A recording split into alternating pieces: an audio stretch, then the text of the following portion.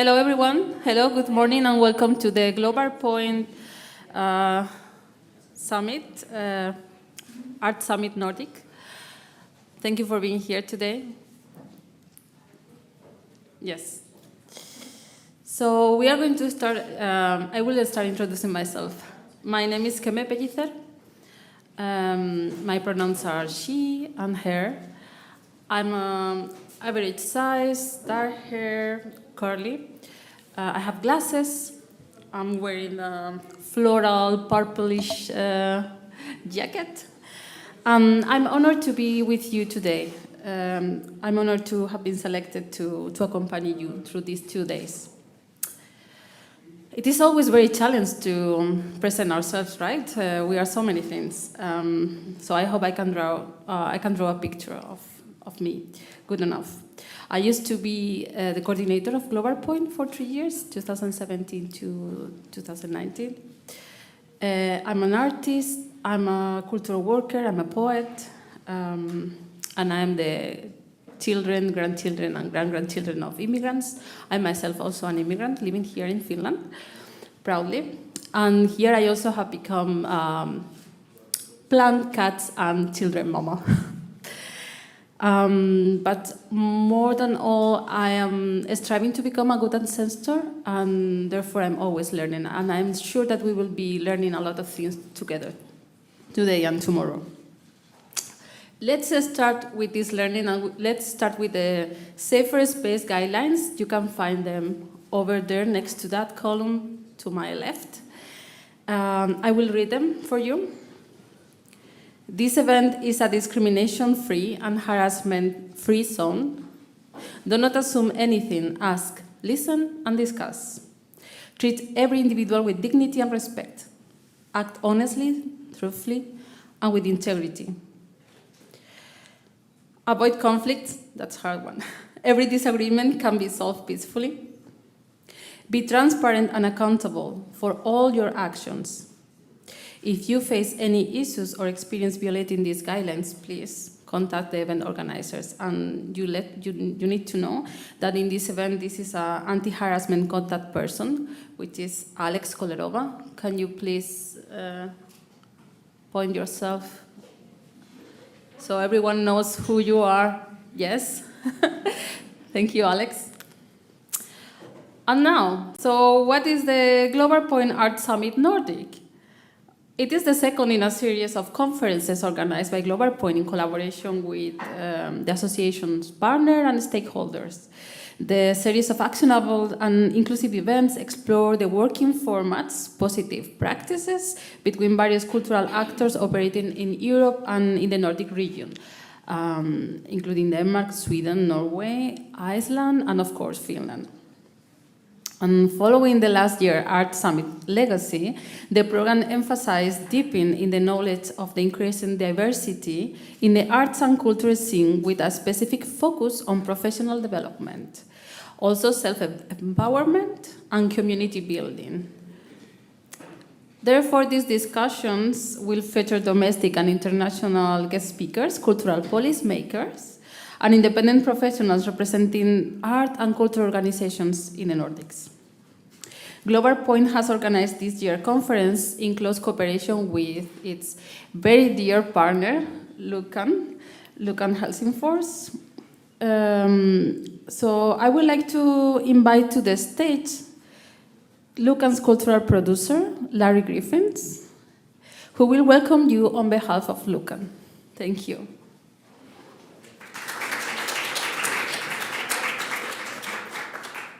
I feel like I'm back in school. Everyone is sitting as far away from the teacher as possible.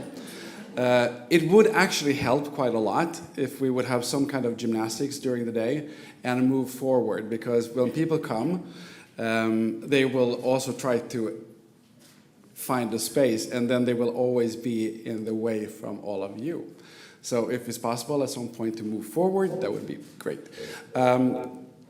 As a representative from Luckan, we are very, very happy to work together with Global Art Point and welcome all of you. And I want to tell you that there's some echo here. I don't mind, I feel a bit like Cher. Don't look like her? There is a cloakroom downstairs. Should I continue? Thank you. There is a cloakroom downstairs. It's not guarded, and we have had one theft during the last 3 years. So, just so you know, there are also hangars just around the corner here. We have 5 toilets that are now gender neutral. We have one accessible, and if you need to go down the stairs, it's very steep. If you don't want to go down the stairs, you take the elevator down. And if the door is locked, think back 31 years, 1992. That's the code. 31 years to go to the bathroom. We also want to remind everyone that, like Kemi said, this is a safe space, and there will be opinions where we do not agree, and we don't have to, and that is the good thing. So if we don't agree, and someone is telling their subjective story, let's all respect that and argue and discuss and value their thoughts. With that said, again, thank you very much for coming, and when you come, move forward. Thank you. Thank you, Larry. The next person that I would like to invite to the stage is Alexander Foy, which is the chairperson of Global Point. Please, Alexander, come.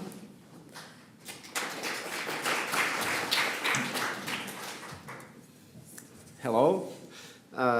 Nice to see you all. I do work a lot with schools, so I feel comfortable. My name is Alexander Foy, and I'm a chairperson for Global Point. And the core mission of Global Point is advocacy for equity, inclusion, and diversity in the art and cultural field in Finland.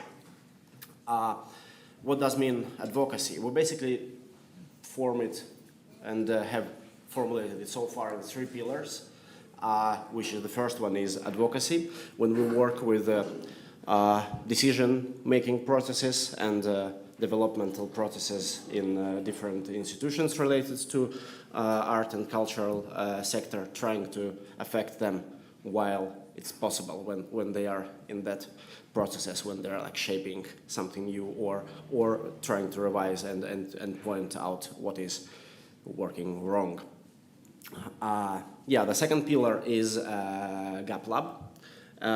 When we find and create different projects for collaboration between foreign-born artists based in Finland and Finnish-born artists. And the third one is Gap Info, when we collect, mediate, and work with the information.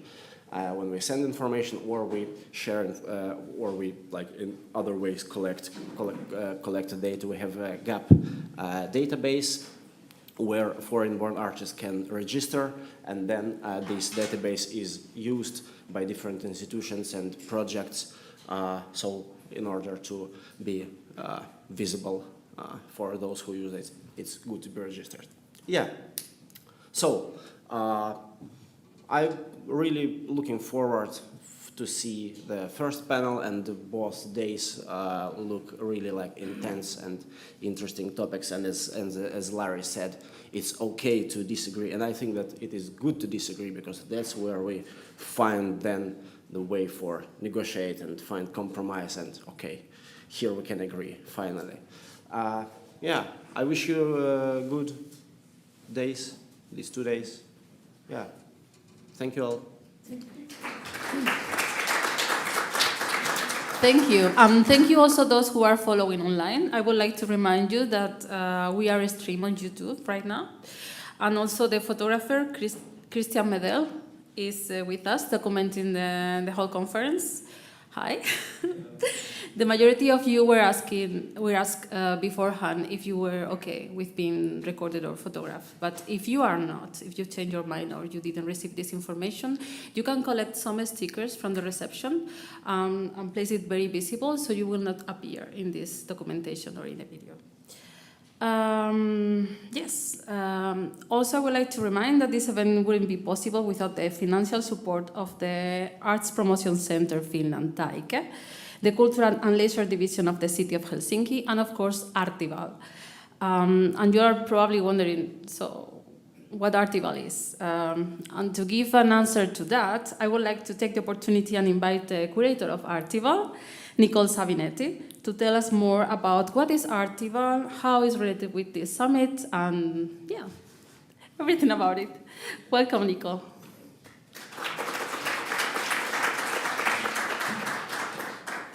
Thank you so much, Kim. Oh, it's such a pleasure to be here. Yes, so my name's Nicole Savinetti, and I'm the founding director of IMART. And IMART is the driver of ARTIVAL in Denmark. I just want to start by saying a big thank you to GAP for welcoming me here to open the festival today. It really means a lot to have a voice. So I officially declare ARTIVAL open. I'd like to say thank you to the Nordic Culture Fund. They supported us with Upstart money, startup money, to plan and strategize, and then further funding to realize the project. ARTIVAL has been in the making for over a year and a half.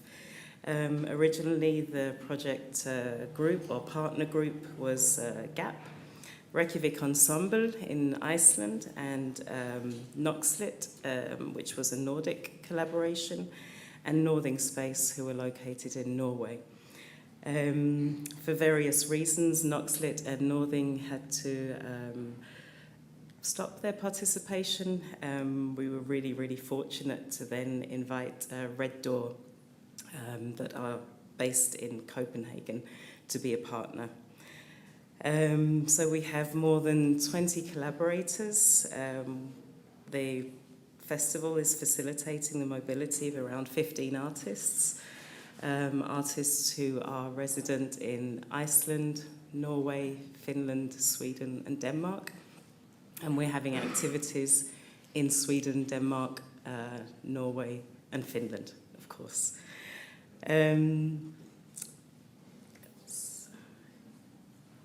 We're working with really great number of people with very different profiles, different country affiliations globally, and we're really proud about that. The focus of ARTIVAL really is on sustainable inclusion. We don't believe that sustainable societies are possible if there is an active inclusion, and that means inclusion of people of all different profiles, whether that's ethnicity, cultural, linguistics and physical abilities and mental capabilities. So ARTIVAL is really focusing on very much the process of producing artwork, the process of collaborating, the process of making things happen. And this is the primary goal.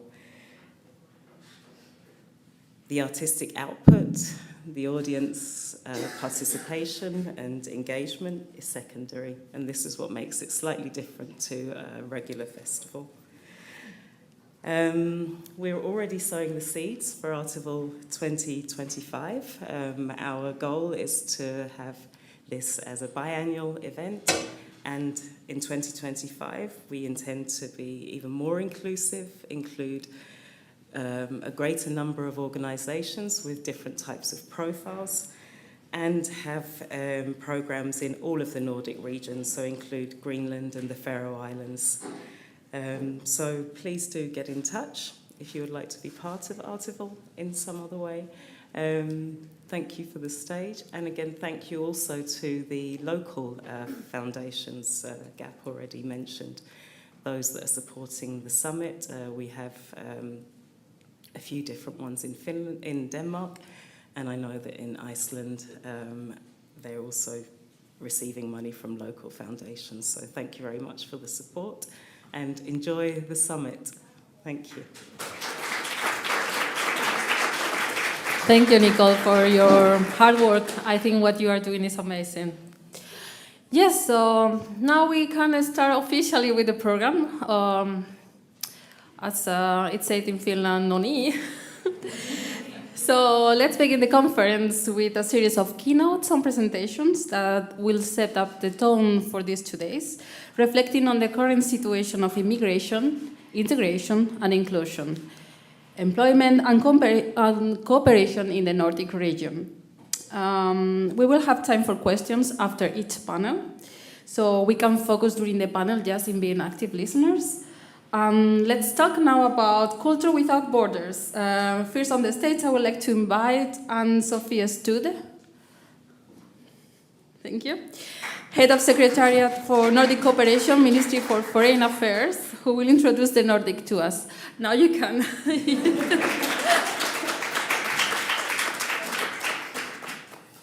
Thank you very much. It's a great pleasure to be here. I was going to have an old-fashioned PowerPoint presentation, but due to some technical problems, we don't have it. But I will try to speak clearly so that it's and not take for granted what would otherwise have been on the screen. Happy to be here, and this sounds amazing. The whole festival and summit.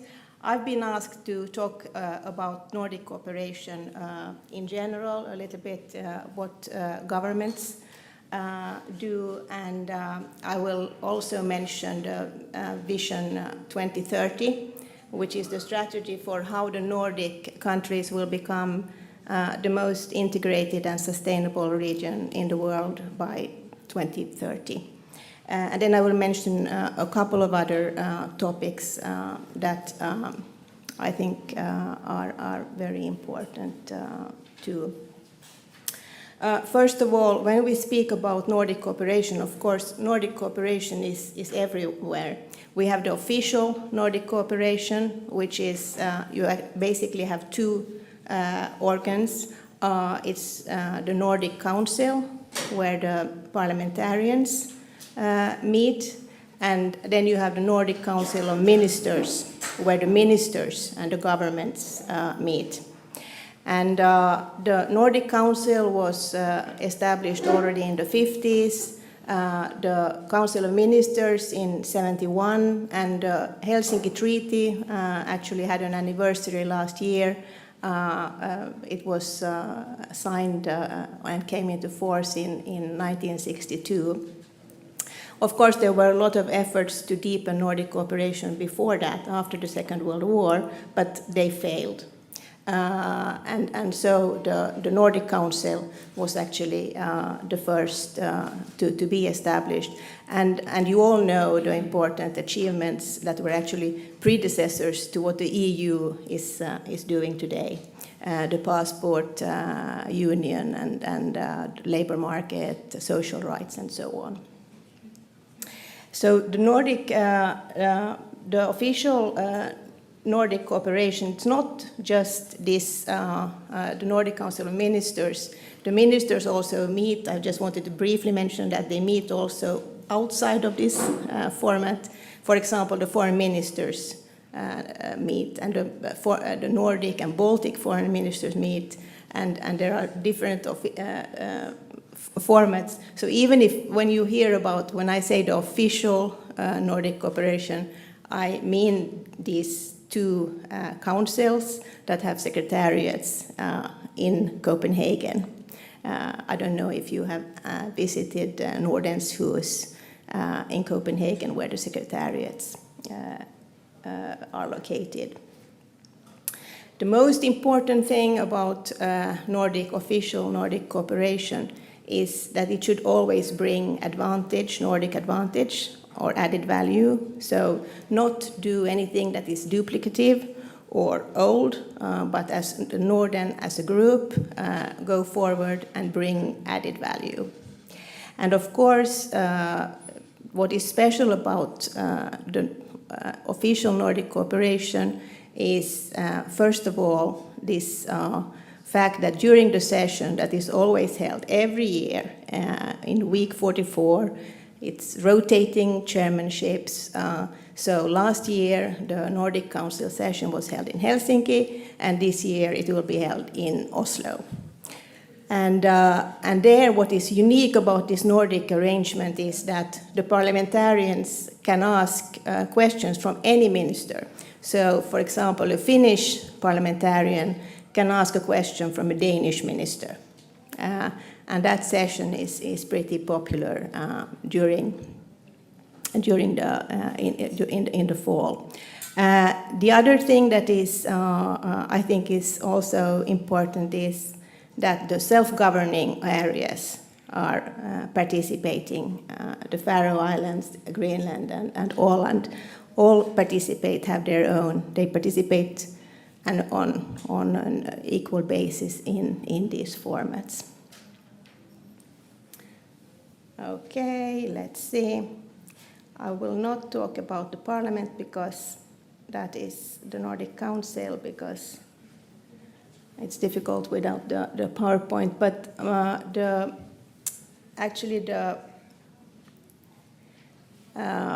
the Nordic Council of Ministers is led by the Prime Ministers.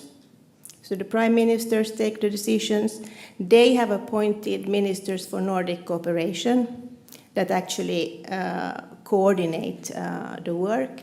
But then in the Council of Ministers, you also have sectoral ministers, and almost, as a matter of fact, almost all ministers in the government participate, have already Nordic cooperation format. So this goes for culture, for education, for health, for justice, for finance, for environment, very broad. There are 10 different constellations, and they have working groups, so there are even more topics being dealt with.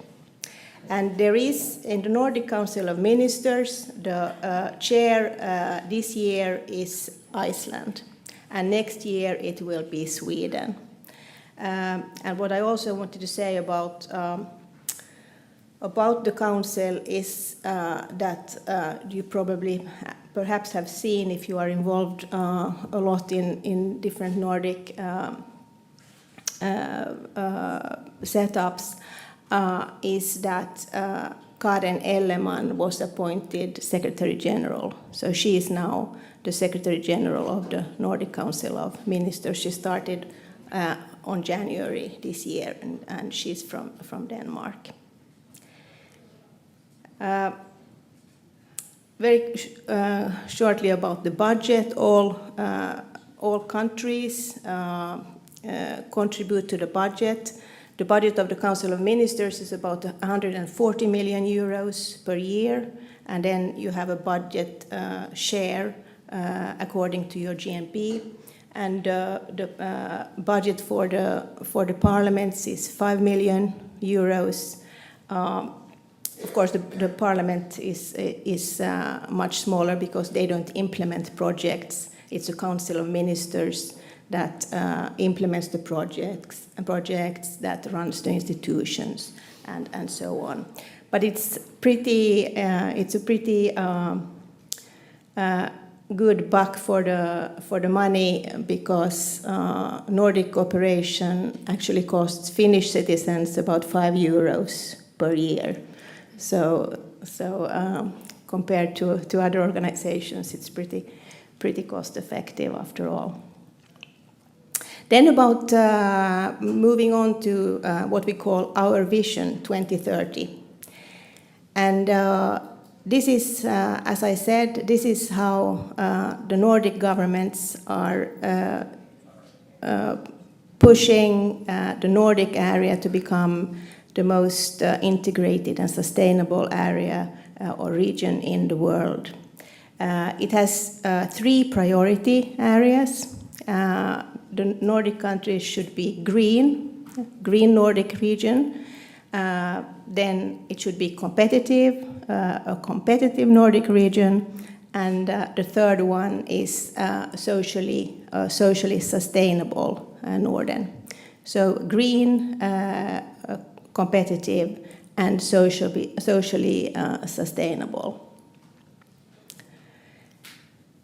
This is now really hard to open up without the PowerPoint, because these three priorities are actually then opened up in objectives, 12 objectives. I will go through them because they are important, and I will come back to some of them. First of all, the green Norden will be achieved by actions related to carbon neutrality, biodiversity, circular economy, sustainable consumption, and then international cooperation to push these objectives.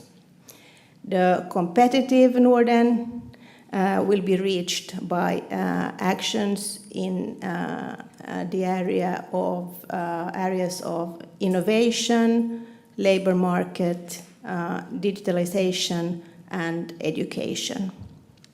And then we have the socially sustainable Norden, where actions are required in the fields of health and welfare for all, inclusive green digital transition, involving civil society, and maintaining trust and cohesion in society. There, in order to check that we are actually on the track and achieving these goals.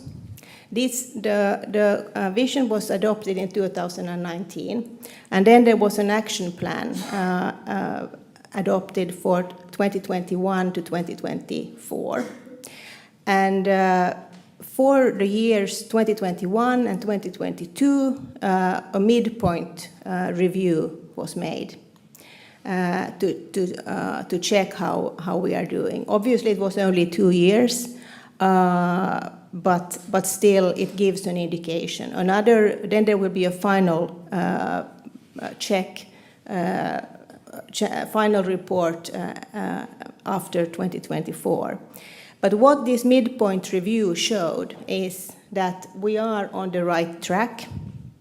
Where we are really lagging behind most is the green Norden. So all these areas that I mentioned, not only the green priority, but also the other priorities, competitiveness and social sustainability, also need to put an effort into greenness. So on the right track, but still lots to do. There are, of course, as I mentioned, you have all these different councils, all these areas where the ministers cooperate, and the secretariat is helping the national governments, and so there are many projects in each area. It's this we are trying to figure out now, how we sort of can bring together all this information and present it in a good way, so that it's not too burdensome. You don't have to read these 200-page reports. And some people say, you have to have less projects.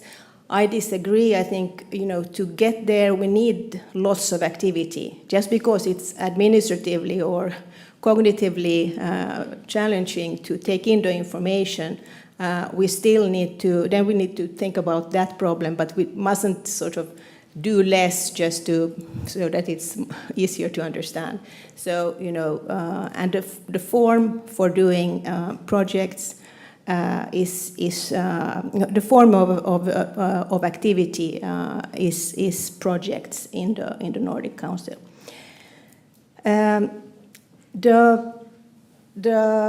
Some things that were just to give you a taste of what has been achieved, successes, is, for example, that there is now a joint system for sustainability reporting for small and medium-sized businesses. We have abolished 8 Nordic obstacles to the freedom of movement. There are also, the Council of Ministers is, of course, an organization that works on evidence-based. So there are reports and analysis always carried out when needed to base our work on. There was a good report on how to expand offshore wind power without burdening marine biodiversity. And there's also been development of an analysis tool to monitor the rollout of 5G in the Nordic and Baltic region. Then, of course, we have, you probably have participated in Nordjob. These classic Nordic tools still continue to be used and developed further.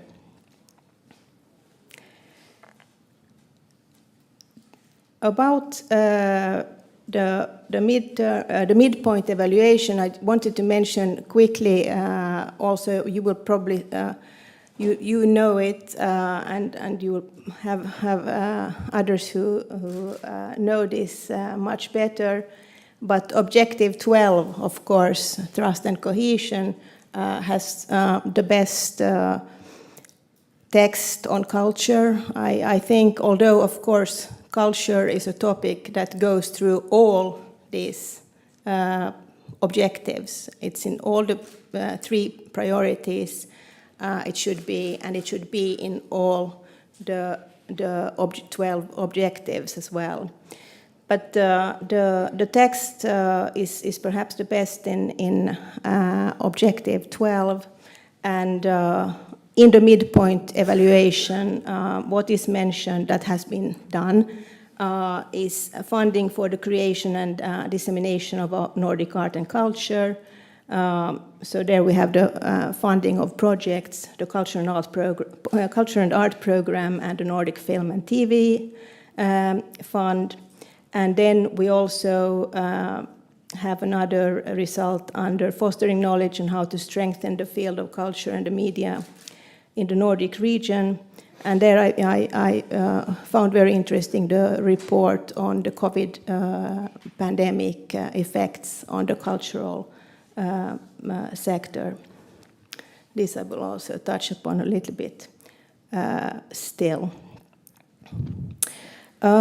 So what will happen now is this will go on at least, so we will have until 2024, and we are already now working on 2025, 2030.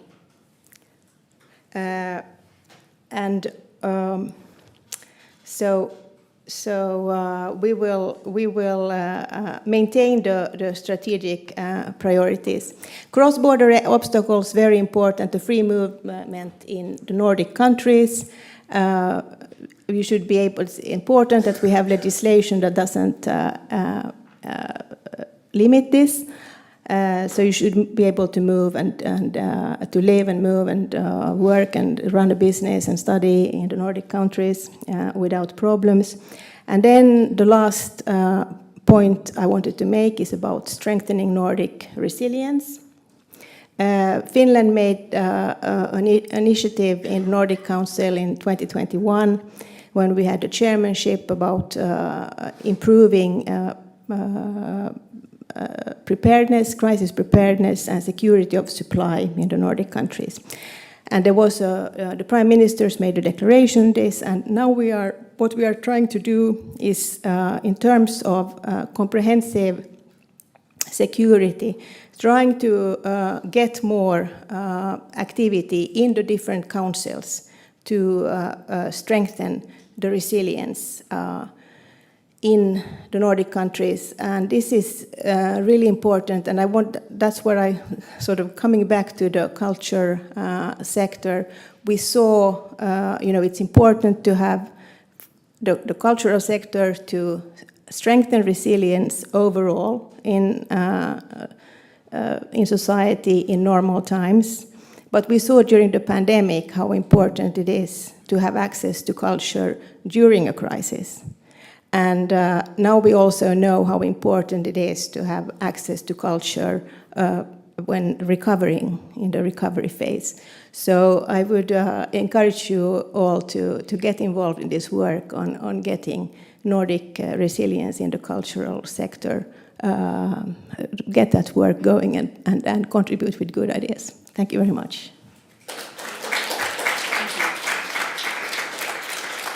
Thank you, Ann-Sofi, for so much information that you have given us. I'm sure we will have very interesting questions after. Now the second speaker is joining us from Sweden online.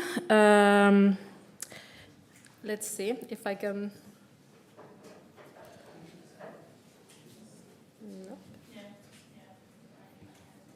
Yes? Yes. So the second speaker is coordinator for Kulturanalys Norden, Malin Weimer. Thank you. Thank you. Can you hear me? Yes. Yes. Okay, thank you. And thank you for inviting me to present on this in this program. I will share a PowerPoint. Can you just then confirm that you can see my PowerPoint? Yes.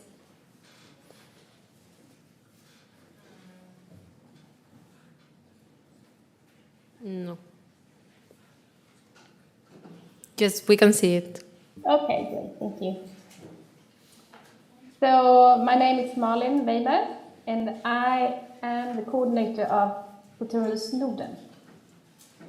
And we were asked to participate in this program and with the theme of culture without borders. So maybe you are wondering right now, what is Kulturanalys Norden? Yeah, we have the mission by the Nordic Council of Ministers to establish and function as a cultural policy knowledge center. And we are here to provide information for decision makers in the Nordic countries, practitioners, of course, and also national agencies in the Nordic region. And our mission started by the end of 2016 and have now run for 3 different contracts. We are located at the Swedish Agency for Cultural Policy Analysis. Right now I'm sitting in Gothenburg. But we work with the whole Nordic region. So this slide, I just wanted to show you publications that we finalized during last year. And we conduct our activities guided by 3 different objectives. Firstly, Kulturanalys Norden should contribute to statistical harmonization. We should also contribute to policy knowledge. And lastly, we are here to communicate cultural policy knowledge and research. So I'm very glad to be speaking in front of you today. We publish in Scandinavian language. Maybe as you see in this slide, some of the titles are in Swedish and some are in English. And we always have summaries in English. In my presentation today, I will focus on 3 different publications, 3 studies that you can see above. It's about mapping border obstacles for cultural exchange in the Nordic region. It's about harmonization of employment statistics for the culture sector, and it will be a bit about the cultural and creative labour market in the Nordic region. But I also want to mention that we are right now, by the end of working with a study on the COVID-19 pandemic, and we will publish that in the springtime, and it's being conducted by Kupore in Finland. I would also like to mention that during the coming years we are working with harassment and hate in the culture sector. So I think that overall the themes that we work with should interest you in the audience as well. So some kind of background, and I know that the former presentation also handled this themes, but it's stated then that the Nordic region should be an integrated region, and that Nordic cultural cooperation forms a strong overall unit in which art and culture make up the cornerstone of community spirit that binds the Nordic countries together. And the cultural cooperation greatly influenced the world around it and reflects the foundation of our common Nordic values. So the cultural cooperation was one of the preconditions for the Nordic Councils of Ministers when it was established in the 1970s. And as the previous presenter talked about, the vision of 2030 is very ambitious, and it states that the region will become the most integrated in the world. And it has a shared aim to strengthen the sense of community, development, and collaboration within the culture sector throughout the Nordic region. So this is like the cornerstones of cultural cooperation, and also, of course, what Kulturanalyse is looking at. And we know also that we have different bodies that somehow forms the foundation for this cooperation. It's about shared Nordic cultural funding, but also institutions like Nordic Culture Point, but also different cultural institutions in the Nordic region, and also the islands, like Faroe Islands, Greenland, and so on. And we at Kulturanalyse Norden are somehow also part of this, working with integration, cooperation, and exchange. And we do that by making policy evaluation. So this is what also the previous speaker mentioned. It's about a competitive, a green, and of course a social sustainable Nordic region. And when it comes to the socially sustainable, it's also about strengthening cultural exchange. So here we can see that we have like the background for our work. So now I come to the first study that I wanted to present for you. And as you might then figure out that I am not the only one working at Kulturanalyse Norden. So I have colleagues, and that also means that I haven't been the one responsible for each study that I will present, but colleagues in some cases have been. And this study about exchange and cooperation in the cultural sector, it's an ongoing theme for us. So by the end of 2022, we published a pilot study, and it was titled Mapping Obstacles for Nordic Cooperation in the Culture Sector. And the study aimed at clarifying weaknesses in the cultural exchange by identifying border obstacles for cultural workers in the Nordic region. And we also wanted to introduce a discussion on the cultural exchange between the countries.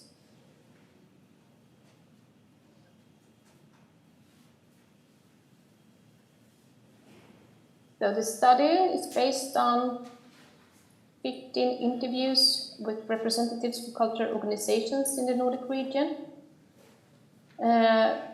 both those shared Nordic institutions as well as national organizations.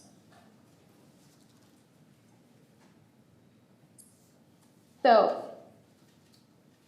one of the main focus for the study was to look into technical and structural obstacle and to what concern that could be identified. What the study then showed is that the degree of those kind of obstacles are more aggravating than stopping.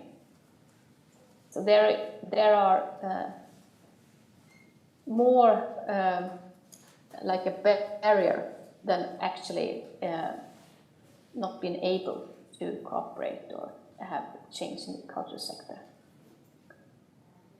The study also discussed language barriers, which we of course know that we have Scandinavia versus the Nordic region as a whole, and we know that sometimes we have to use English in order to understand each other. Lastly, we also presented a discussion on to what degree the incentives on a national level for cooperation may be rather more focused on the international arena than the Nordic arena sometimes. So in Sweden, and I know in other Nordic countries, the idea of the culture sector and culture policy to enable internationalization is important, but maybe sometimes it's more focused on Europe or the world as a whole rather than the Nordic region. The other part of this pilot study was to look into the border database that is available at norden.org. And there are very few matters that concerns culture or the culture sector specific. But what we did was that we could identify 16 different methods that could affect cultural practitioners. So those obstacles that could be identified through this border database, it's more concerning barriers rather than obstacles. But of course it concerns different laws and regulations that often can lead to additional administrative work, which might not be that enthusiastic to work with. It also discussed some differences in tax and insurance questions between the Nordic countries, and also differences in salaries and remuneration.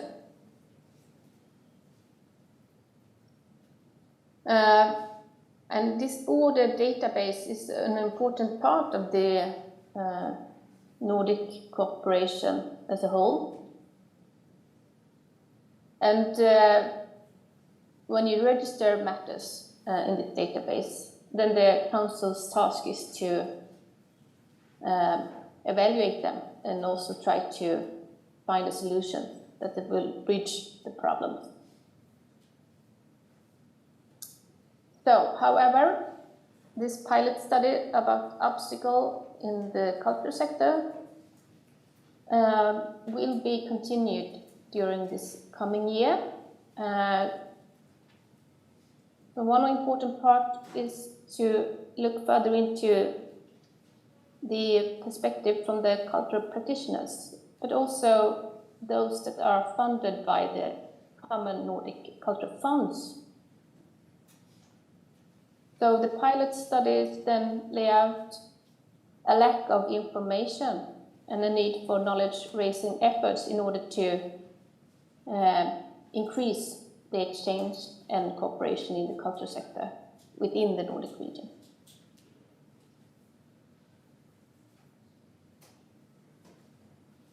So then I will just continue. This is another study, and it's about the statistics on cultural employment. And this is what we want, the first very important part of our mission from the Council is to work for a higher degree of harmonization on data. And maybe it sounds boring sometimes, but this is really important. You need to have facts and figures in order to make studies and also compare the different countries and the islands between each other.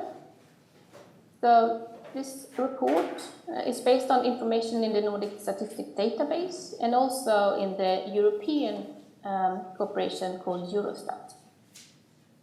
And this information is based on an idea that the cultural and creative sector includes areas of cultural heritage, archives, libraries, books, media, visual art, performing arts, etc. And it's based on labor force service. So this is quite a good area of harmonized statistics. But what we do in this study is that we promote a more narrow definition of the sector. And it's based on the way that the national cultural policy focus. So, as you see, architecture, multimedia, advertisement, it's of course in part of the creative sector, but sometimes we also need a more narrow definition of cultural policy. I just wanted to show you some figures, facts from the report, and then of course I would like to encourage you to look into the study yourself. As you can see, these numbers are in thousand. So you can see that the cultural employment differs between the countries, but we also know that the Nordic countries have differences when it comes to the number of inhabitants. So this is just the overall picture. Then of course Iceland is much more smaller than Sweden, and Finland is more similar to Denmark when it comes to number of employment. And if you look into this figure, you can see that even though the last one showed that there were differences, when you put the cultural employment as a percentage of the employment as a whole in the countries, the cultural sector is quite similar. And here it's rather that the Icelandic sector is bigger than in the other countries.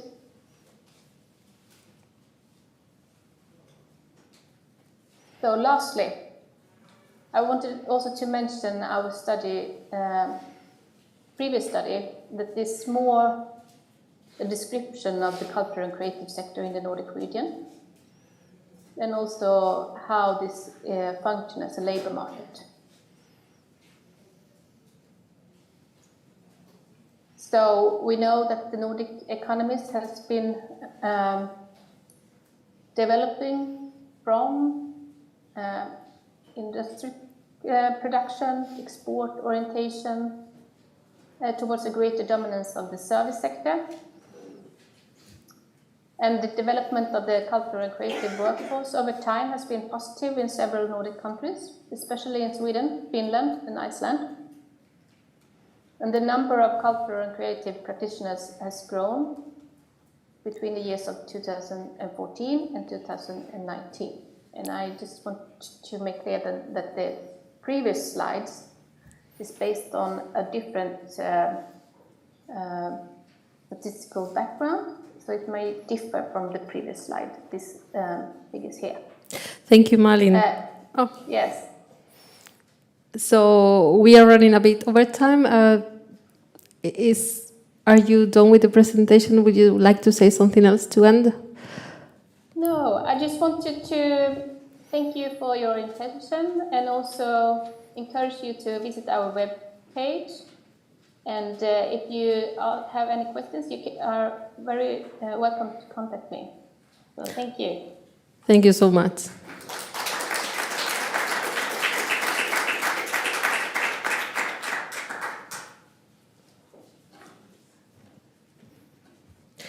So the next in order is a singer, songwriter, researcher, and social expert in non-discrimination and good relations policies at the Ministry of Justice. Please welcome to Panu Artemiev.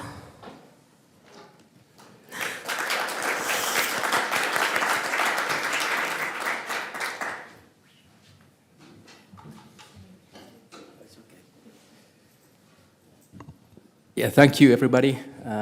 It's nice to be here. I want to thank Global Art Point for inviting me here to speak.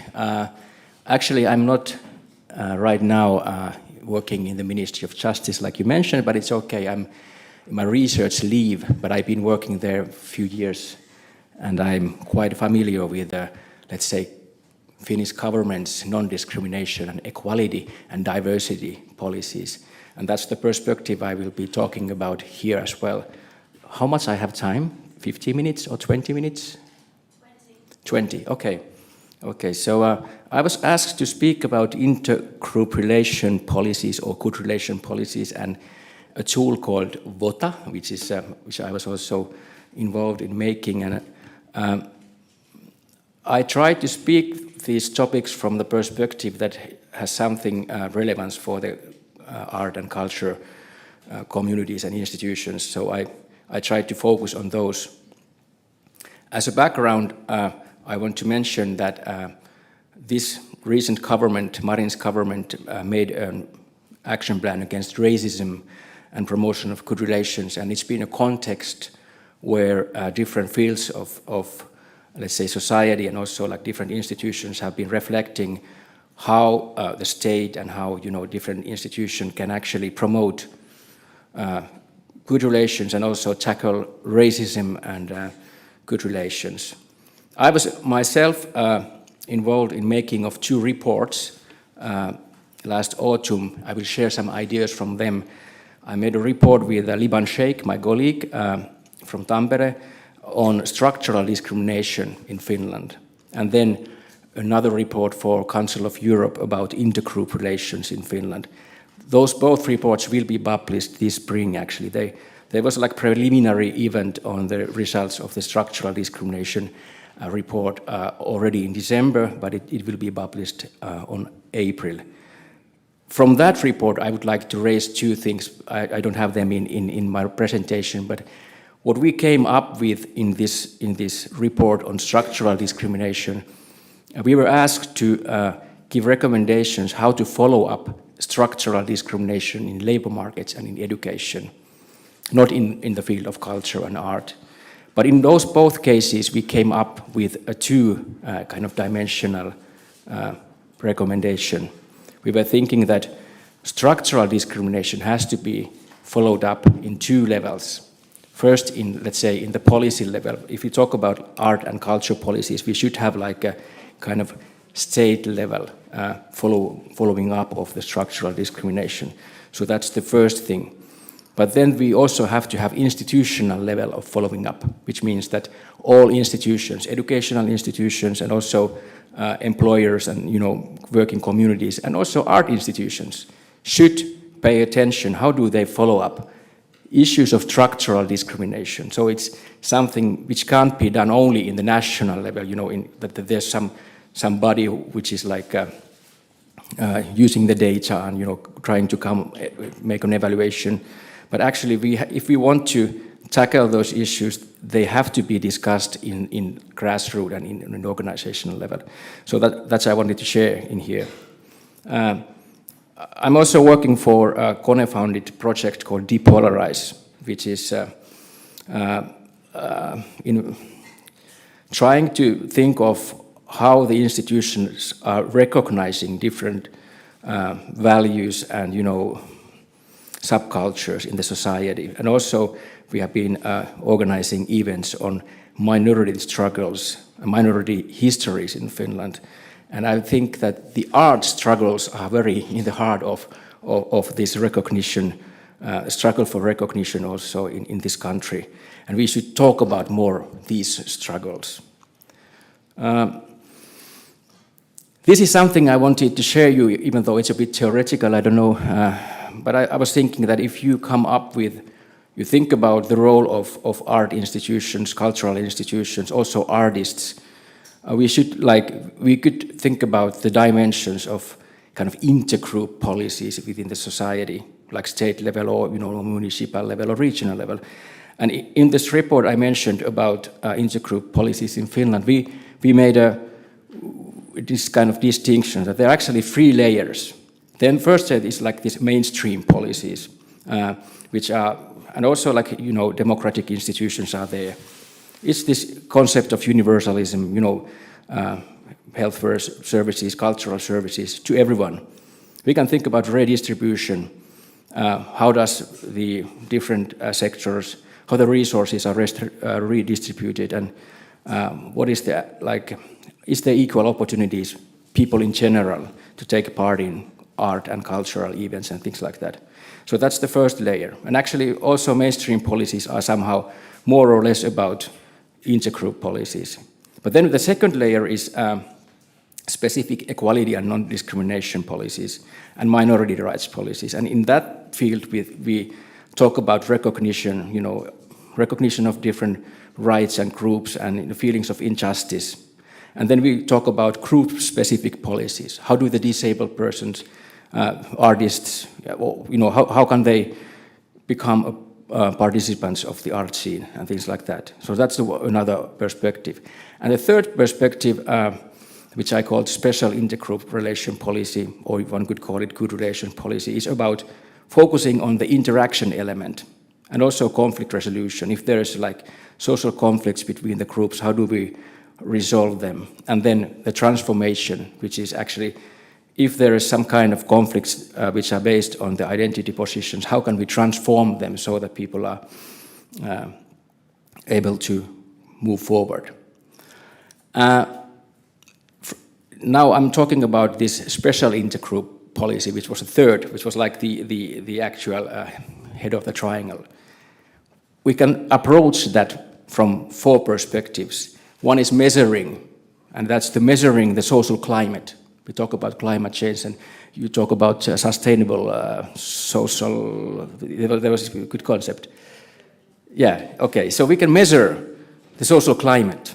We can think about how are the what kind of prejudice, attitudes, what kind of conflicts we have between the social groups in the society, and that's like the starting point to make it visible. Then there's this preventive element. It's like it's those activities to promote interaction, for example, and it can be happening in every field of the society. Also, art is a very good way of bringing people together. Conflict resolution is then about reconciliation, and if there is a conflict, how do we have tools to resolve those conflicts? Do we have a knowledge? Do we have a education? Do we have those, let's say, elements needed for conflict resolution? And and in the end, there's crime prevention, which means that there is hate crime. We know that there is conflict, extremist groups. How does the society actually prevent those crimes and protect the groups that are being targeted to violence, for example? One could also think of these elements in the field of art and culture. Is art and culture something that makes social conflicts visible? for example, the measuring element. Does the art and activities in there have a preventive potential? Like, do they bring people together, and is there that kind of element? Can art be used in the conflict resolution actually? Are they, is it a way of dealing with emotions, for example, also confronting emotions and these kind of things? I don't know about crime prevention. I don't have enough imagination now, but if somebody has, please tell me how. Anyway, so about measuring social climate.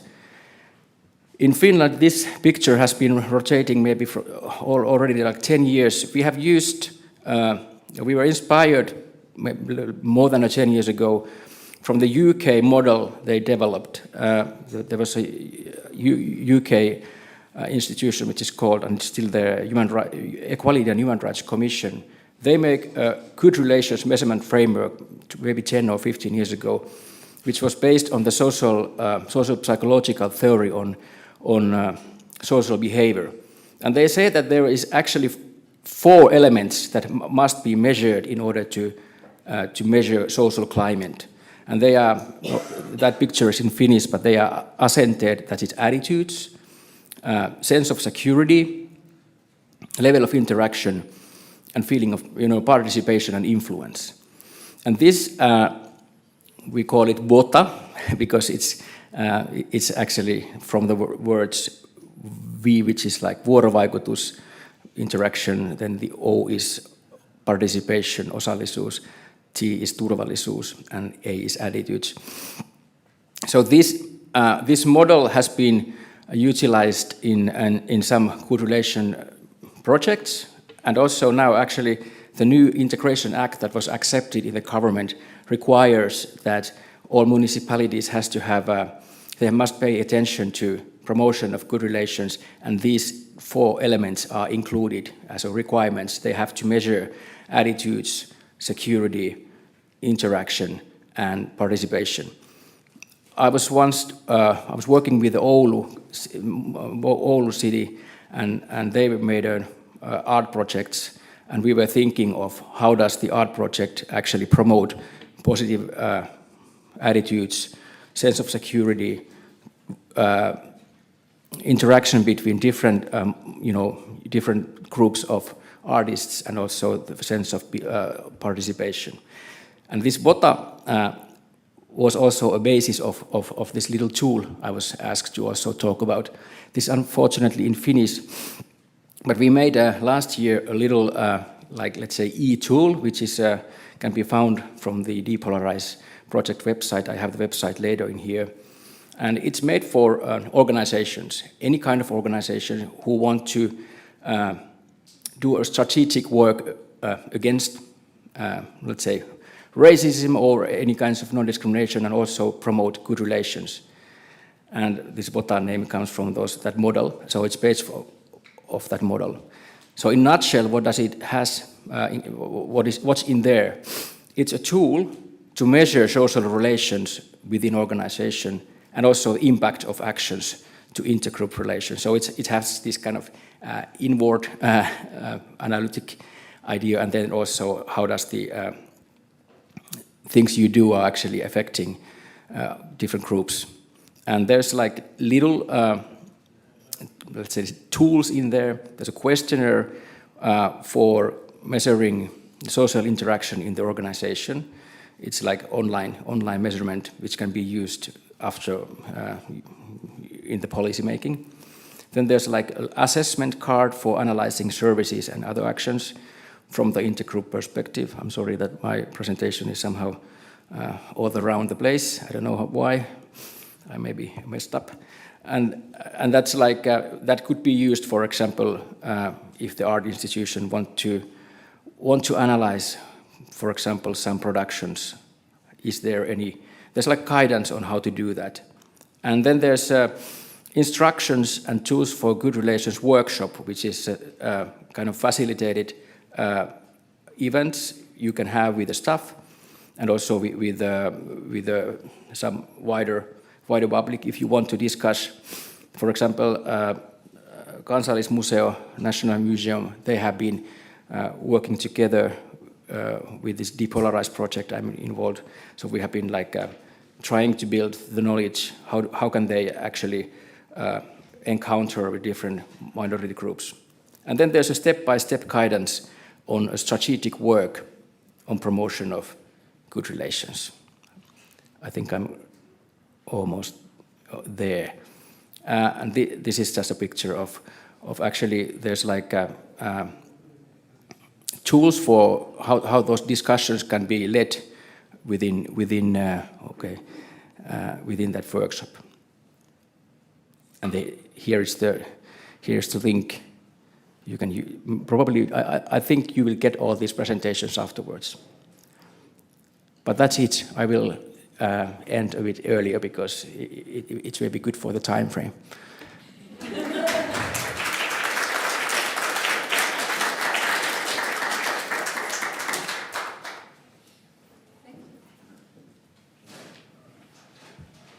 Thank you so much, Panu. Yes, it is good. So the final keynote speaker comes from the Finnish Immigration Service. Please welcome the Management Coordinator, Johanna Moilanen. Thank you. Do I get my presentation here? Or? Yes, yes. I'm not very good with MacBooks, so I'm scared. Excellent, thank you so much. Hi folks, my name is Johanna and I represent the Finnish Immigration Service. It is such a pleasure to be here and we are very happy that you have invited our agency to be a part of this summit and the keynote speeches. My supervisor, Director General Ilkka Hahtela, was unfortunately unable to speak with you today, but then again for me, this was a great turn of events.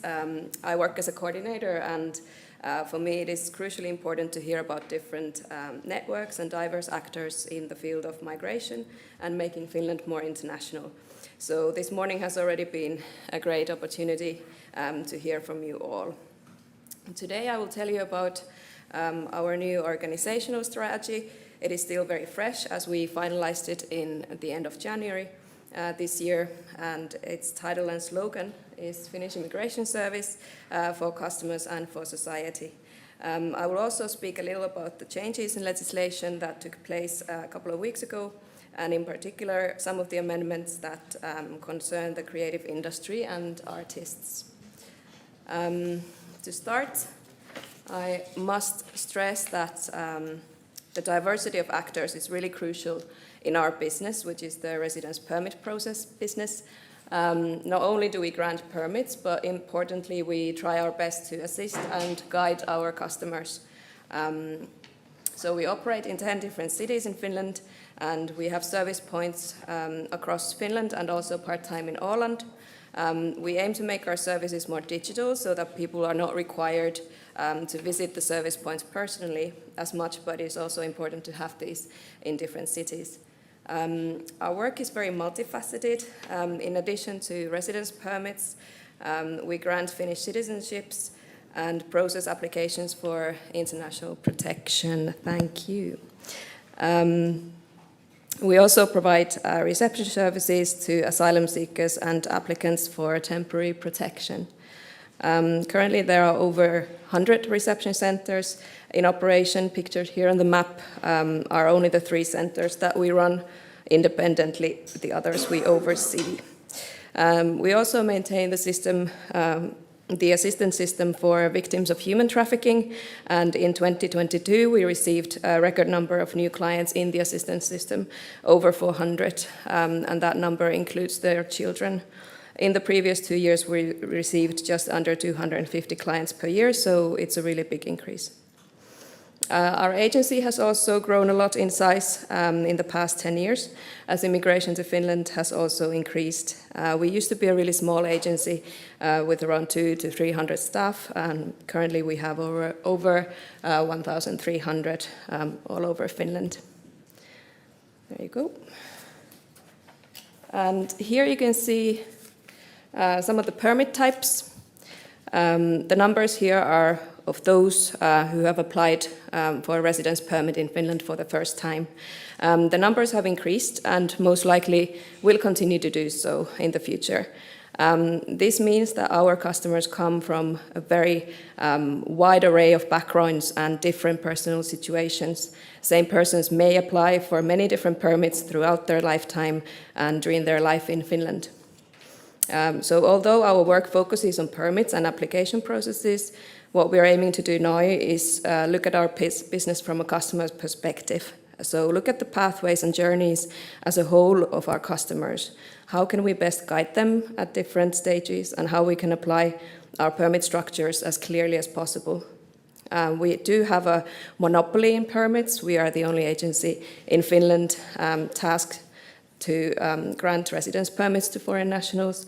We also have the responsibility to make them as easy to understand as possible so that the safety of our customers and their rights are being fulfilled. And also that Finland can be a competitive destination for people willing to move for work, studying and so on. So next we're going to look at the new strategy. Here you can see the vision that we have for 2023 through to 2027. So in the center of our work is how well we can serve our customers so that their initial contact with Finland is smooth and welcoming. Our vision is that by 2027 we could provide Europe's most efficient permit services. This means that we need to function in a speedy manner, use digital solutions, and so that our work is predictable, so that our customers know what is happening with their application and when they can get their permit. Our services should be focused on the customer and centered on people, which means that we understand these different and varied needs of our customers and their situation. So we work with them at different stages in their lives, and we must understand that their circumstances can change. The services should also be easy to use. The number of our customers is increasing, which means that we need to function efficiently and manage risks, which means that we need to plan and analyze to be able to gain insights into trends in migration. Some things we cannot predict. World events affect our work very quickly and directly. So preparation and a systematic approach, for example, to reception services, is key, as we saw with the war in Ukraine. We don't own everything that concerns immigration to Finland, so we need to work actively with other actors and other government organizations and different partners in order to improve the customer journeys. So newcomers to Finland, they need bank accounts, for example, which can take a long time. So it must be envisioned that there is a comprehensive approach to make this all work together. And we're going to look at the objectives that we have for this strategy period. So what do we want to achieve and how? As I already mentioned, the services should be easy to use. Permit processing itself should be smooth so that our customers do not need to wait and they know what is happening with their case. We should be prepared and make predictions and scale our activities when needed. Also, the customer experience should be excellent. So we focus on the users of our services and the customers. So all improvements made within our operations should be based on the experience that the customer has of us. We will develop solutions that meet the service needs of our customers in the best possible way and protect and promote fundamental and human rights. So we need to offer good customer service and follow the principles of good governance, act responsibly towards customers and society by guiding and offering information. Updating and improving the way we work. This concerns specifically the permit processes, which we develop with different quick experiments and different projects. This work is continuous. We seek feedback and engage users of our online service, for example, and learn from these experiments. We also promote organizational culture that is more open and solution-oriented. So if you, as an application handler, see some needs for improvement, the management is active in taking that forward. We have, for example, service designers to help with this. It is not only legislation, but also work practices and the way we work as a permit granting agency. Activity in networks essentially means that we cooperate between different organizations, evaluate development needs and support other organizations in creating solutions. Immigration process touches many government officials, but we need to engage with non-governmental organizations as well. In our strategy, we have incorporated this employer viewpoint on the 5th point there, so that Migri is a well-functioning workplace and we can offer career paths within our organization. We improve our skills and management, respect each other, utilize the different competencies that our staff has, so people with diverse experience and backgrounds.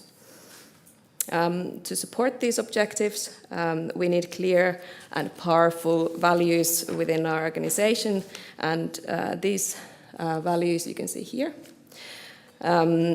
Reliability includes good governance, good quality service, predictable processes, support for our partners and stakeholders in providing information and upholding what we promise. Openness, openly asking for feedback and actively seeking things to improve from customers and wider society's viewpoint is the first step in all of this. We're not an island or an all-knowing entity, but we work as a part of a chain. So, for example, embassies, employment offices, educational institutions, and NGOs, as I mentioned, and so on.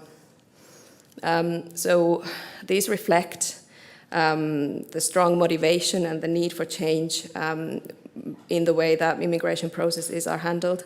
It should be more often vocalized and shared with our partners and stakeholders as well, because change is difficult if you isolate yourself, and openness is needed to achieve these objectives that we have. And lastly, bravery. Being brave means taking on new guidelines, for example, taking new steps on the basis of feedback. We should be able to proceed with new ways of doing things and challenge the old ways that no longer work. I might myself just add humble to this list as well, because this sounds a bit pompous sometimes when you talk about large strategic lines and values and stuff like that. But listening and being customer focused really comes back to being open and humble to what you hear and take action on the basis of what you hear and see. Some small print, sorry about that. Here are some concrete examples of how we are doing this. Bearing in mind that this is our first spring with this new strategy, we will hope to see results throughout this strategy period. Internally, we have formulated programs that tie different developments together, so that when we have different strands of development, smaller projects going on at the same time, they will be tied together under these larger programs, digitalization, customer experience, and partnerships. Currently, we also reform our legislative guidelines for the application of law.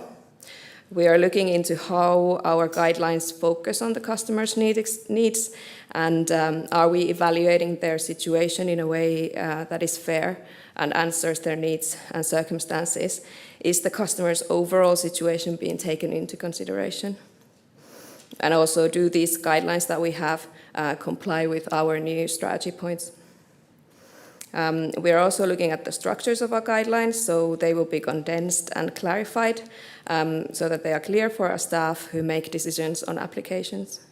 This is a very tangible and immediate sort of example of the action that we're taking in these changes. We have numerous and often quite overlapping guidelines because of the very sparse and multifaceted legislation that we work with.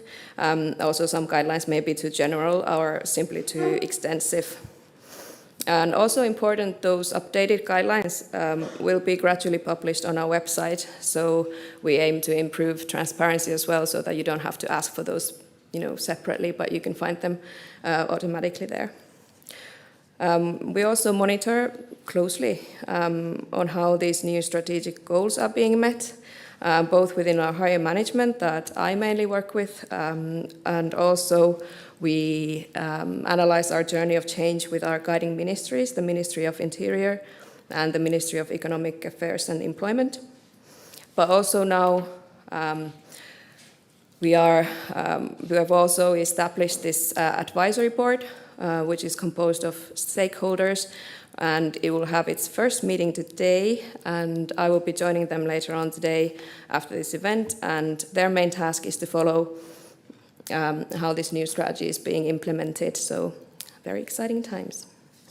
It all comes down to increased transparency and engagement. We need to be more open and increase transparency in order to be better and achieve our goals. This is both a change in permit processes and our guidelines. We need organizational changes, but it is also an organizational culture change, which means that the customer experience will be understood in a wider sense than before, that we see the customer throughout all the processes, not just the permit application process, but all from the door of our service point to the moment that you have received your permit. And we are currently building new tools for how to measure this, how to measure customer experience. In most developments, we are benchmarking other permit actors such as Kela and Vero. So finally, we have arrived to the last and practical part of my presentation. So I was asked to touch upon these legislative changes that have taken place this spring. So as we operate according to the law and under the legislation and guidelines, for us this new amendment to the Chapter 5 of Aliens Act was really important. There were a lot of changes that support digitalization and smoother processing of applications. So the fast and flexible processing of residence permits for workers, for example, which is the biggest section for residence permits, is a really important prerequisite for increasing labor migration in Finland. Our goal is to speed up the processing of work-based permits. It should be on average 30 days. Usually it's less than this. And digitalization means that we can automatically cross-check different information from different databases, which speeds things up massively when you're issuing decisions. We also need to digitize the application processes further, and legislation now helps with that. The Enter Finland portal, for example, works better now with our customers. The amendments increased employers' role and responsibility in the permit process, and they have their own services in Enter Finland. In legislative terms, also, this means that, for example, customers' passport validity no longer dictates the length of their permit. So as long as you have a valid passport at the time of your application, it is enough. For example, students will get their permit for the entire study period, even though their passport would expire in a year. However, of course, you need to have a passport whilst you're in Finland, but in this permit application process, it's no longer something that holds you back. Also, a new permit was introduced for persons who completed a degree in Finland and have a job, pursue a trade, or engage in business activities. They now have more flexible requirements for sufficient income, which should encourage them to choose to stay in Finland after graduation. The government's goal is that 75% of newly graduates from Finnish universities would choose to stay in Finland. This new permit can be up to 4 years. It has existed before, but now there is more flexibility in how we assess the sufficient income. This is the permit if you have a job. Already since last year, or the spring last year, you could apply for permit, which enables graduates to look for work. And all these changes, there are more. You can find more information on our website. They entered into force on the 23rd of February. If you applied before this date and are now waiting for your decision, your application will be processed according to these new rules. And lastly, I'll have some info on the creative industry and artists. or specifically the permit for professional artists. Most applicants in this category will be working usually as professional musicians, ballet dancers, circus artists, and entertainers. So if you have applied for a residence permit for professionally engaging in culture and arts, you no longer need a membership in an association related to that field of arts. So the professionality is assessed on the basis of your previous relevant work experience or education.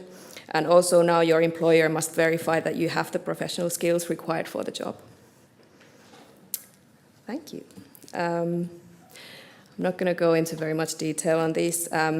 There's also a bit of change in the income assessment, which makes it easier if you're working part-time in culture and arts and you wish to supplement your income. You can do that now without setting up a business, but you can work without establishing a company. I'm going to skip, I guess, to the end. So, lastly, as I tried to put across to you, immigration is a hugely important task to get right as a society, and with committed development and continuously evaluating our work as an immigration agency and noticing the diversity that defines people and migrants and their circumstances as a basis of our work that is focused on customers, we can achieve the best results. We now have a very clear vision and a strategy with defined goals. So we also have, I think, more of the societal support to put forward these steps, and also a demand more clear than before for improved immigration practices. What I would like you to take home from this is that the change requires both organizational and internal changes, but also more openness and more widely taking into consideration our societal impact. So I would like to thank you all so much for listening today, and I hope you have a very happy and successful summit today and tomorrow. If you have any questions or comments that we do not have time for today, or if something comes into your head later on, you can always send me an email. You can find it in the materials. Keep in touch. Thank you very much. Thank you. Okay. Thank you. Yes. Please stay there. I would like to invite again to Panu and Sophie to the stage. We are going to have a modest Q&A. Meanwhile, we are going to fix a little problem we have with the streaming. So, yes, maybe we can start with the Q&A.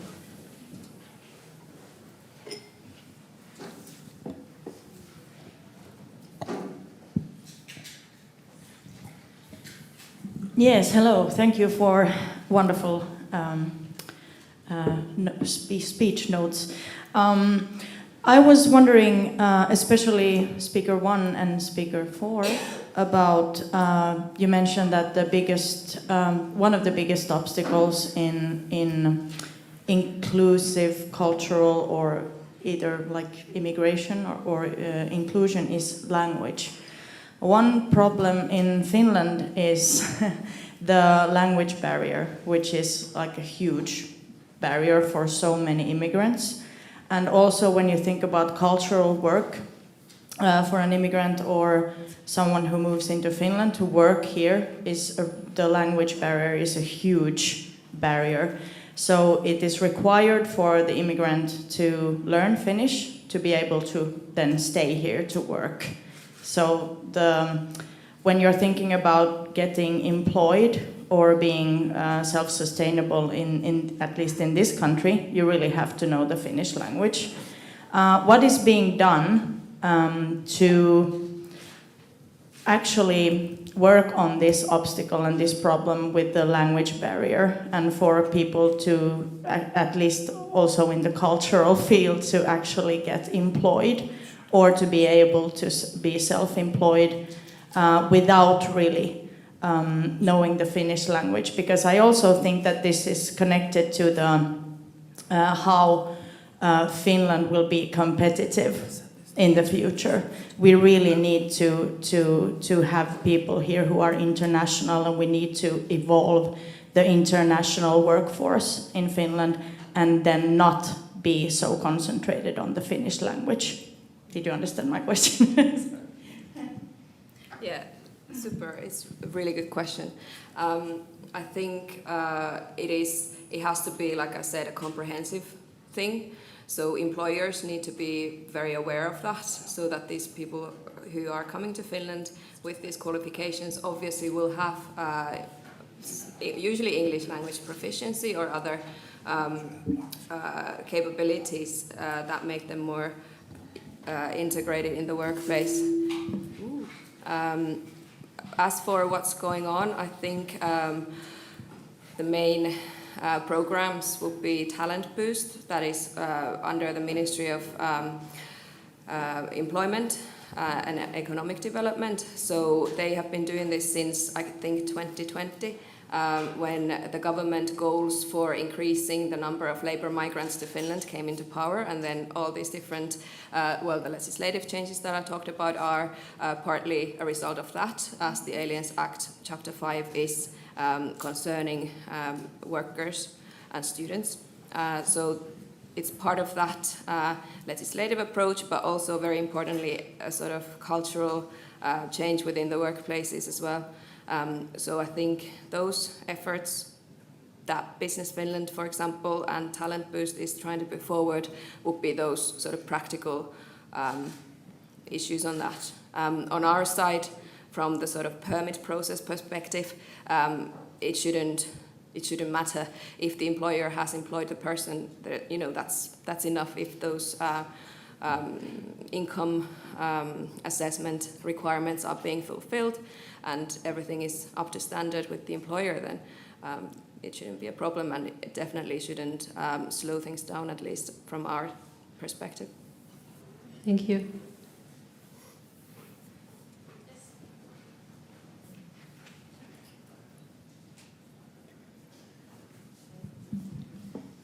Hello, my name is Jaana Simula and I'm the Managing Director of Global Point, and the language issue is so very close to my heart. And we also speak about multilingualism and plurilingualism, but just two things. If you have an employee who doesn't have English as their mother tongue, and they want to integrate into Finland and have chosen any other language spoken in Finland, like Swedish, Finnish, Sapmi.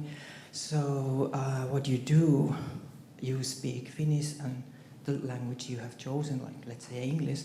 So you just say, tehdään tänään tätä kulttuurityötä, today we are doing this cultural work. So you keep on translating, and you do like, you don't start always with English, you start either with Finnish and then English, and change.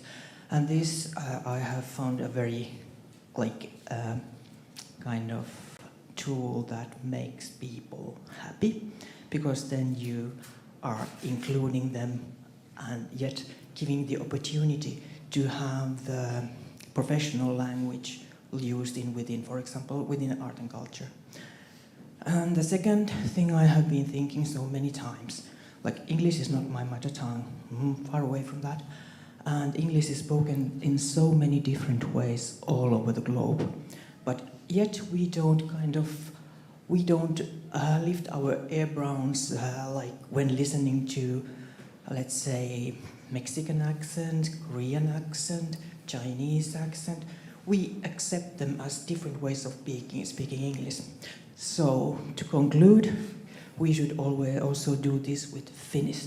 We have multiple dialects, and we are now gaining new dialects, and we should embrace them. Thank you. Thank you, Jana. And thank you for pointing out that Finland is a multilingual country with more languages than Finnish, and also with many accents, dialects. Thank you. Some other question? Yes? Hello, I'm Tuulikki Koskinen from the Arts Promotion Centre Finland. So in other countries it's quite often called the Arts Council of Finland, but we had the change of name. And I have a question about Malin's presentation to Anne-Sophie, because I was very impressed with the facts and figures as he was presenting. But then I know that we work a lot with Kupore here in Finland, and we have all the facts and figures, but we are not terribly good at using them. The government officials are one thing, but then especially the politicians, they tend to work on what they know instead of what they are shown, and then there's a big in-between.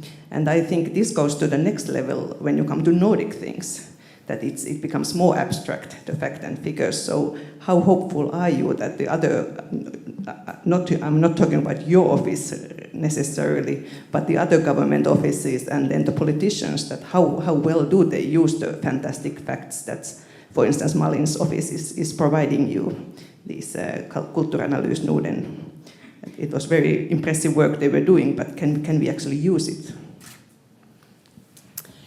Thank you very much for the question.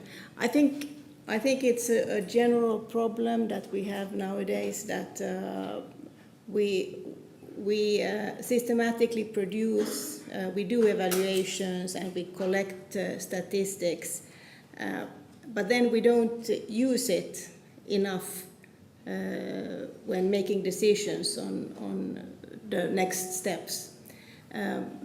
I think in Nordic cooperation, it's as Malin's presentation showed you, it's how we operate. We collect. I mean, she also is part of the Nordic cooperation structure. So this is how we operate. We collect the facts and we act on that. I think in the Nordic countries in general, we have very good politicians that also base their action on facts. So I'm the eternal optimist. I think it will be used. Thank you. I also would like to say thank you to all of you again, but also to the Swedish Cultural Foundation for its support in making this kind of events continue. Smart Culture for the streaming. I would like to give them a hand, please. And I would like to mention that Global Point Art Summit Nordic connects and reconnects with Nordic art actors, from institutions to collectives and individuals. And it is not a happy coincidence that this year's theme in ARTIVAL is Reconnect. It is inspired by Nicole's reading of Norina Hertz's best-selling book, The Lonely Century, A Call to Reconnect. And I'm sure that Nicole and Imart are very happy to have Norina active support in the execution and production of this year's ARTIVAL. Thank you. Hey. Hello and welcome once again. I'm Alexander Foy, so I will be moderating this panel. And let's start maybe from the first question. We can open it. And the first question is mainly to Katja Lindqvist. And in January 2022, the Nordic Knowledge Centre for Cultural Policy, Kulturanalys Norden, that we have already listened to, published research on public subsidy systems for culture in the Nordic region. In the research, each Nordic country contributed with a chapter on the status and challenges of public subsidy systems for culture in their country of residence. Katja, you took part in this research. Could you briefly introduce this paper and tell us what are the current conditions of cultural life in Nordic countries, and maybe what the commonalities and differences between the countries? Yep. Yes. Hi everyone. Can you hear me? Yes. Good. I don't hear you that clearly, but I think it works. Thank you so much for this invitation and the question. can, in a very good manner, talk for the whole publication.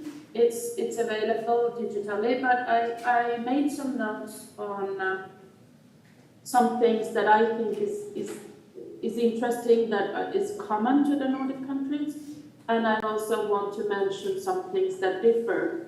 And then I think maybe you, Alex, could ask some further questions if there are some specific things that you want me to comment on. But in an international comparison, I would say that the Nordic countries offer very good conditions for actors within the cultural field. We have had for several decades a continuous increase in public funding for the arts and culture, and we have been very careful not to have politicians interfere in specific questions in the cultural field. However, I would like to raise a warning for the populist parties that we are seeing since already a number of years in Denmark, but this is also growing stronger in Sweden. What we have seen in Sweden in the last years has been a very direct aim to actually directly influence the content and form of culture. So I think this is a very important thing to pay attention to. And in Denmark we have seen this already for a couple of years. But the basis in the Nordic cultural policy model, you could say, is the welfare state.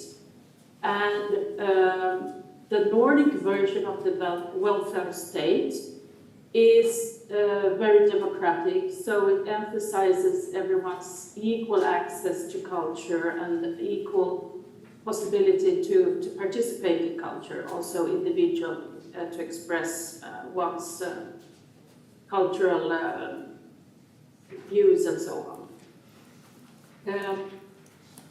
So it is very generous, I would say, overall. What is a problem that we have seen in particular with the pandemic is that the economic safety net that is in place actually for everyone to have a decent level of living, even though they are unemployed or sick, that actually, at least in Sweden, when I have looked at this in detail, is really not working for many actors in the cultural field, because they don't fit into the traditional form on which the welfare system is based. So, at least in Sweden, the welfare system is based on individuals being either employed, that is employees, or being self-employed. But in the cultural field, what is very common is that you are both self-employed and an employee in internals. And this is the system is very difficult to handle for the general Nordic welfare system. So with the pandemic in particular, we have seen that that is a problem, because artists many times on paper have very low and very fragmented employments. So maybe we can come back to that. But overall, we have very generous funding, for example, for culture, and we also have very generous goals for culture. In many parts of the world, even in Europe, culture policies, in my analysis, are much more instrumental. We usually like to compare ourselves with Great Britain, but I would argue that in Great Britain there is currently no real cultural policy that we have in the Nordic countries. So in general, I'm very much in favor of the current system. There are some issues that differ the Nordic countries from each other, and they are not completely similar. So just to mention that in Norway, they have oil, and in the field of culture, we know that this addition to the state budget is very, very important for culture. So actually in Norway, they have even better foundations because of the inflow of resources based on the oil. There are lotteries in Finland, Denmark, and Norway, and there are also private or foundations in Denmark and other countries. We don't have that in Sweden. So in Sweden, culture is more reliant on direct public support than in the other Nordic countries. So that's also, I think, something interesting that differs. Let me see if there was something else. I also would like to emphasize that although public funding is very important, especially for institutions in the field of culture and the arts, households, at least in Sweden, again based on statistics, households are the main funders of culture. But the culture that households finance is a different kind of culture than the culture that is funded with public means. If we generalize this, we can say that popular culture is funded by households in our countries, whereas publicly funded culture is the fine arts. So that is, I think, important, that households are important for cultural actors, but for different types of actors.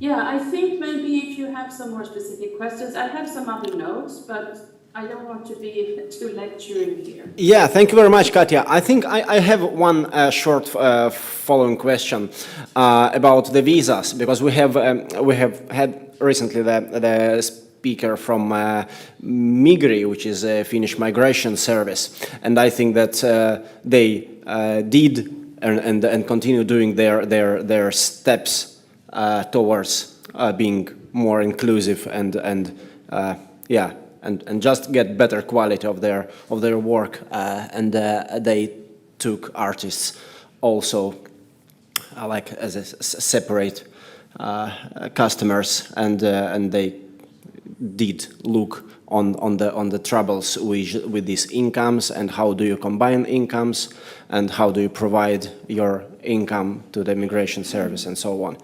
What is the situation in other Nordic countries with these artist visas? Oh, that's a question I don't know that much about. Do you mean from Ukraine or in general? No. In general, for example, the artists who apply for the work visa. I don't know. Maybe this particular research did not cover this. They did the differences in the rules that migration services have for artists from abroad. No, that was not part of the study, and I haven't looked into it. But of course, that is also, I think, very clearly marked by political priorities of current governments. And I don't want to talk badly about Denmark, but there is a clear difference, for example, between Sweden and Denmark, even today, in their view on migrants and immigrants and so on. I can't say anything in detail, but I know that there are, at least part of culture policy in Sweden is about helping artists from different parts of the world. But I'm sorry, I can't really say that much more on that. No, thank you very much. And we have one question more from Anni. No, it's just one concrete example. I just talked with a Mexican artist based in Iceland yesterday, and he told me about his situation.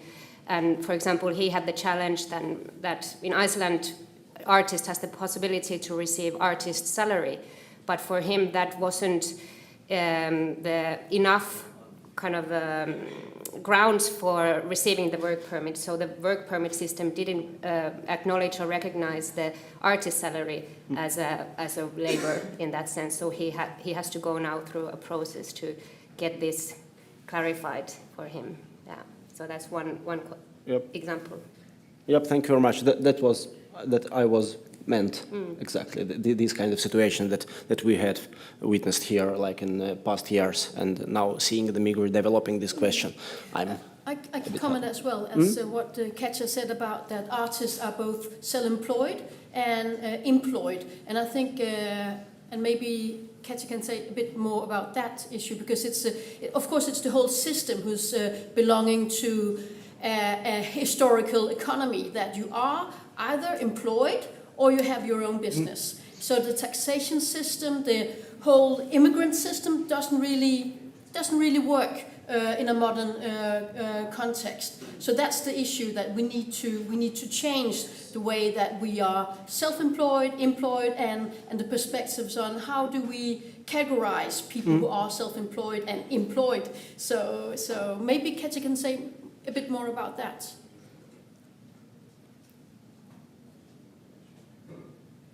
Was that a question to me? Yes, please, Katja. Would you say, because I know you've been studying this aspect in the creative industries as well.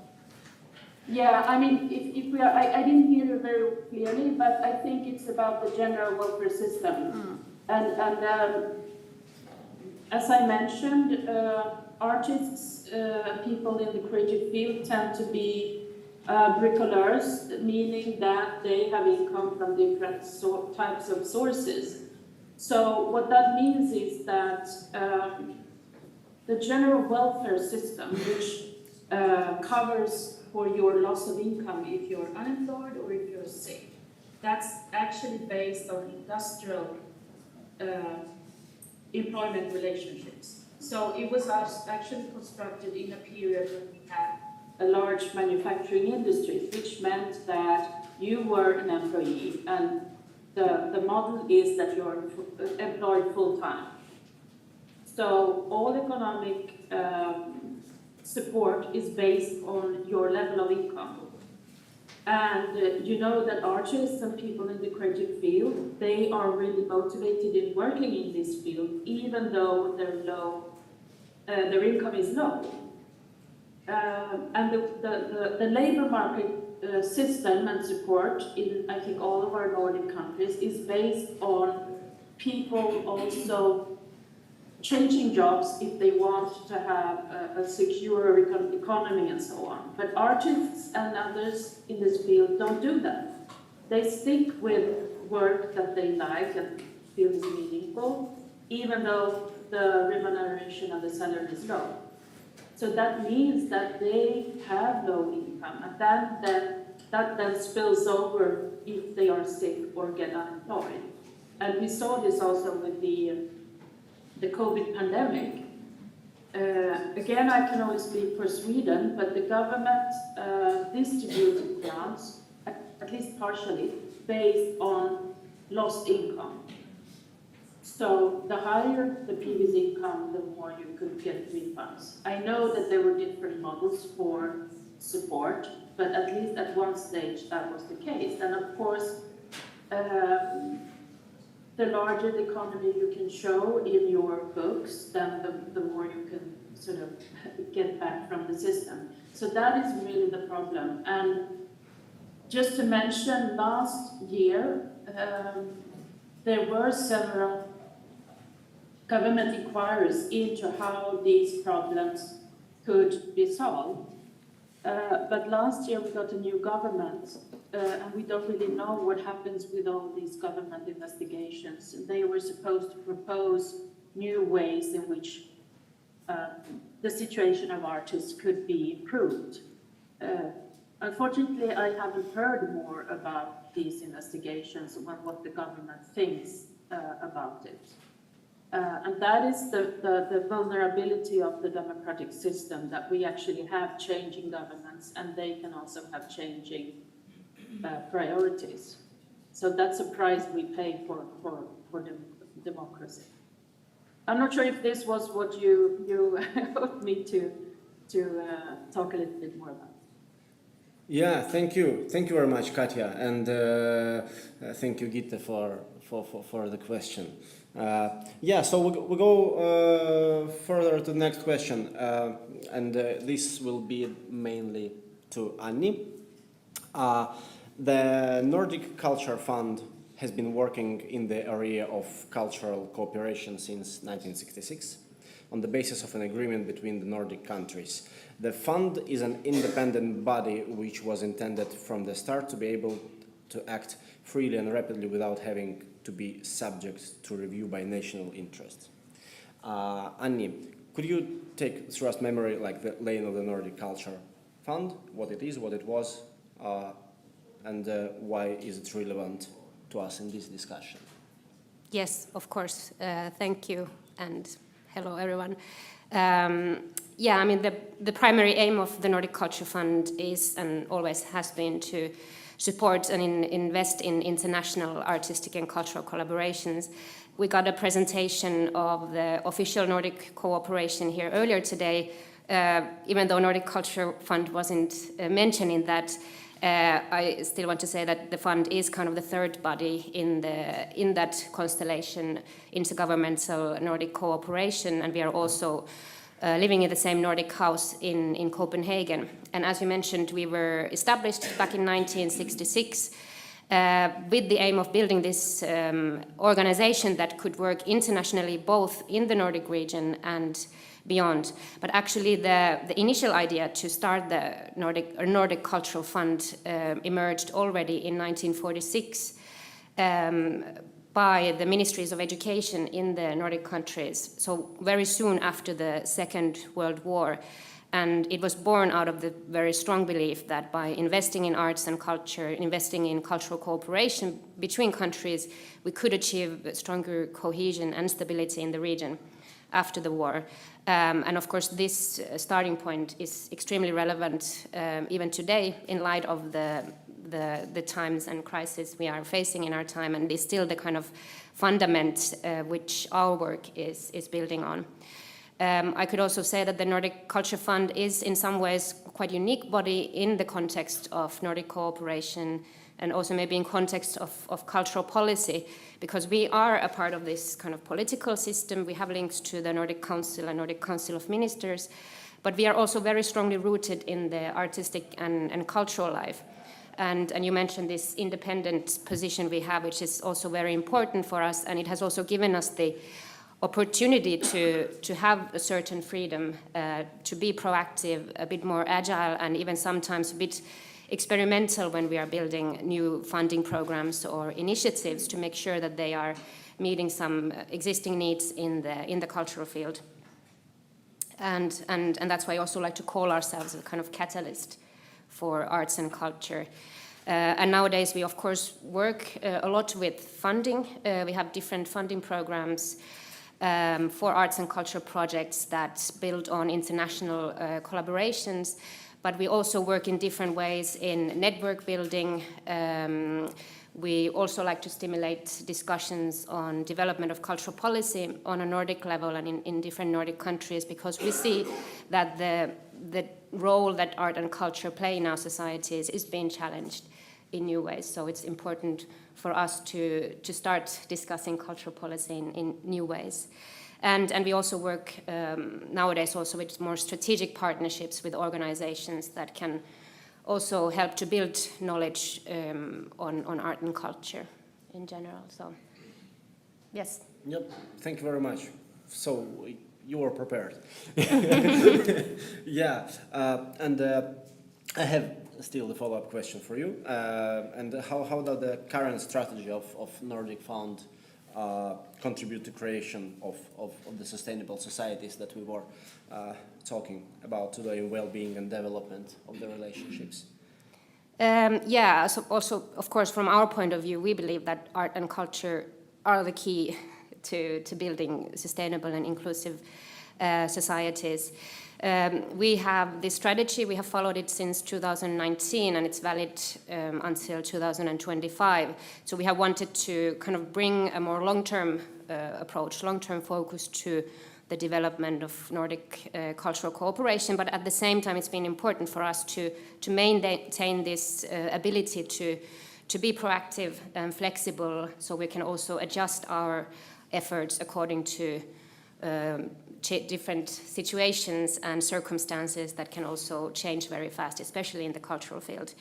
But of course, regarding your question, the overall aim of our strategy has been to create new paths, new directions, better opportunities for these transnational artistic cultural collaborations, and at the same time emphasize their very crucial importance for the future and well-being of our societies. We have kind of 4 main cross-cutting initiatives that we describe in our strategy. I don't think I have the time to go through all of them now, but I maybe want to point one. And it has been our initiative to enhance a stronger global focus in the context of Nordic cooperation, because we have seen that it's important that we kind of also open up the Nordics to new perspectives, new voices, and kind of not consider the Nordic region as this kind of unified, isolated region from the world. And within this initiative, we have, for example, built our existing thematic funding program called Globus, where we want to offer new opportunities for artists, cultural practitioners to also get funding to more international projects, work that is also extending outside the Nordic region, and where we don't want to see the kind of the country borders as the defining framework for artistic work, and instead promote a more kind of open and inclusive approach, and that way maybe also foster more kind of genuine mutual exchanges between different contexts around the world.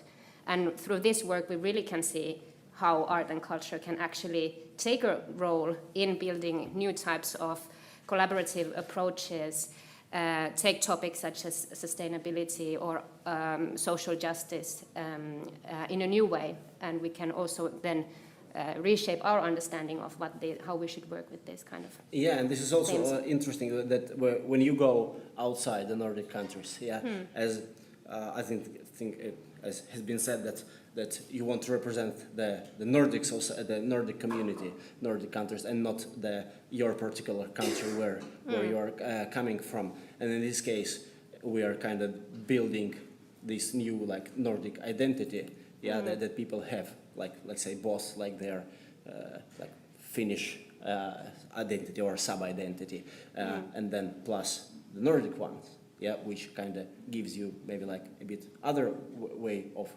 looking on the life things. And so on. So I think in general, we don't want to define what the Nordic is. I think in the Nordic cooperation, you are used to defining the Nordic that you have 3 different countries involved, and then you're Nordic. But we kind of want to disturb that leave idea. The space for people to define themselves. Thank you very much, Anni. And the next question is for Gitte. In August 2019, the Nordic Prime Ministers decided that the Nordic region shall become the world's most sustainable and integrated region, as we also have heard today. The result in Action Plan 21-24 that is to be realized through 3 strategic priorities: a green Nordic region, a competitive Nordic region, and a socially sustainable Nordic region. My question to Gitte is, how is the Nordic Cultural Point utilizing this action plan to contribute to the vision within the sphere of culture? And then I will ask more. Thank you. Thank you so much. And thank you for inviting me. I'm just newly employed in the Nordic Culture Point. I've been here for 2 months and living in Finland for 2 months. So this is quite new to me. And it's really exciting moving to another country. So many things, a lot of things to learn. As we heard this morning, of course, the Nordic Vision 2030 is a very ambitious vision, and it's always difficult to see, are we on track from where to what, and what are we really talking about? But I'll make another kind of, I'll answer your question in a few seconds, but I'll just say that the Nordic Culture Point and Nordic Culture Fund, we are of course in the same family. We are funded by the citizens of Scandinavia, so to speak. We are a public service, but we are very, very different as organizations, because whereas Annie, as you said, she's an independent foundation, of course, with the same source of money, public taxpayers' money.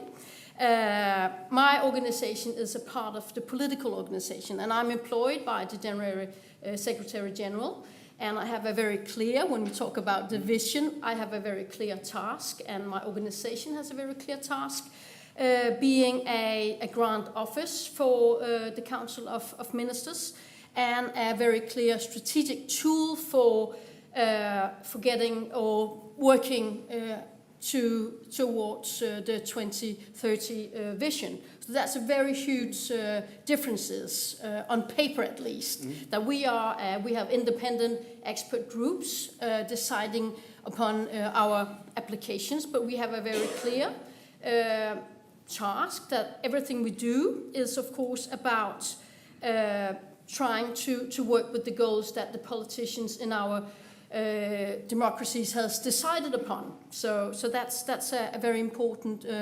differences. But of course we have the same kind of applicants, I suppose. Yes. That it's all about the key is, of course, to work with the cultural professional sector and the civil society at large. As an organization, we are a grant office and an implementing tool, but we are also a cultural institution working in Finland, working in Helsinki.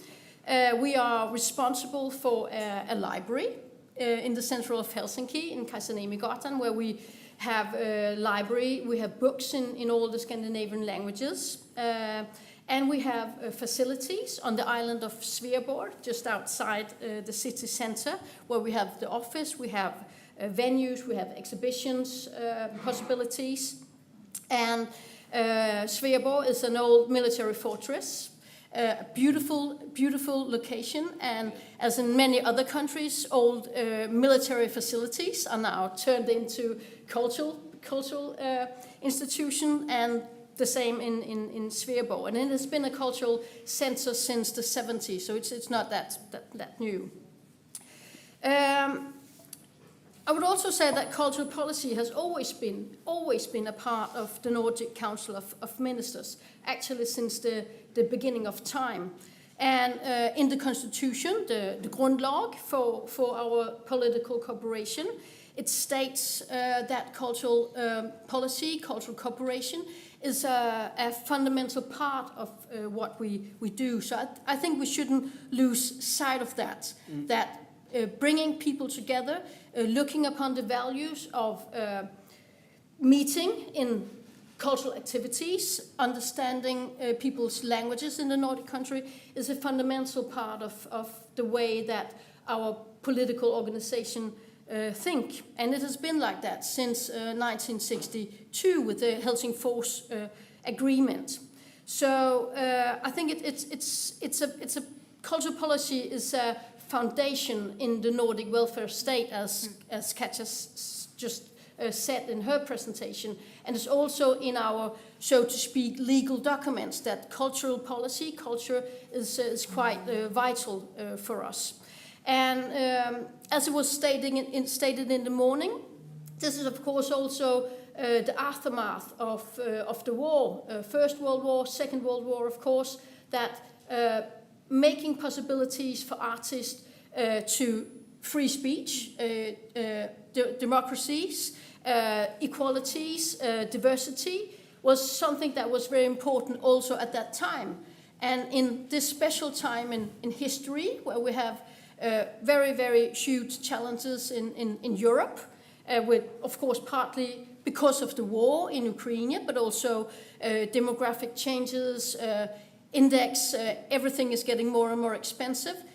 We think, of course, I think that Annie and I agree about that cultural policies are even more important today, or as important as it was after the Second World War.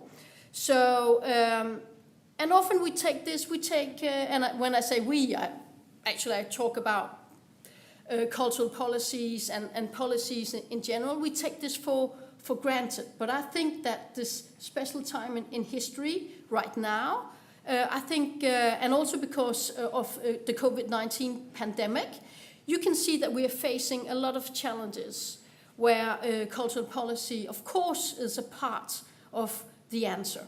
We have a lot of demographic challenges, we have loneliness, we have mental issues in our societies in the Nordic countries that we should face, and it's really important. At the moment, working in a political organization, we are working on a new policy program for the next period. We are still facing and we are still working on the vision of 2030, but we are going to have a new action plan. And when I say we, I mean the Minister of Culture in the Nordic countries. They are going to decide upon a new action plan. But the values of cultural cooperation is, of course, still the same. It is about access to culture. It is about equality and diversity, and the values are, of course, exactly the same. But there's also something quite clear, or at least clear to me, that we've been talking about the vision and about sustainability, accessibility, inclusion for all for a quite long time now. There's a sense also in the political world that we've been having very good intentions for a very long time, and we need to be more focused on on action actually, and what kind of implications would that be on cultural policy? I think that's a very interesting discussion, because we talk about, and politicians talk a lot about arm's length, about artistic freedom. But what could we expect the cultural actors, the cultural sector to deliver when we talk about sustainability? And it's often cultural policies, and when you talk about the Vision 2030, it's a field of dilemmas. Should we respect the sectors and the artistic freedom to create, on one hand, and on the other hand, try to say we want also the cultural sector to deliver on the goals on sustainability? Is that a conflict? Is it a dilemma? And I think it's a dilemma. I think it's a dilemma because we want absolutely, and that's the value of the Nordic countries, we want freedom of speech, we want artistic freedom on one hand, and on the other hand, we do not want a sector, and I believe that artists say that too. Of course, the cultural sector is not a separate part of society. It is a part of society, and maybe the cultural sector is more capable of showing the way than other sectors. So it's a dilemma.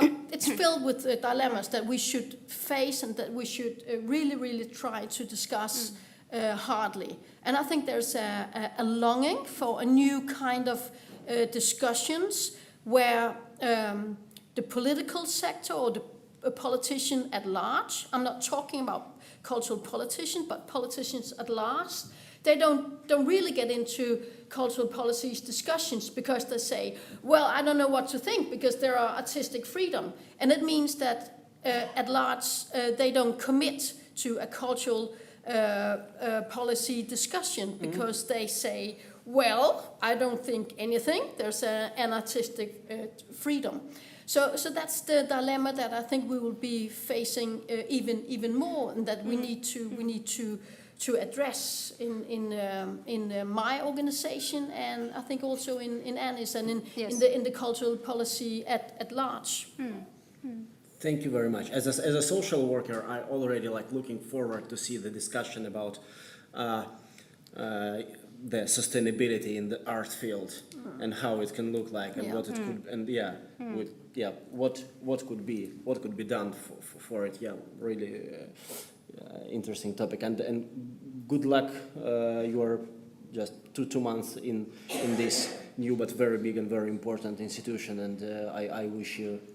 And you are also so well prepared No, I mean, I can say something about our grant program, but I'm not. but you know about also Finland and about our city. Sorry.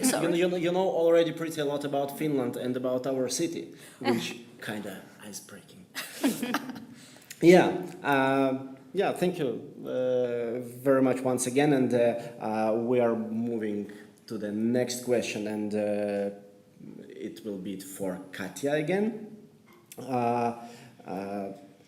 So Katja, given your extensive knowledge of the public funding in art and culture and the Nordic welfare models, how would you evaluate the trajectory of Nordic states when it comes to meeting their goals of the social equality and social justice? Are there any noticeable pitfalls or success? First, I would like to ask what more precisely do you mean by social equality and social justice? Do you mean all inhabitants, or do you mean artists, or? I think that we mean mainly artists, and when it comes to social justice, I think it's about the accessibility and equality of opportunities. I mean, I started talking about the welfare state model, where kind of culture policy is not formally a part of the welfare system, but it's considered that it is important to the Nordic welfare states. I would say that given the culture policy goals that we have, it is very egalitarian and very democratic. But of course, cultural policy, as policy in general, is focused on society at large. So what is important to remember when we talk about culture policy and support and so on, it's designed to sort of give values to society at large, not particular groups. Then there is artist policy and so on that is part of culture policy. I would say that the Nordic countries are very strong on offering cultural experiences in an equal manner. And in particular, maybe that is a trend today, that more and more support goes to those groups that are not able to be cultural consumers on the market. So focus seems to be more and more on children, and as you were mentioning already, perhaps migrating artists and so on.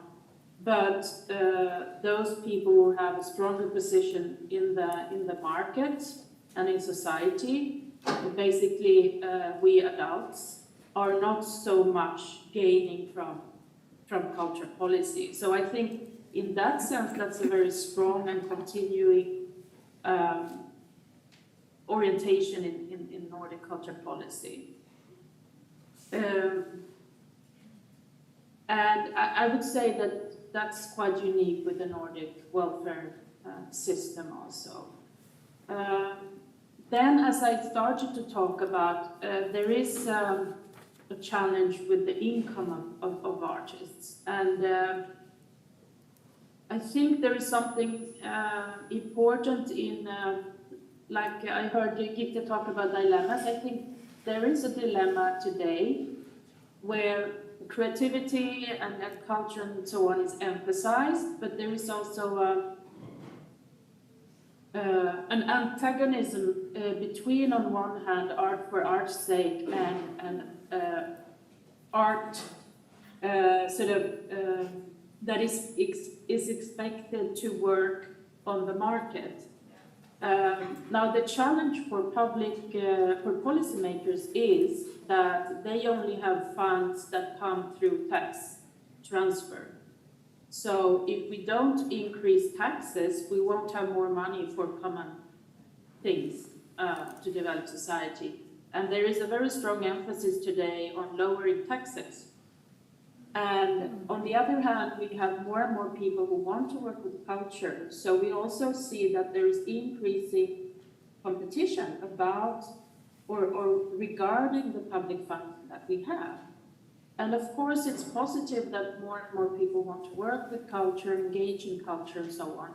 But it also actually creates this dilemma for municipalities and the state and regions and so on, that there is more pressure for the amount of money that is available. And I think in that sense, and I've just come out with a book in Swedish on culture and creative industries policy making, where I actually studied Skåne, where Gitte was until very recently. And there I see that it is important to talk about private funding for creative activities. I started out by saying that households are the main funders of culture in the Nordic countries. And what politicians see when it comes to culture and creative industries is that they recognize that we have culture policy and we have public funding for culture. But if we want culture to grow as a part of society, we also need private income to grow. And that it's in that context I see that governments have tried to support creative industries. Not to sort of replace culture policy and publicly funded culture, but to expand the field of culture. But that it's not always coming through in discourse in this field. I'm sorry if I didn't really talk about what you asked, but I think this is important. It is an aspect of equality and social justice. No, I think actually you did. Thank you very much. Yeah, I think you covered exactly the topic that like a lot of us are like very interested in, and you went like to the field. Yeah. Yeah. Thank you, Katja. We continue. In Finland, both the state. Oh, sorry. If there are any questions or comments, because we were kind of agreed that we will take like the questions also like in the middle of, yeah, if there is any. Yes, please.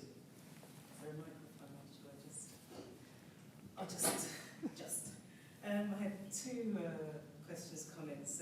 There's been speak about the Nordic welfare system as egalitarian and equal, and I have to protest and say that this is not the reality for a very significant number of people in different countries, particularly in Denmark, where almost 20% of the population has some kind of immigrant background. So can we still refer to the Nordic field as that? Sorry, I have a specific question as well. And then this relates to the programs that are being offered, and there was speak about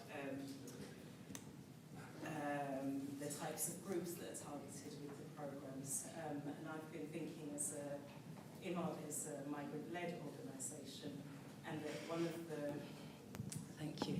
strategies that I know, I can't remember now which of the organisations it is that's doing it, but actually offering funding programmes that are focused on the type of applicant, not just the projects, so projects that are directed at children, but rather organisations that involve children in their own, in their organisation. It's I knew that there was one.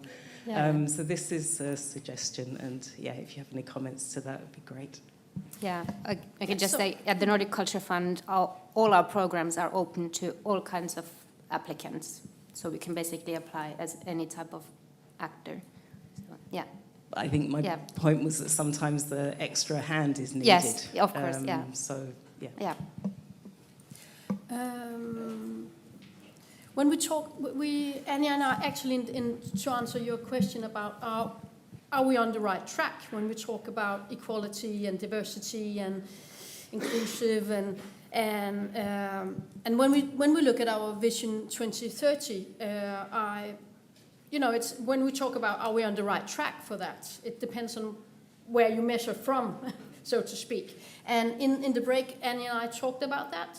And of course, we think there's a huge problem in not only in Scandinavia and the Nordic countries, but of course in global in general, about inequality and not diversity at all. And when we talk about environmental change and things like that, I think there's so much work to be done. And we see in all the Nordic countries that populism, national conservatism is growing, and hostility, and I think there's a lot of things that we need to address. So I agree that we need to have an open mind to see what can we actually do to make that kind of change, not believing in the story that we are just on right track. I think it's there's a lot to be doing in the coming years. Yes, yeah, I totally agree, and seen from the kind of cultural policy perspective as well, because I think there is a kind of growing gap between the kind of very bold objectives about inclusion, accessibility that we have stated in our cultural policies, and then partly also the kind of financial resources that are made available for actors and organizations, practitioners, to actually fulfill these objectives. And then I also think it's not also important not to just only talk about money or how money is allocated, but also to look at the kind of structural inequality mechanisms built into our art world also, and structures, arts education systems and things like this. So we need some kind of profound changes on many levels on how we can change our way of working and seeing things. And this includes also, of course, us as funders as well. Yep. Thank you very much. And I think that our countries should learn from each other, and it is very good that we have such institutions that can provide such like high experts and gain and collect the data and make like bigger research, which can like reveal the challenges and the troubles, and then come up with the possible solutions. I will not ask, of course, is there any, but if I may, yeah. We were discussing about when it comes to funding, yeah, the amount of, for example, foreign-born evaluators in the grant systems in the institutions who give the money. Is there any policies regarding that? Who is the background of the project evaluators? Are there like any people with foreign background, for example, when it comes to artists, or is there like any other groups who you were thinking that could be good to represent in the boards or in working groups? Is there any policies about that? Well, we focus on that, at least in our expert groups. So our aim is we are focused on representation there, but of course we can be all the time better with that, and it's something that we are kind of focusing on. And with the Globus program, for example, I mentioned, there we also work with a global group of experts, so also experts that are located in different parts of Global South, for example, to ensure that we have their perspective and knowledge with us as well. Yep, thank you. That's what exactly the question. And in my system, we have an arm's length. So we have expert groups who are appointed by the Nordic Ministries of Cultures, and we don't have any influence. At least I do not have any influence in who's appointed as an expert. So, but we have experts in our funding program. Yeah. So they are chosen somehow. They are chosen somehow. Yep. Yeah, by profession often, have dancers, artists. Yeah, then it would be good if they are of diverse background. I mean, also when it comes not only to the fields of art, but I think you got my point. And yeah, in Finland, both the state and the municipalities began founding arts and culture in early 19th century. However, the state has been prioritizing theater, music, museums and libraries, whereas visual art and dance, along with other small and newer forms of culture, have been marginalized within state funding. What is also noteworthy on the municipal level, a large share of state cultural funding is also channeled to the institutions such as Finnish National Opera and Ballet, the Finnish National Theatre, or the Finnish National Gallery. Consequently, actors located in the biggest cities in the southern part of this country, especially the metropolitan region, receive a large chunk of state funding for culture. Nordic cultural policies has aimed to both ensure the artist rights within the country's borders and to provide equal access to culture regardless of social and geographic location. How do you see the allocation of public funding changes in the incoming years? Anni? Yeah, I can have some hopes, but I don't know what's going to happen. And thank you for the very thorough question. I think you already kind of pointed out many of the kind of current challenges there are, especially related to this kind of unevenness of the allocation of resources. And I think some of these things just got enforced or were highlighted even more during the pandemic. And maybe somehow since then there has been a kind of more wider awareness around these issues. I hope some kind of consensus also around that something needs to be done because the current system is not really working that well. And I think part of the problems or challenges we see today is maybe also related to the fact that this funding system or instruments that now are in use these days actually also reflect decisions and goals that were set for quite a long time ago, many decades ago, and they haven't really been kind of profoundly reformed since then. We have put kind of new layers on top, new objectives, new requirements, what creative workers need to fulfill, and that's why we have nowadays this quite complex system which is difficult to navigate in, difficult for newcomers to get in. Many are excluded from existing systems, and it's not really kind of reacting or adapting to also the evolvement of the cultural sector. And that's why there is maybe also a gap between kind of what is being offered from above and then what is kind of emerging in the field. So it's very important to discuss these things actively, and especially now in Finland, because we have also heard that the profits from the state funding pools and lotteries are expected to decrease quite substantially in the upcoming years. I noted there was a recent report in Finland. There was a working group assigned by the Ministry of Education Culture where they also come with some concrete suggestions on how to rebuild the sector after the pandemic, how to improve the financial sustainability of cultural sector, and they, for example, call for the next government to increase the financial resources for arts and culture to 1% in the state budget. They also call for improvements in the funding opportunities for freelancers, smaller organizations, and they also call for this better cooperation between different funding levels and also between different kinds of funding bodies, so private and public, as Katja was also saying earlier. So building a kind of this multi-stakeholder approach to supporting art and culture, and in that way building a broader funding base for culture would be a thing to look at.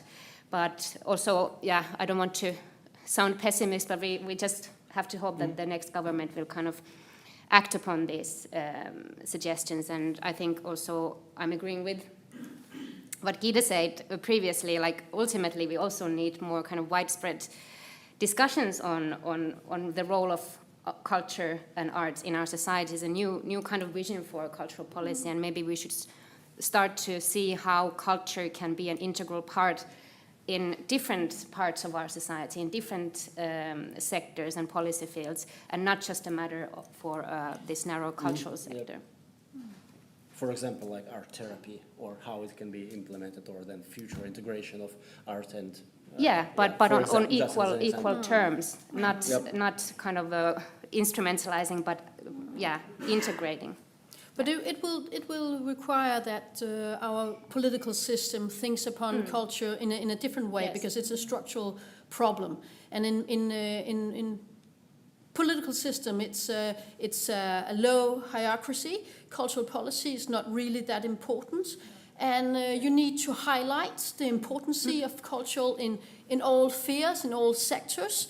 And it really requires that politicians think upon cultural policy as a horizontal way of looking upon things, that having cultural policy integrated in educational policies, in business policies, in all policy areas. That's the way one should think, and often the cultural policy is isolated to a specific board of really enthusiastic politicians saying, well, I think that the arts is quite important, and that's why you become a cultural politicians. It's not about really changing the society. So I think the politician should take a quite open debate on how is it possible. Of course, it's possible to stay, guard on the values of artistic freedom and arm's length, and also try to implement cultural policies in other areas of the political, in other policy areas. It's not it's not either or not. It's actually possible to do both. To say, of course we want aesthetics subjects in schools, and we need to be more diverse when we talk about artistic education and the way we use and the way we respect artists in our societies. So and all, as Annie says, everything is founded on the way that we saw cultural policies in the 50s and in the 60s and the 70s. And the core of it have not changed for 50 years.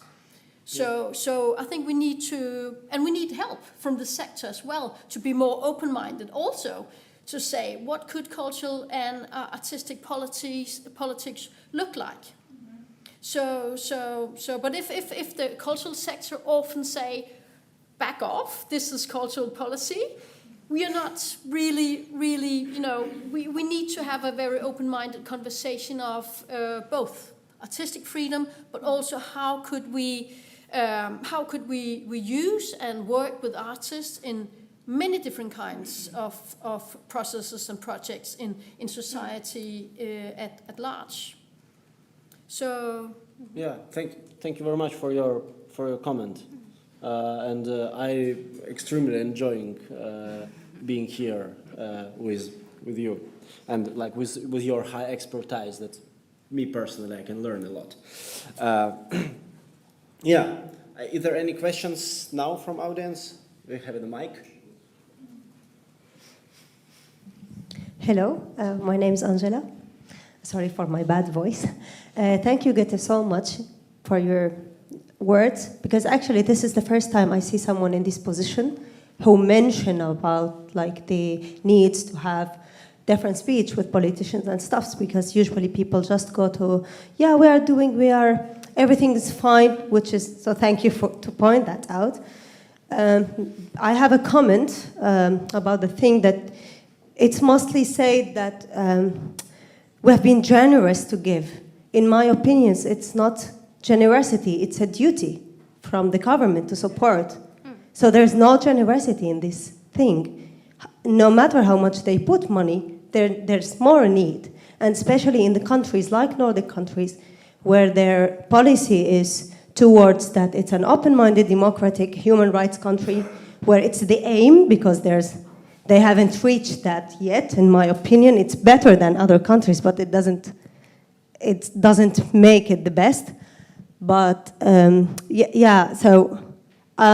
has been all the time that we have been generous to give, and we give, but I guess in order to take and in order to give it back, it's a duty, it's not generosity. And we all saw how after the pandemic especially, and now after the war and what's happening in the whole political field, governments are just reducing the amount of money in the cultural field. And there's a huge fight to really keep it, at least. I'm not very optimistic actually to get to have more money, but at least to keep in balance, because even in Finland, there's more than 5 million euros, I guess, that got reduced since 2020 until now from the cultural field, and they invest in no matter whatever. So there's a really huge fight, especially with politicians, because they make the decision. So hopefully with the new government and with your efforts. Thank you so much. Thank you. Thank you for a comment. Yes, thank you. I think there's actually two big problems here.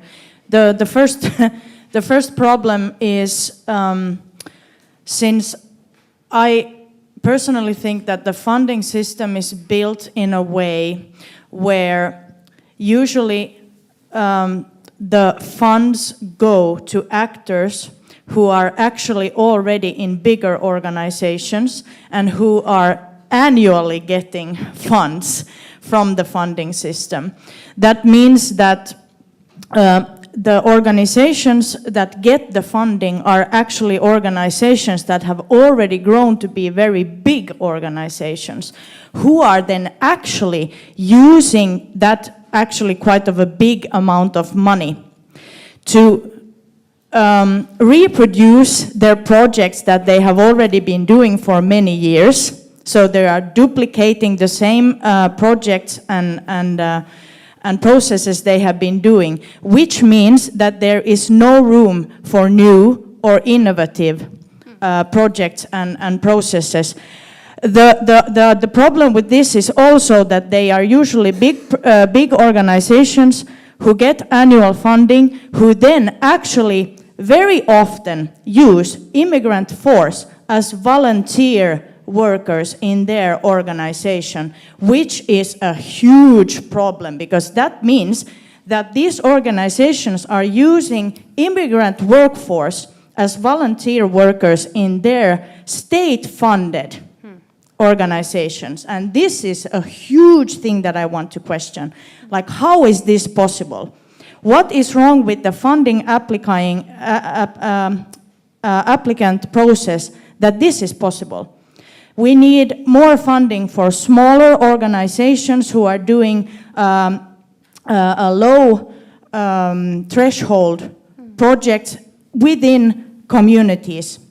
The next problem is that because this is happening, the problem is that the politicians really have no clue of the problem that this is causing. We need to somehow ensure that the politicians interact, or actually politicians have to be a part of these projects and processes. They have to come to the ground level to see how these projects and processes are being done and what the outcome is, what the actual concrete outcome is of their projects. What is the positive outcome? What is the outcome of their projects?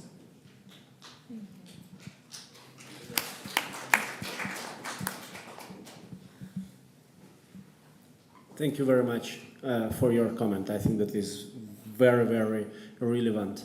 And being personally an immigrant to Finland, I have participated. Sometimes you just want to participate in something. Sometimes you do something that you are doing, you know that it worth money. Yeah. You know that this is the work. Yeah, but that's true, and this is, if you want to comment it somehow or not, it's okay not to comment as well. But thank you very much. Yeah. I can comment on politicians getting involved theme, and that's exactly the dilemma that we are dealing with. Do we want politicians involved, or do we not? Do we want politicians to respect arm's length, or do we want politicians to be involved? No, we want politicians to be a part of our projects and to be a member of, to come and see what we do practically. Yeah, I think that's also somehow the problem we have with this kind of the topic of or culture around the arm's length principle. And I've heard exactly the same as you say from many artists. It's more it's more serious if the politicians don't care than if you break somehow the arm's length principle. So we need a new kind of culture, a new language also. Now we need an attitude. Yeah. Yeah, but it is a dilemma, and that's why it's really important that we really work really hard on both sides to have that kind of third conversation about what do we want in our societies when it's about art and culture, and it is really difficult. And I don't know how to make that conversation happen. Actually, it's really it's difficult. It's already happening here. So, and to your other questions, I don't have in my organization. I don't have any statistics backing that view, but I can say that when we look at our applicants, we can see that for our when we had our latest call with the Culture and Arts program, we had 46% new applicants. So and that's quite a huge number actually, and we'd really try. My colleagues really try hard to look for new kind of target groups, new kind of applicants, and it's really important that we are of interest for more artists, so to speak. That's really important. Thank you. Well, I have a comment or a question, if it's okay. You mentioned about the reality of this system that is quite complicated to navigate because it hasn't been actualized since the root. And I was wondering, like, we can see that there is a lot of pressure and push from outside to change that, to have it birthed in a way, to just change it from the root. Do you sense inside the foundations, these institutions, from those with permanent positions, that there is also a push towards this happening soon? Do you sense like this pressure that is happening inside, or not yet? Well, at my organization, or the Culture Fund, we don't have so much kind of direct contact or collaboration with politicians, but we do have a lot of contact with people who work in the kind of, for example, national funding bodies, inside institutions, and in recent years we have also wanted to bring people together, people working in these positions kind of inside the system to discuss what are the challenges and needs they see. And yes, there is a push, and what we have also, the outcomes from our meetings is also to see that everybody working in the system has a kind of a responsibility to also start thinking in new ways. We shouldn't kind of always just wait for the highest politician to do something, but just start thinking differently inside the funding bodies, inside agencies and things like this. Thank you. I have the last question written, and then questions for you which are not on my paper. Profits from the state pools and lotteries have accounted for a large share of Finnish cultural funding since 1920s. Irrespective of moral conduct, the income from the gambling industry cannot be considered sustainable. This has become evident in 2020 with the hit of global pandemic. To speak in numbers, the Mind EdC is projected to receive over 100 million euros less per year from gambling shares to be allocated for sport, culture and youth. In addition, the Council of Ministers agreed to make further cuts to support the current struggling economy. This leaves freelancers, small groups and independent companies particularly vulnerable. Now closing the panel on a more practical note, this is a question for Gitte. Are there any particular funding programs targeting independent freelancers and artist collectives that can enhance their cross-Nordic collaborations? Yes, that's what we do actually. That's we have 4 grant programs, and artist and artistic work and cultural cooperation is a fundamental part of what we do. So we finance projects, we finance residence, we finance mobility. That is really what we do, and we finance projects for children and young people. And everything is about more or less creation or creative artistic work in one way or another. Yeah. So yeah, and I don't know anything about lottery money in Finland. I know it's a major part in the Danish cultural policy, and I know it's non-existable in Sweden. It's all very few, very little money. Private money in large is a very small part of cultural projects in Sweden, and a major part in Denmark. And I don't know. I need to learn more about the Finnish society about that. I think this is pretty interesting know-how. But still now we're questioning it. When it comes to the morality. And is it like really those money we want to like use and have? How do we look on this money? Or is there like any like clean and dirty money? If it's legal, I mean gambling is legal, or it's an integrated part of financing the cultural sector in the Nordic country at large. So, and as well as private funding. In Denmark, private funding is a major part and a crucial part of cultural finance. So it wouldn't be possible for the cultural sector and for artists to survive without private funding or the lottery money at all. So. And I think people love lotteries. They will love it even if we prohibit them or something like that. Is there any questions from the audience left? Jana?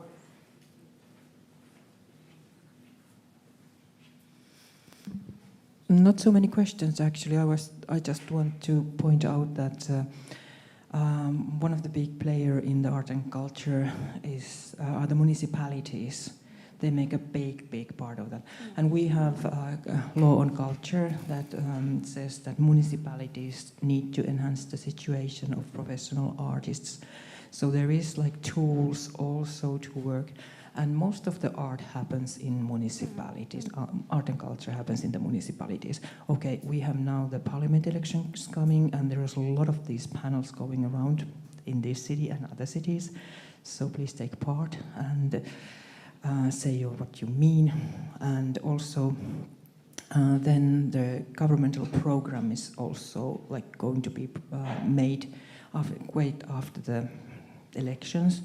And as for Global Point, we have been working intensely together with Culture for All and the Forum Artists and other associations to put points. We try to get points on the next governmental program. So, and this is like happening behind the scenes type of thing.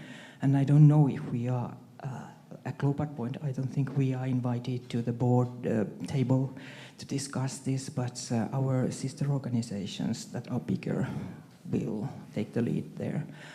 But keep in mind the municipalities and the municipality politicians. They might be more interesting in the end of the day than the parliament ones. And okay, the parliament ones also come from the municipalities. So it's quite an interesting net. But always try to get a personal contact to a politician. That's the best way. Isn't it right, Alexander? You have been a politician. Thank you. Thank you.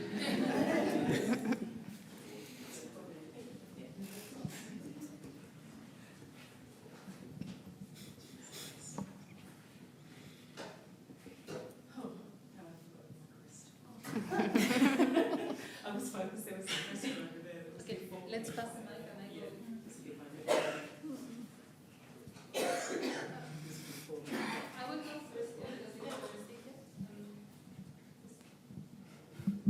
Thank you.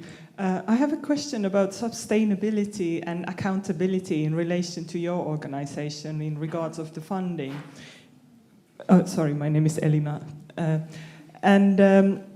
So because there's difficulties structurally in terms of data collection, for example, with the census, and I'm using Finland now as an example. In Finland, people's ethnicity, sexual orientation, things like that are not like collected by government. So we actually don't know like how, and only you can state one mother tongue in your whatever official record. So there could be an artist who has multiplicity and is categorized as a Finnish person in terms of census, and then they have huge barriers accessing funding. And Nicole mentioned about the kind of extra lift that some fundings are giving in terms of kind of trying to get rid of those barriers. So in your organization, when you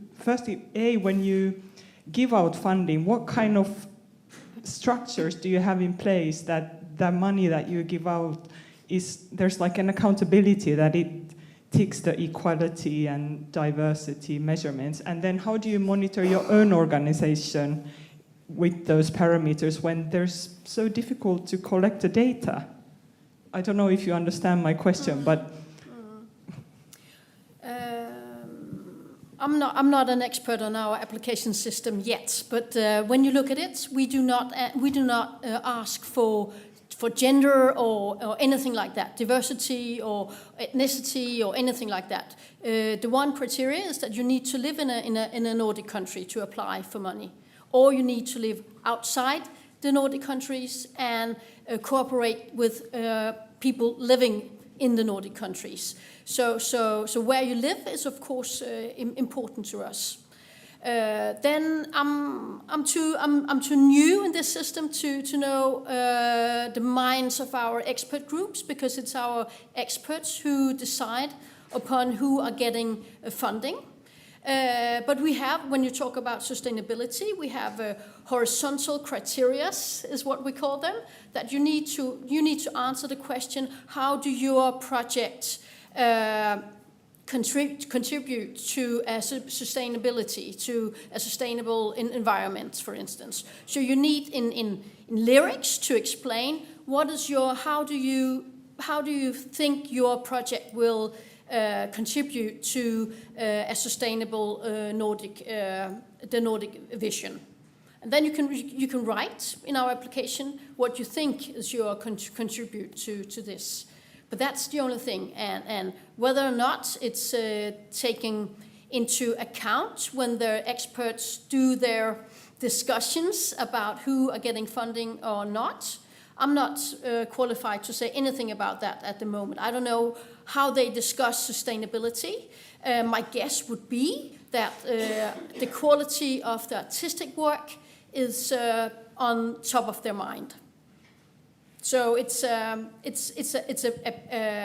something. Sustainability is of course an issue, but I think the quality of the projects in itself are the most important parameter for getting financed. Thank you. Thank you. Hello, my name is Ahmed Kakoi, or Mad Ice, singer-songwriter and producer. I'd like to compliment or say about the political side of this matter, plus also the arts. You just said about the quality of the projects that artists give out. I think that is not like the biggest issue here, in my opinion. Every artist comes to apply for fund, like when they have really taken into consideration of the projects, what they have to give to the society. I don't say there are no bad projects, there is a lot, but most of the arts, they try to give something which is beneficial to the society. Now, for the past 16, 17 years I've been in this country, I've realized that the government plays a big role. We come also to the state fundings. Now, if you have a government, a body which is actually afraid of culture, which is happening a lot, we see some of the political parties using it as a threat. Culture diversity becomes a threat, and it has been used in even campaigns, So once we have a government which is afraid of culture, taking it as a threat, that becomes a big problem. So we need to have, or to find politicians who understand that culture diversity is a blessing to our society. When you look at Finland, take it or leave it. In a few years to come, you're going to see a lot. And right now you're seeing all these multiple colors everywhere. And this is just the beginning. So we need to embrace that. We need the government, we need politicians who embrace that it's not a problem. But once we have those who see it as a problem, that will go straight away to the fundings, the state fundings cut for culture, but also which will affect basically the bodies like yours who are also funding, because you eventually get also money from somewhere. So if that somebody out there is saying, no, we're going to cut all these fundings, it is going to affect the whole chain, So we need those politicians to understand that. And it's not just the culture minister.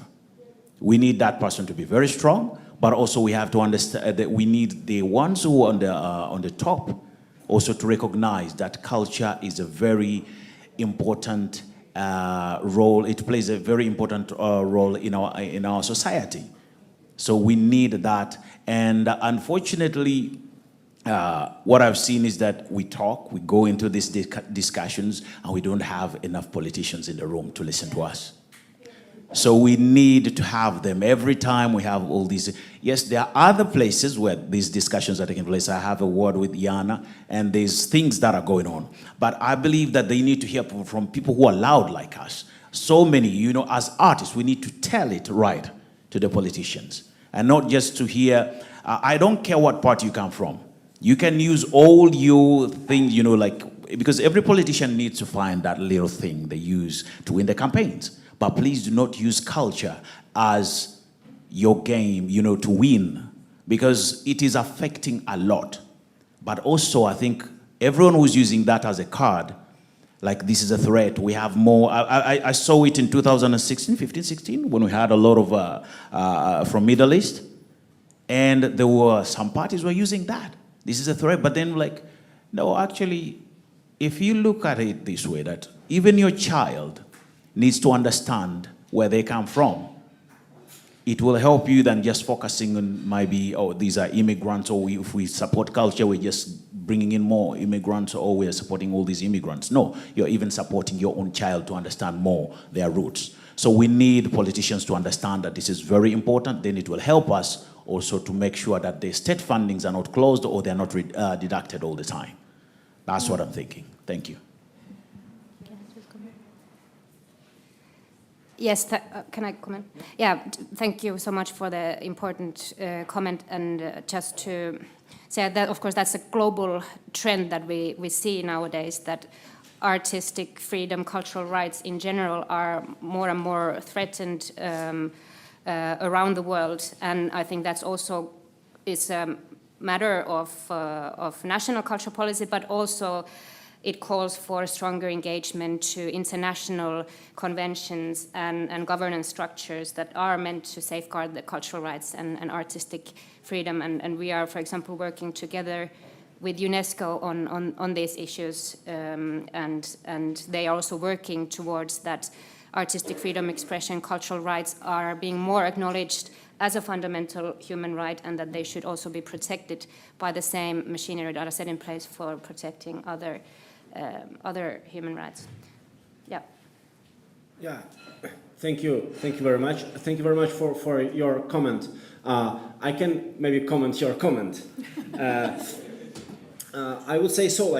When it comes to politics, me personally, for example, I look on it like that. Okay, now the elections are coming, so instead we have to come to any candidate and ask them what you're going to do with the funding of culture and arts sector, and ask them, because I would say that most of them will tell you, no, I will not cut. But then it will come the time to vote, yeah. And this is very important. I mean, to them to understand the candidates who are just staying on the streets and meeting their potential voters, yeah. That you come and you say to them the question that is about you. You are looking for the representative who will vote in the way that you want to be voted. Yeah, if you would be there. So you have to definitely find that person. And in this case, we have to come to politicians and ask them what do they think about this and that. And okay, sometimes put them maybe not in so comfortable position, but the politics. That's their job, to be not in the comfortable position all the time. So yeah, that's my comment on your comment.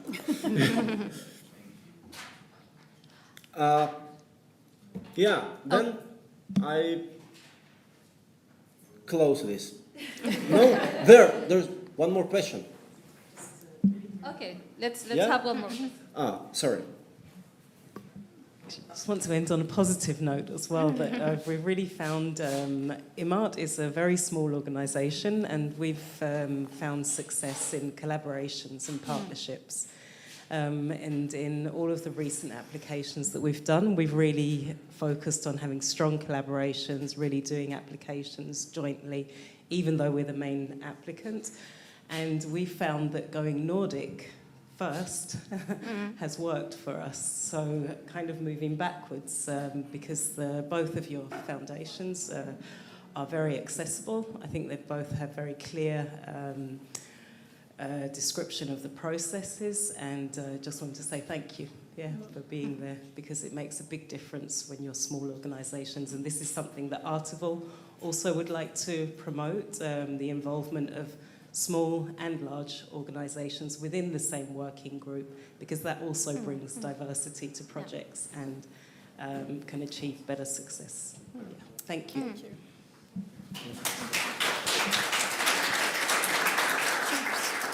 Yes, so the next panel is called Woke or Broke.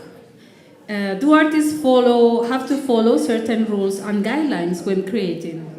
And if they do, who sets the rules and norms for creativity and expression? The next panel, produced by Luckan Helsingfors, will focus on just that. Do you risk going broke if you don't get woke? Please welcome to the stage Marianne Haye, visual artist, cultural producer and performer. Peyonle Adelakun, visual artist, and Elias Edström, dancer, choreographer, actor and director, founder of Goose & Company. It will be moderated by Luckan's producer, Larry Griffiths. Thank you.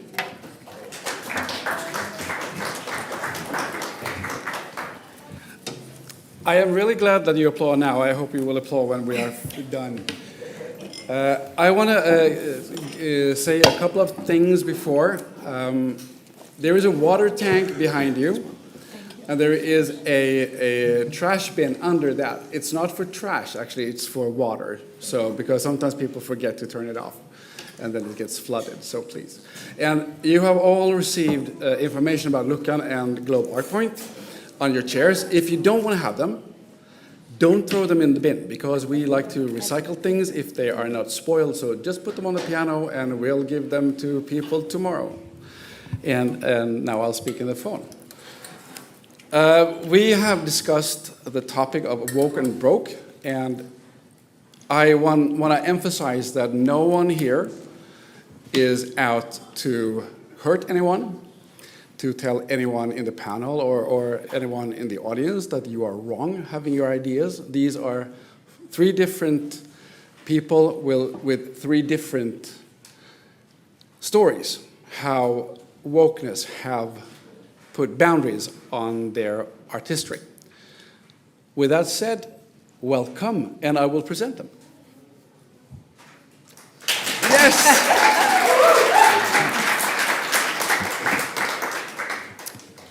First question, will you get offended if I pronounce your names right or incorrect? Yes. Extremely. Okay, so we'll just go for it. Okay. Mariam Haji. Yes. Yeah, I'm going to read from my paper now. So, you were born in the Kingdom of Bahrain, a visual artist, a cultural producer, a part-time performer who has had to change countries not once but twice due to harassment connected to your artistic expressions in the former countries where you lived. And now, in these countries, there has also been social pressure on queer art and feminist art, right? In Bahrain, yes. Yeah. On your arrival to Finland, people from the woke side remarked that as what they assumed to be a heterosexual married woman, your work is not feministic enough. And you should be more activistic in this. Yes. Right. Yes. And from the other side, you are too feministic and queer. Too much on one side and too little on the other. That's how Yeah. I see you as well. Too much and too little. Yeah. Your art is permanently on display at the Bahrain National Theatre. Yes. Until the day you die, you said. Yes. Okay, I got that right. Okay, let's go for bio. Bayon Adelakun. Bayon Adelakun. I said it right. That was pretty close. It was pretty close. That's sweet. It's been butchered. I'm Larry Griffiths, by the way. And you can call me whatever you want to. You're a self-taught artist, visual artist, who actually had your first exhibition here at Luckan, fantastic exhibition, and your next exhibition is now to be seen at Rex, which is quite a leap forward, at the exhibition Generation 2023. So go there and you can see the art there. It's a bit further to go to Bahrain. Because of the person that you are, you have numerous times been told that you should do more political art. You don't like to be told what you should do, and that your persona or looks should determine what you create. And your art springs from a creative soul and a curious mind, and not from political activism that stays private. Correct? Yeah, I'd say that's pretty correct. Nice. Pretty correct. Elias, I want to say Elijah, but that doesn't go. Elias Edström is an actor and director, and is, after years of studies in China, one of the only 2 people in Finland who are allowed to direct and choreograph Peking opera. That's cool. That's you know. Amos Rex, permanently exhibition 102. I mean, it can't get better. Luckan delivers, yeah. Back in Finland, you have been told by fellow Finns that it is not allowed to do this and direct this kind of art because it's considered being cultural appropriation. Even though you are highly qualified and with a degree stating that your knowledge helps to spread this art form to other parts of the world, you now face backlash trying to do just that. You're a director of Matchbox Company and has, among other things, choreographed and starred in productions of Prince Rei and now the latest tragic story, Wojciech Marie. Fantastic. I saw it. It was, I have to say, one of the 10 most best pieces I have seen on stage. Thank you. So, if I start with you, Mariam. How has this affected you as an artist? And do you actually risk going broke if you don't get woke? This goes to all of you, but I start with you. Well, it's a complicated question because yes and no. Yes, mostly. I would say 95% yes. I think for me, the term artist means to exercise my free will. So art is the expression of free will. And having to do that in my practice my whole life has been a little bit difficult back home and in Finland. So times are changing, and I think for me, woke is a secular religion. And that's how I've seen, at least it's too similar to the way people are really strict in my back home, which is a Muslim country. So of course there's moderate Islam, and that's everywhere. But there's a segment of society that's really strict and that won't allow certain things.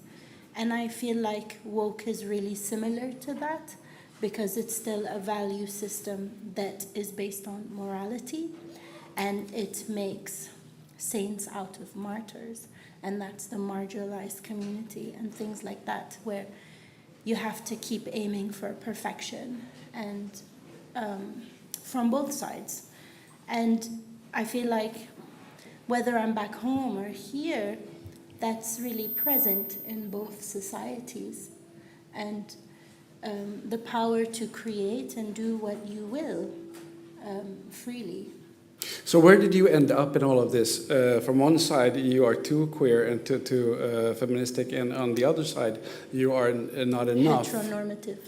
Okay, and how do you tackle that? I don't fight back. Well, okay, so coming to Finland, the major thing was racism, and I experienced a lot of it. So I found solace and peace with the community of activists. But after a while, everything was blaming people, and my values that I grew up with, like forgiveness and mercy and letting things go and just rely on God because God knows everything, it starts to fade away, and it's like, no, it's because of Finnish people or white or men or straight people, and then it puts pressure on myself and my family, and constantly being suspicious of people, and that made me really unhappy and anxious all the time. So it starts to affect the work that I was producing, and I felt like every time I went to the studio, I had to think about other people. What would they think? If I produce what I really want to produce, then I'm scared that, oh, what would the activists think, because they're really aggressive, and I'm afraid. And so I start to feel the same fear that I felt back home. And so it's like... But now from another new group of people? Yeah, here in Helsinki, yeah. Because the most dominant way of expressing art in Finland, I feel, or in Helsinki, is this type of activism style of making art. Whereas when I was living in Paris before, there's just too many genres and too many ways of making art. I felt like I could just draw whatever I wanted and it's okay. There is an audience for it. But now you see, with the museums and the institutions and everywhere, the grant applications, it's very activism oriented, that I have to play the Arab card, I have to play the woman card, I have to play the marginalized card. And it's like, whoa. I mean, back home it would be a really good Muslim. And here it's be a really good, perfect, marginalized person. You heard this quite many times, what you should do because of the persona that you are and what you look like. Can you tell us more about that? I think for me, I do agree with the sacredness of art in a sense that it is self-expression. And I think with activism in art, it takes that role and views it as something that can guide the world. But in my mind, that is an outside influence that I don't necessarily need. And can you repeat the question? How has it affected you? And does it? Can you set a limit to it? That okay, no, I'll do whatever I want to, or do you unconsciously become cautious? I think I set pretty strict limits into what I let affect my art. Like, especially with the race or minority cards, I tend to view those in my personal life as facticities. I have faced them throughout. They affect me, obviously, but I try not to let the feelings that they invoke come into my life, in essence. And your personal space. Exactly. Yeah. I try to do the same in art. But I do feel like the main reason that people suggest to use race, minority, or a lot of these cards is because they have large communal or collective meanings. And by associating my art to those, it would be more easily legible.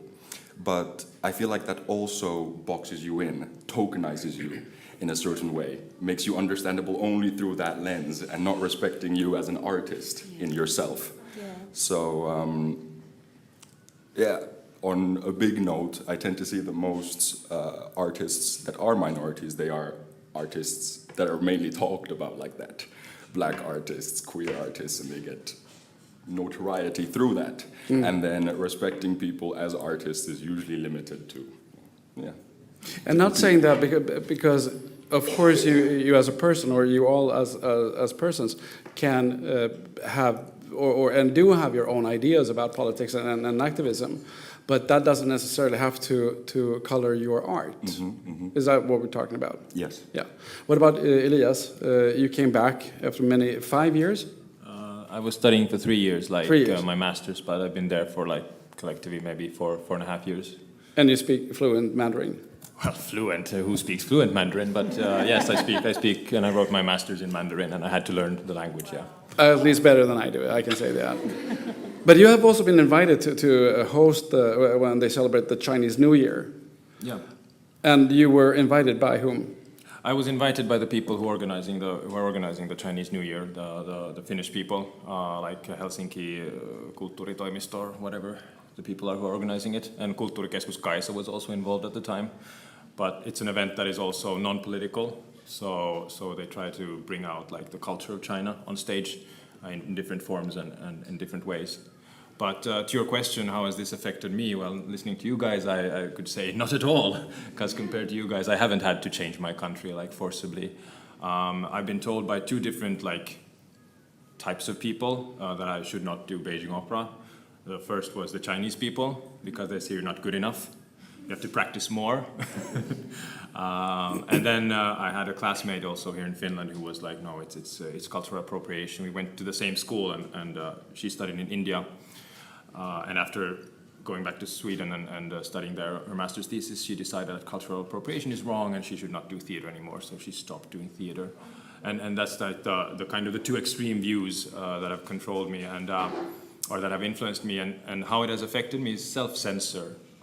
I'm very I try to think everything through, that if I do something, like my first piece of Beijing opera I did in Finland was it's a Nordic mythical play, but the costumes and choreography was Beijing opera.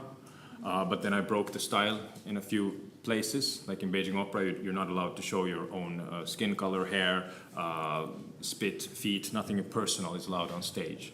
But I wanted to show the contrast between 2 characters. So one character had these thick bottomed shoes and the other one was without shoes, just to show the contrast.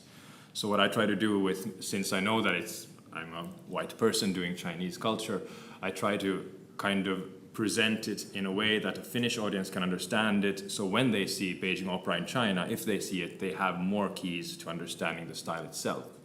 So for instance, in Chinese traditional theater, as a music instrument, they have a guzheng, which is like a Finnish kantele that they use in the orchestra in certain styles. So I thought it very appropriate to use kantele as an instrument on stage when we did that play to create kind of a crossover. And this is the way I think. I try to create what are the similarities between the cultures, because culture is created by people and people are quite limited in how different we can be. We all have 2 arms and 2 legs, so the way we move is the same, no matter if you're born in China or Africa or Finland or Australia. So that's what I try to find. Instead of trying to find that this is right and this is wrong and polarize the community, I'm trying to kind of instead build bridges. So that's also what I wanted to do, traditional Chinese theater, and perform it in Finland as traditionally as possible, but in Finnish and Swedish, to kind of also educate our audience, because we rarely get to see these kinds of things in Finland also. And when I listen to you, because we have had numerous of discussions privately and together, where we talked about how you all have changed your values because of being accused of things that you are appropriating, you are stealing, you're not doing enough, and when you can't really relate to this, it also affects you and it changes you. So who has these people been who has had the effect on you? I think most effect has come from people that want to positively influence my art, since it's usually, obviously it's not a negative thing to have a better art market penetration or whatever. But I think the way that it has affected me is another level of almost, similar to self-censorship, in a way that I've had to consider my own actions more thoroughly and almost decide to repress the possibility of political influence, in a sense that I actively almost want to not have it visible, at least in the conceptual aspect of my art. But I think that answered pretty well. What about you, Elias? What about me? What people? Yeah. So the most influential people I would say would be teachers I've had both here in Finland and in China who have inspired me to look outside the box and kind of challenge my expectations of theater and kind of try to research beyond that. But the common denominator is that theater is always about the human experience in this life. No matter what the play is about, it's about the human experience together with other people, or the human experience together with age. You can do a monologue about age, or about the menopause that we had on Svenska Teatern for a long time. It's about the human experience. So as long as that is in the center of the piece, I don't see that much conflict. Which style, if I use Beijing opera to express the story, or pantomime, or mime, or Bharatanatyam, or whatever I choose to use, it's just a physical technique. So that's the kind of way that I'm trying to see it, that I'm not trying to put Beijing opera at a pedestal, which I have been, because it's the most complete stage craft you can find in the world. No, seriously, I challenge you to find a better system. I'd love to know. It's good you don't put it on pedestal. No, I see that. Try to take it down a notch. And then kind of see everything, like when we did Wojciech Marie, it was like, okay, we have a scene, and what technique, what movements can we use? And then we combine everything and we borrow from everything. And that is kind of how creativity works. Everything that you create anew is a combination of something old and something new. A centaur is a horse and a human combined. Wow, centaur, something new. What about you, Mariam? Who has the people, who's been telling you what you can and what can't do? Everyone. The open calls, mostly like they tell you the criteria of what you should apply to, and then whether it's in a gallery or a museum or a foundation or an institute or a grant, they tell you that's what we're looking for, and 90% it's woke. And then I have to find ways where I can allow them to see what I'm doing if they're open to it, and somehow put whatever I'm presenting to them, but they see it through their lens. So, but anyway, their lens being that, oh, she's from Bahrain, oh, she's a woman, oh, look at her work. I mean, and then I get in because of my CV as well. Well, you are all extremely talented artists, so. Since my name changed, it's rocked the boat a bit. Nice. So, which I'm really happy about. We're gonna get back to that one, because that was a shocker for me. Yeah. Happened here. You know what? No, let's go to that, because we had the opening. She had her exhibition here. We talked about how it was going to be. We had a musician here, beautiful, wonderful. She goes up on the stage in a nice sequin dress, and has an opening speech telling everyone that I'm coming out, and you are. You know, 53 years old, I don't get shocked that easy, but I got really, really shocked. And you came out not as anything that has to do with sensuality or sexuality, but as a Finnish artist, Meri Helmi Särkkä, and said, you know, now you can't put boundaries on me anymore. I don't have a Finnish passport, by the way. I have a Bahraini passport. And my name remains Mariam Abdelhamid Haj Ali Mahmoud Janahi. That's like the full name, right? But I just was so over the being boxed and stereotyped and being told what's the most acceptable way of being seen back home and here. So I thought, just F it. Can we swear? I'm going to do a name change, and whoever wants to deal with it, let them deal with it, because in my applications back home and in Finland, they're just so confused. And I'm really enjoying the process, because now as an artist, I'm really being an artist. I feel that I'm finally exercising my free will, which is to do what I want, freely. And no one gets to tell me what to do. And it's just so sweet, because the first bad reaction was my dad, right? He lost it. And then it was people within the Finnish community that were non-Finns. And they were like, how dare you? What the hell? And then the Finns too, because they're like, how dare you be Finnish? How dare you be a non-Finnish? Like, oh, this is so exciting.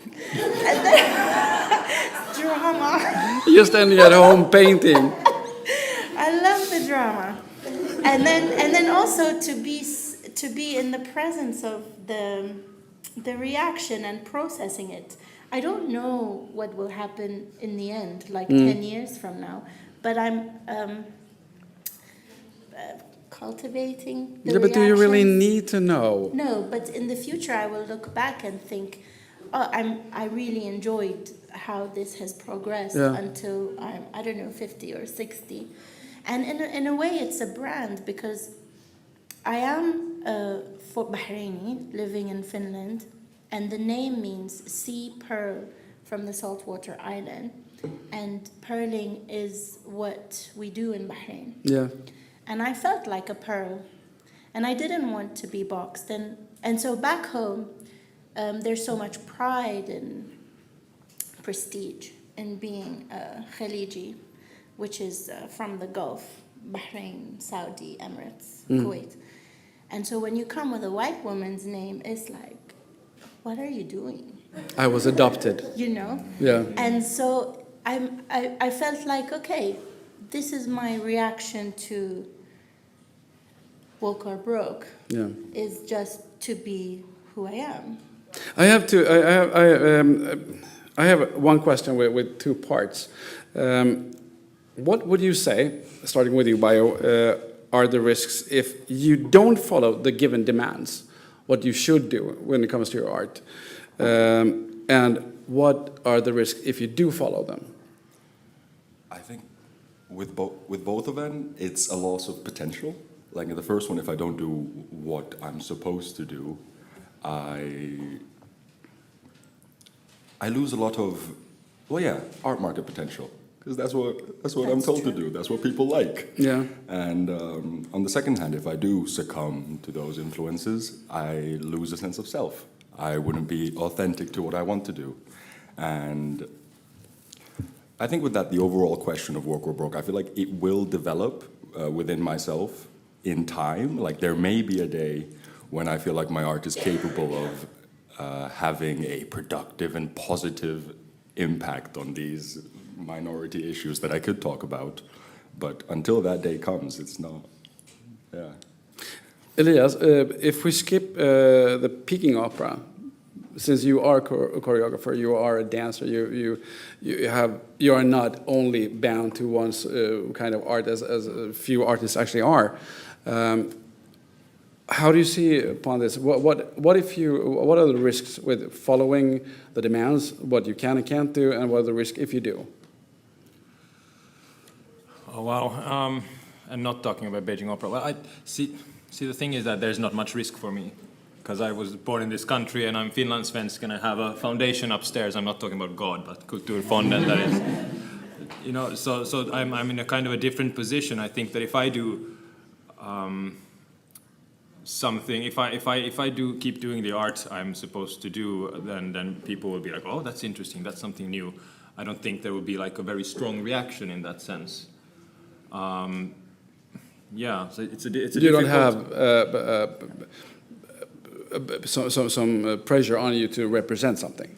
I don't feel like it. The time I felt pressure was with Beijing Opera when, but that was political pressure. Yeah. Because we know that China is a communist country and they use a lot of culture as kind of soft power, just like the States and so on. So once we were in Beijing, we were rehearsing a performance that we're going to do at the National Theatre here in Helsinki. And then there was an important political person traveling Europe who wanted to see our performance in Helsinki, and she was going to be in Helsinki. And it caused a lot of problems. We had to fly from Beijing for just 3 days back here just to do a performance that we weren't even rehearsing. And so there was a lot of political pressure, and we were often, especially when I was in China, I was used as a political prop. That we have foreigners here, and they do our culture, and let's show them to the political people, so they will give us money, or so they will see that we are internationally represented. So in China there was like a different kind of pressure, but here, I mean, will I go broke if I do my art, or if I don't do it? I'm already broke. I don't think as an artist you are super rich anyways. You know? But isn't this one thing that we always get back to, that we talk about a struggling artist, and it's so hard for me, it is not as hard for you. And you look around and you've been living with artists for half a century, and you think that a struggling artist is struggling art. It doesn't matter where you come from, it doesn't matter who you are, you're struggling. And you see a lot of Finnish, Swedish, very prominent authors who still have to give class, who still have to lecture because they are not Dan Brown. And that's a really, really boring fact, but the struggle is real. Mariam. Just to add, after what you said, I felt like just by being, so existing in this flesh and looking the way that we look and knowing the languages that we know, there's no need to go around writing about it and talking about it and putting posters about it that I'm Arab, I'm from Bahrain, look at me. It's like, or your rights and your rights and your rights. And it's like, I don't know, I don't have to show up to every drama I'm invited to. That's number one. And number two, I think just by existing, people would look at me and be influenced anyway.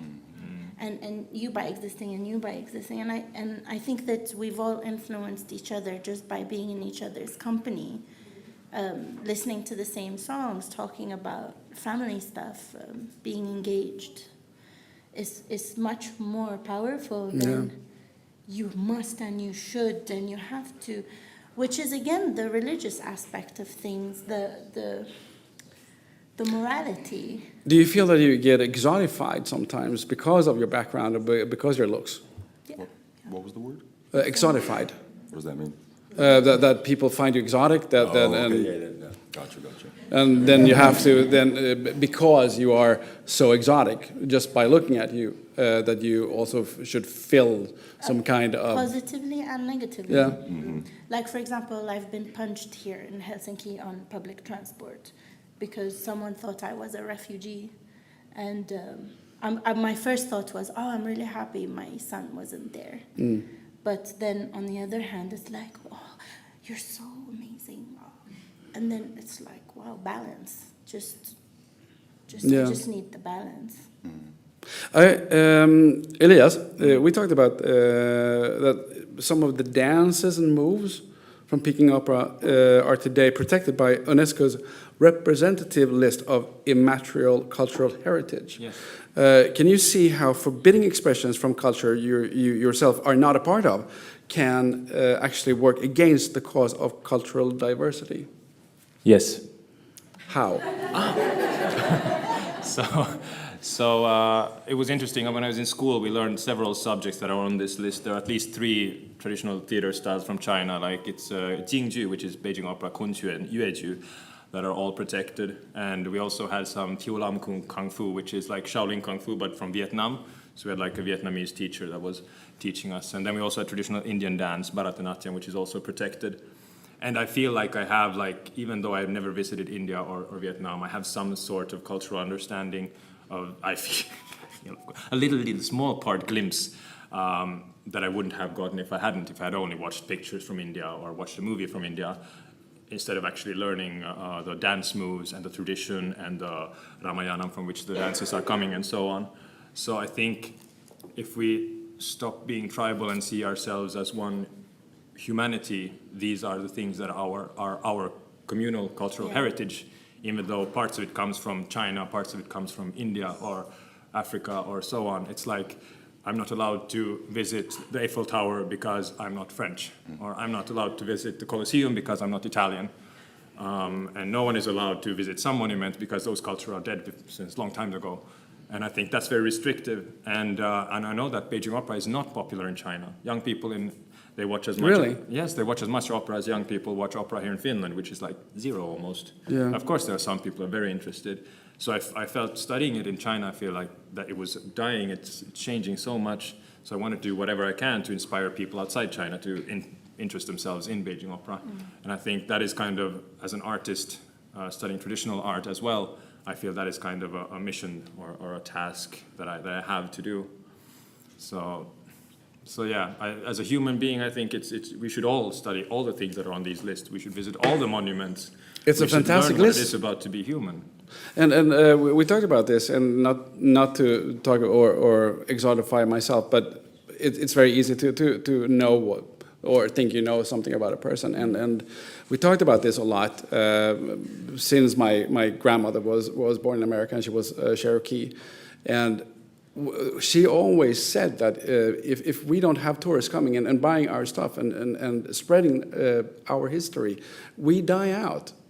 And she said, so please buy, take it home, put it on a picture, show the world that we exist. And so make people understand our culture, that we are a part of a dying society. And of different reasons that we don't have time to discuss now. But she said that over and over again, that please do not try to protect us from something we don't need protection from. Spread our culture and history, and you don't have to respect it, but please don't put us in a box, because we disappear. Or don't fear appreciating. Yeah. I feel like that's the problem. I feel like sharing different cultures, it doesn't have to necessarily be appropriation. And it's mainly appreciation, or that's the view that I think more people should have. I have a question for you, Bayo. How do you think we can work for a more inclusive and cultural knowledge, and at the same time respect diversity of opinions and expressions? Ooh, I think that's a good one. I was just writing down about how I feel like a lot more people are growing up third culture, in a sense that there is no set home or consistent culture throughout life. I feel like that's something that's affected me a lot as well. But I think there's power in that. There's almost an automatic diversity. And that's why I think this entire political conversation is a little bit more difficult, because that means minimizing this breadth of experience and multiple cultural pinpoints into what is usually one, or like when connected, it's one. But yeah, I don't know. I feel like it requires a lot more nuance. I feel like overall, when we have these conversations, they're very polarized. There's always one or the other. It's hard to have both or just a little bit of each. So, because I think it was very interesting when you told me about your background, born in Finland and family history, and been living around different parts of the world, being one of everyone, and all of a sudden you move up with your family to Lapland, and in a little commune where there live 6,000 people, and all of a sudden you were seen in a different way. Yeah. Not in a negative way, but in a not necessarily negative. But I think obviously I grew up pretty well. Like the formative years of my life, we were very international. We went to British and international schools. It was real nice and full family home. And I was thinking about this like last night. I was going through my little monologues of what I'm going to say, but I think in those times, even cultural identity was more celebrated, because it was a very diverse place. We had people from all around the world. We had a home life with uncles coming from everywhere, and exciting conversations and lots of cooking and everything. And then moving up to Lapland with, predominantly white, and it's Lapland. It's going to be a little bit more out there. I felt like cultural identity became a thing of repression, more like, where it was harder to express or be proud, and it was more about fitting in. But obviously, I was young, so it was harder to have that self-push to be more proud. But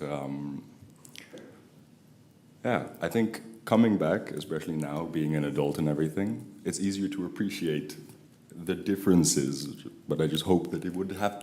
I just hope that it would have happened earlier. Yeah, I'm thinking about representation. I have two statements that I would like for you all to respond to, and that is that representation is always important and therefore always good.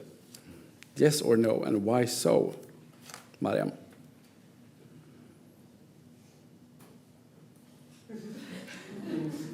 Hey.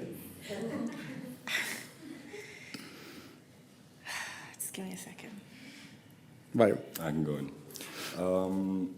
Yeah, I think representation is always important. Like, for example, my time in Lapland, I could say that I was probably the only, well, half-black friend to most people, and especially the kids. I don't feel like lots of kids have prejudices, and I'm glad to say that probably most people, because they had that representation, because they were able to see me as a human being that they grew up with.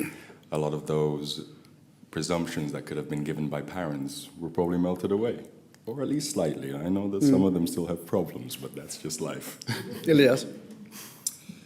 Ooh, yes, cultural diversity is important, but I don't think that it's an automatic that if you have cultural diversity, it becomes a very great play just because of that. So I think that cultural diversity is important. I think also creative diversity is important. Stylistic diversity is important. And this is coming from someone that does not do psychological realistic theater that we mostly see in Finland. So I think that all this outside-the-box thinking is welcome. And will everything become good just because of it? No. We will have lots of mistakes and miscommunications along the way. But at least we are doing something together. And I think that is a positive. I was working a lot in Oravais. They had like a refugee camp for refugees in the early 2000s. And every summer we would do a play, and we would do a biblical play from the Hebrew Bible because that was neutral for everyone. Jews, Muslims, Christians. We could all agree about stories about Abraham and Joseph. And that was like, it was amazing. We had people who didn't speak a word of Finnish, Swedish, or English. We had like people from Xinjiang at that point also, and they knew a couple of words of English. I knew some Chinese, had to explain a biblical story in Chinese to them, even though I didn't know the language, you know. And it was a wonderful experience. And the stories I heard, the people I met, the language or the words I picked up, it was amazing. Were the plays fantastic? They were pretty bad. They were not very good. But we did them together and we had fun, and it was very important for everyone who was there making the play, and it was also very important for the people who were working the cafes and doing the lottery around it, and it became an event, the only maybe event they had during the whole summer. So, I mean, culture has so many different functions. It's very easy to forget about that when we're here in Helsinki, where it's fine art, and we have quality, and we have the theaters, and we have Atheneum, and we all these things.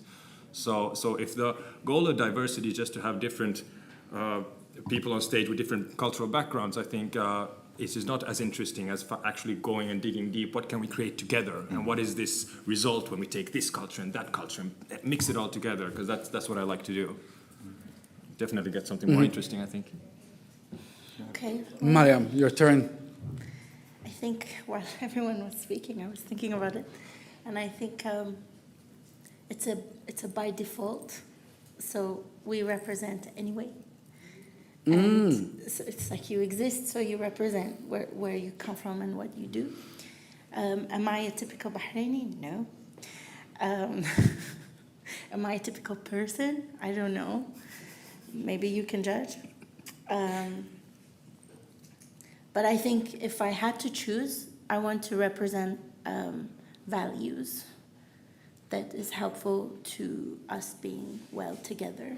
And I think that's the ultimate goal. And I think why I moved away from the activist culture in Helsinki, because I was just getting really upset all the time.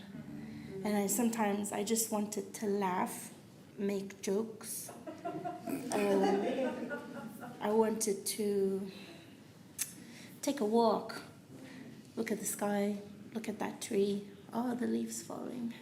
And I don't have to stress all the time with hate and anguish and the weight of the world and the dying dolphins. And it's fine. I mean, I love the planet, but it's just too much. And anger takes a lot of space in your life. It does take a lot of space. I have 2 kids. Energy. House chores, ways to earn an income, pay a mortgage. Like, I've got stuff. Recycling. You know, so sometimes it's just nice to breathe and represent values to each other. And I think my favorite one would be to fail often, or not to represent like the opposite of perfection, because a lot of these religious rules demand so much perfection from us, whether it's woke or whichever, Catholic or Muslim, it's like be perfect. be good. You Yeah. must, you should, you have to, or else. And it's like, oh. You had an opinion? Yeah, I think that goes closely with one of the things that I feel that is very difficult with wokeness. I feel like it's almost taking on the weight of the world for the individual person. I don't think we should have to be responsible for quite as much as we're made to feel like we should be responsible for. So I think that's why I am very strong on boundaries. And I feel like every individual person suffers enough in themselves. They don't have to take the entire world's suffering onto their shoulders. So I remember we were having a discussion with some friends a while ago, and it became quite awkward because everyone was trying not to say something offensive, and it ended up with a lot of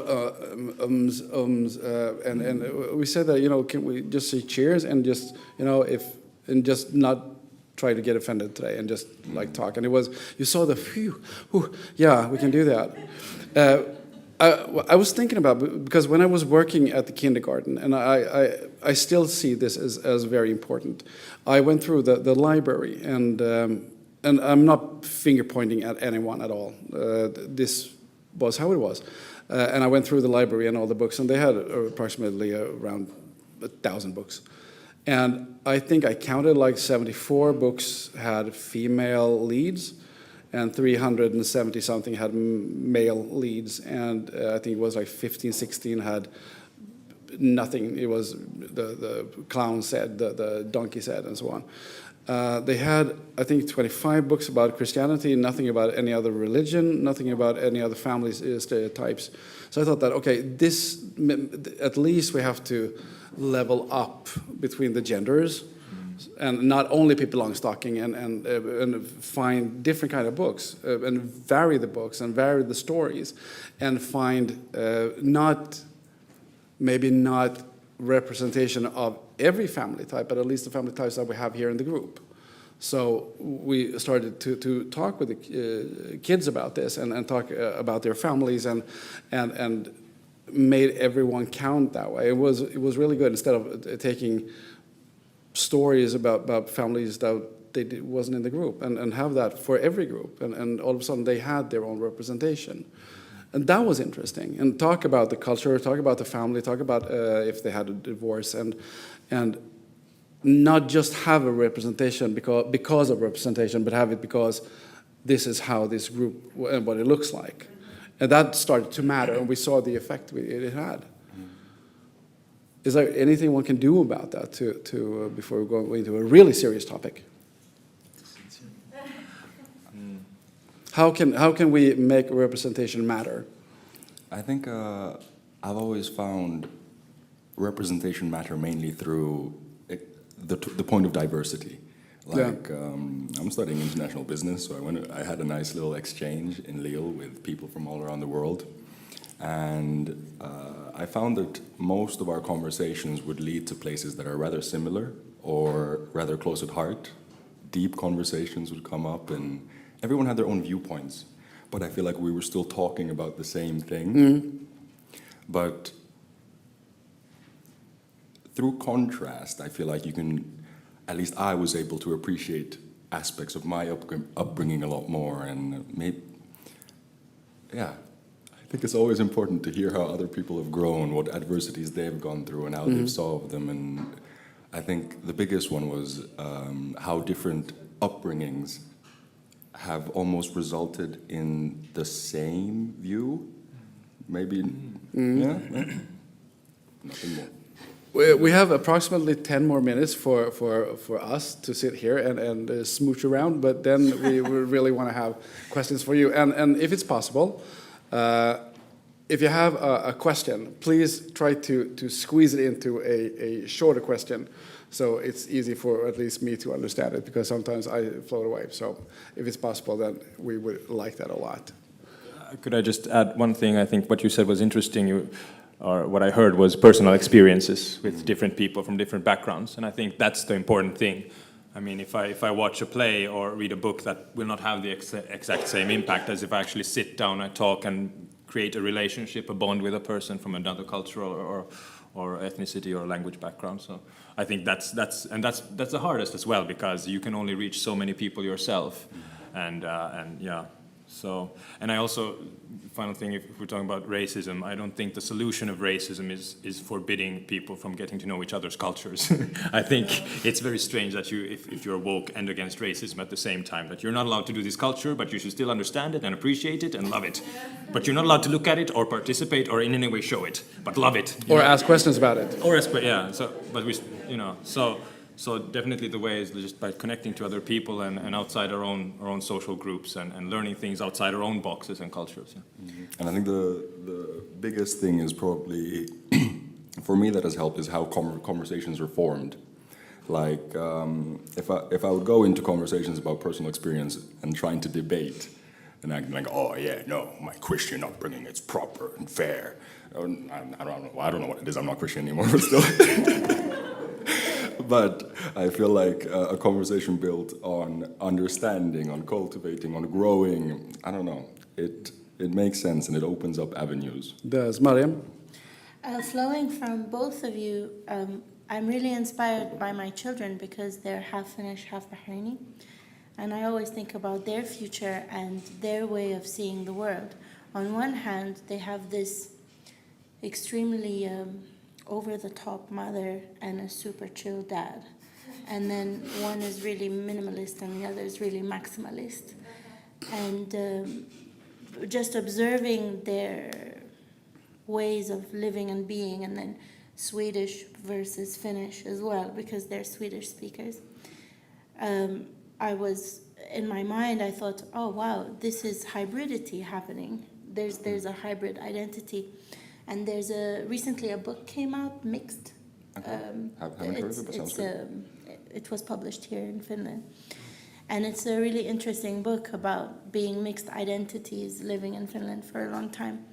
And I was really inspired by this idea that the future is hybrid, and was also another reason for the whole Meri Helmi Särkä thing, because I just want to go along with this hybrid idea rather than us versus them. It's like, just bring it together and see what happens. It's beautiful.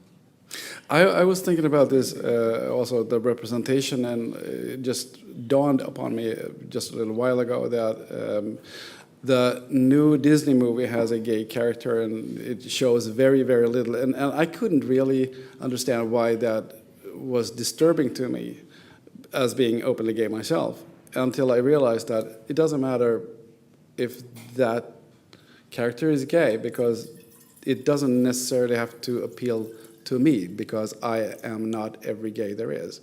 And I never thought about that before. Yeah. Just because there is a representation doesn't necessarily have to appeal to that group of people that you want to appeal to. And we also have to realize that it's not gonna appeal to everyone, how much we try. Yeah, because I don't represent the whole of Bahrain, and there's so many other Bahrainis and other types of women and other types of whatever. So. Yeah, I feel like that's part of the problem with wokeness and aligning yourself with a lot of the activism, is that obviously it's not everyone who views those as black and white and it correlates the entire group to the individual. But I feel like it is relatively common, and it's harder to form an identity that it... For me, the biggest problem with aligning myself with political activism is the loss of identity as well. That instead of being viewed as bio, the artist guy, I'd be viewed as bio, the black activist guy, something, probably not that, but still. I want you to picture this, like Sophia in the Golden Girls said, picture this, without answering. You make a choreography, and someone goes in and changes it. And you do your painting, and you do your painting and artistry, and someone goes in and changes that, because they don't appreciate or approve with what is in it. Changing art without consent of the creator. If we look upon books, it has happened quite a lot now with Enid Blyton, Roald Dahl, Astrid Lindgren, Hergé, Ian Fleming, and they have all been altered in some way, whether we like it or not. And R.L. Stein, who wrote or these Goosebumps books, he's still alive. The others are not, but they changed words in his books without even asking him about it. Are you ever in a position to change someone else's art? And if so, what can be changed by who and why? Ooh, I have a good one. I've been reading the Tao Te Ching. You want to start, Elias? He was Bio? already starting. Bio was starting. Yeah. I've been reading the Tao Te Ching. I'm a big Taoist now. Oh, nice. And I recently picked up a copy of Ursula K. Guin's, what's it called, Translation. And what she had done was reduced masculine language, made it even more open-ended, and reduced those old world like idiom type beat, you know, I don't know, some business kind of thing like world rules, and made it even more open to interpretation. And I feel like that is a good form of what's it called, altering existing art. So for me, doing Beijing opera, it's a very highly stylized choreography. So you basically repeat exactly verbatim every glance, every expression, every movement, all the time. You're not allowed to change even one step if you're really strict. However, the rules were a bit different for me in China, since I was not Chinese, and the purpose was to perform it for Finnish people. So the rule that we came up with is that as long as, for instance, when we translated the play, we tried to translate it in a way that the original message is conveyed. So a dialogue between two characters in Chinese, one speaks Beijing accent and the other one speaks a more poetic kind of more high standard language, and that shows the class difference between the two. So when we did it in Finnish, I would speak Finnish with my Swedish speaking accent on top, and my friend would speak a dialect from Karjala. So it also like kind of reinforced the same status but translated into our culture. Because in some way you have to do small, minute changes, but you can also do small, minute changes to traditional art while being respectful to the tradition and also helping people understand it better. Because many times if you saw Beijing opera in Finland, it was like in Chinese for Finnish people. The first times in 1955, no one understood anything. There was a small leaflet describing what the play was about, but that was it. And then the more they performed in Finland, it was like teos esittely, so they would have like a discussion before the play, talking about the style and the story of the play. They would have a Q&A afterwards. They would translate and have like subtitles during the play. So it was like constant development just to kind of open the culture and the tradition to people here in Finland. So I think that especially with traditional art like ballet and opera and Beijing opera, and so it's kind of vital for the next generation to, by translating, by making minute changes, you continue the tradition. Yeah. By making it more accessible to the people of now. Yeah. Well, it's a matter of intent to revitalize an artwork or to destroy it. I've had my work destroyed 3 times in my life. Once I was invited to a project in Egypt, and I decided to reenact Botticelli's Ecstasy of Saint Teresa, and also Bernini. Well, anyway, so that's going on the internet. I don't know if it's right or wrong. So it's like Google it. But the Ecstasy of Saint Teresa, it's a sculpture, and I really love that sculpture. And no one knows whether she's having an orgasm or if she's being raptured by the Spirit of God. And I thought that paradox is really interesting because it reflects on our life as people. We're not holy or perfect, and we're not the latter. And they refused to give me a space to hang this work at the Cairo American University. And then finally, when we put the artwork up at night in secret, it was completely smashed by the daytime and put in the dustbin. And then the other work that was destroyed was the 2 8-meter by 7-meter paintings that I made for the Beit bin Matar House Museum in Bahrain. And I put them at the Contemporary Art Society in Bahrain for storage. But when they renovated the storage room, they decided to give everyone else back their artwork, but my work was in the trash, covered with pigeon poop and cats. And I remember my sister coming with her big truck to rescue them, and it was just so painful. And then the third time was I was invited to a graffiti workshop, and basically my work was wrong, culturally inappropriate, which can happen here, by the way, in Finland, easily. If I just need to do it.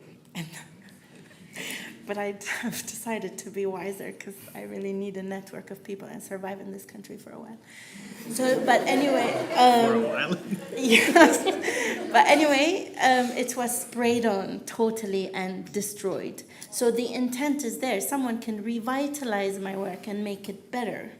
And that I would appreciate if someone took a text and made it better and easily more accessible.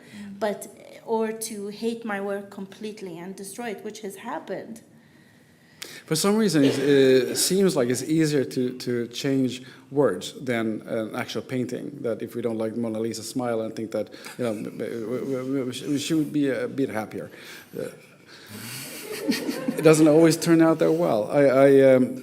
And at the same time, we have the very, very famous, fantastic story that has changed names 3 times by Agatha Christie, that the last version is "And Then There Were None," and you can all Google the first name, which would never be appreciated today, and the second name, not so much anymore.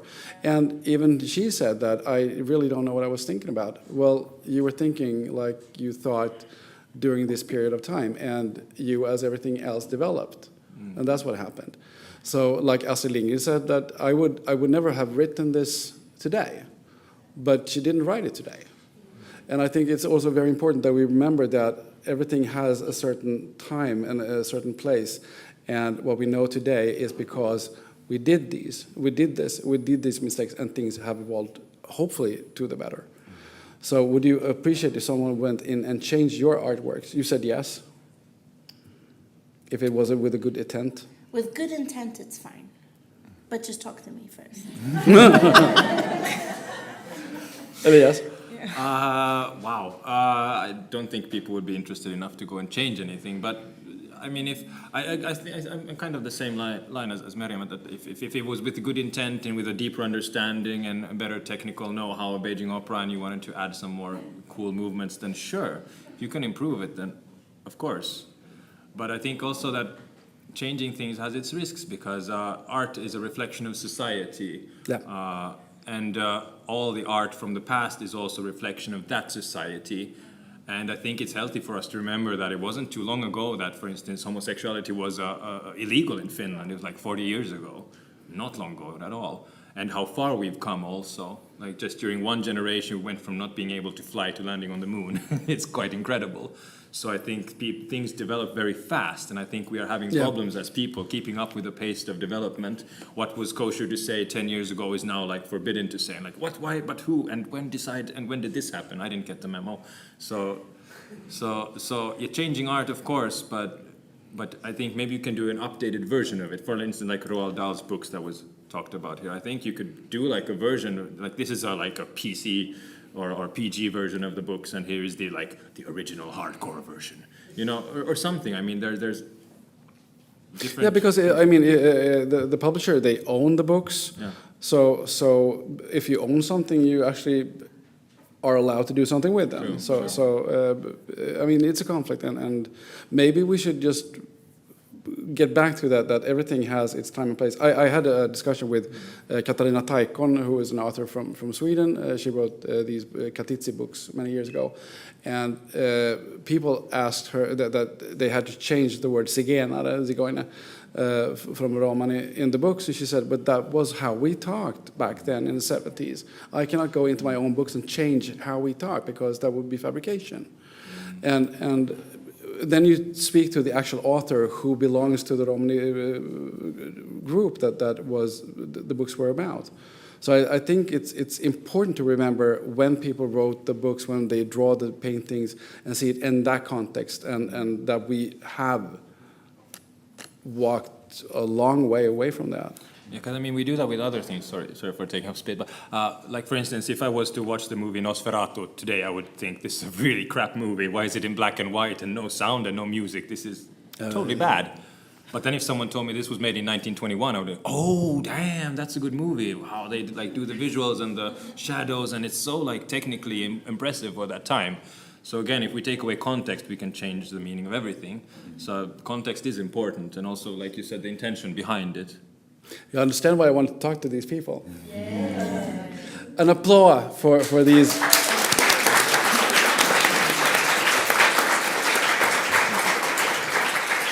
Now I hope we have loads of questions, because we have questions. We have lots. We have 2 questions at least. 3, 4, 5. Keep them. No, that was Jana. Thank you guys very much for your conversations. We go to art, the change of things, you know. I like your point. Is that me or him? Him. Yes. Of saying that we should take the context. When something is made, I'm a writer. I write my music, and I wouldn't appreciate anybody changing anything. That's why I've never agreed to any publisher to own my work. It's all owned by me. Because the first time someone tried to translate what I was singing, it sounded horrible. I'm like, no, that's not what I meant. I didn't mean any of that. It's like watching a Spanish movie and they do the English translations. You realize they're telling you something different somewhere. You're like, no, okay? So you read something, you like it, I understand that. But I think what we need to understand is that when a book or something was written, was done, certain type of art was done or presented or produced at that period, it meant something. It represented something. It's like, if I'm going to change that, it's changing the history of everything. So we should respect that. And of course, we can have new translations, might be new ideas inspired by those art. That would really make us understand maybe more than just saying no, because let's look at this way. The world has changed. It's changing rapidly. We have, as he said, there were no gay people, they were there. Okay, yes, they were there. But it was not allowed. Yeah. It wasn't allowed. Yeah. Okay? Yes, we have to understand, even in all generations, we've had gay people, we've had them, but in the closets. Okay? Now you can walk freely. He's proud, and I'm proud when I meet him. I'm like, yes, I know who he is. This is changing how we are living right now. But we should not forget where we come from. Because once I erase and I change the art which was written before saying homosexuality is like forbidden and all that, then we are lying to ourselves. We should accept and understand all what we went through in order to make a better today. So that's for me how I see things, and that's why I wouldn't allow anybody to change my art, but I would be allowing someone to write something inspired by what I see or what I saw or what I wrote or what was presented. And I don't allow people, or I don't appreciate anyone destroying any type of art. It doesn't matter what it is. Let it be there, find what it represented, and once we are able or we're ready to know why this exists, I think we'd live a better world. There wouldn't be, you shouldn't exist because you're different from me. We should ask the why, and why is this happening? For me, that's how I see it. Is there a question in this? It was just only a compliment. Okay. Yes. The compliments are always welcome. Thank you. I was questioning the origin of the... Oh, my name is Ondi. Hi. Thank you. You guys are dope. The origin of the word woke, if I'm not wrong, I hope I'm not wrong. It's from Erykah Badu, the song Stay Woke. It's also called Master Teacher. And one of the lyrics, I pulled up the lyrics because I remember them and I was trying to make sure. It says, I am in search of something new, a beautiful world I'm trying to find, searching in me, searching inside you. And that's for real. It starts with, I have longed to stay awake. So I feel like the way that people see wokeness has kind of been messed up. It's really messed up because it's such a beautiful song and beautiful concept, which is about being awake and aware and searching for beauty. which I feel like all of you guys are trying to do, which is really dope. But when do you think that the activism, is it always bad? Is it always, because I feel like there is a role to it, right? There is a purpose to it, and there is a beauty to trying to be aware and trying to be conscious and trying to look at the different perspectives. So what is the value, what is the role of Erykah Badu's wokeness? I think a lot of the negatives in wokeness come from something similar to like the point of it being a secular religion. I feel like it allows people to take on a role of better than thou-ness, wherein they, the negative sides of wokeness come out when people feel like they have the right to judge or to exalt their morality. But obviously the origins of wokeness are more positive. They usually abide by some sort of disillusion and wanting to go to a better life, but it can get misconstrued, like any religion type can be. I can actually read what I have in my notes here before we give the question over to the lady. The definition of woke changes depending on who you ask. The term, however, was originally coined by progressive Black Americans and used in racial justice movements in the early to mid 1900s, and according to the beautiful name, Merriam-Webster dictionary states that being woke politically means that someone is informed, educated, and conscious of social injustice and racial inequality. And Erykah Badu used this a lot in her songs and in her speeches, yes. But it has changed, and the first big change was 2010, if I'm not mistaken. Hello, I'm Krista, a musician, performing artist, mental art coach. Question for you three. There's a saying, to be brave or to be courageous does not mean that you are not afraid. You are afraid to do something, but you know that there is something more important than the being afraid. What is the thing for you three that is more important than fear in your art creating? What a question. Wow. You want to start? No. Fine, I'll start. So what is it more important? So I love that question because I think that you should always have something bigger than yourself that you're striving for towards, like a tradition or religion or ideology or something. So for me, initially it was like, what I wanted to do with my life was inform people about Beijing opera and how fantastic it is. That was basically it. But now it's kind of evolved to a more like just bringing people together and sharing different stories from different perspectives and trying to do them in an aesthetically pleasing way as well. And also doing it with as little language as possible so it can communicate to as many people as possible. So just kind of like a unfeathered communication and inspiration through art and beauty. Ooh, what am I? Ooh, I don't know. I feel like I tend to avoid fear as much as possible, but I think what usually keeps me away from that, thank you, yes please, is, I don't know, I value myself more than any fear that I could potentially have. And I think even in artistry, the initial step is usually the fear of public perception, obviously, but it's a hard thing to get rid of. And I don't know if there is anything concrete that I would say is larger than me or the fear that I could have, unless I take on a big holy artist role wherein everything created should be shared because it's worth sharing. And I don't know, even at that, if I get all big-headed, I can say that, yeah, artists are the ones that shape the world in a sense. They take our contemporary culture, muddle it up. They're the medium to show what's going on. And in that, I think you create community. You create other people who can relate to your work. You create a stamp in time that people can look back and be like, oh yeah, okay, this is what they were going through. So I think I don't want to fear anything that I put out because it is going to be part of a larger whole.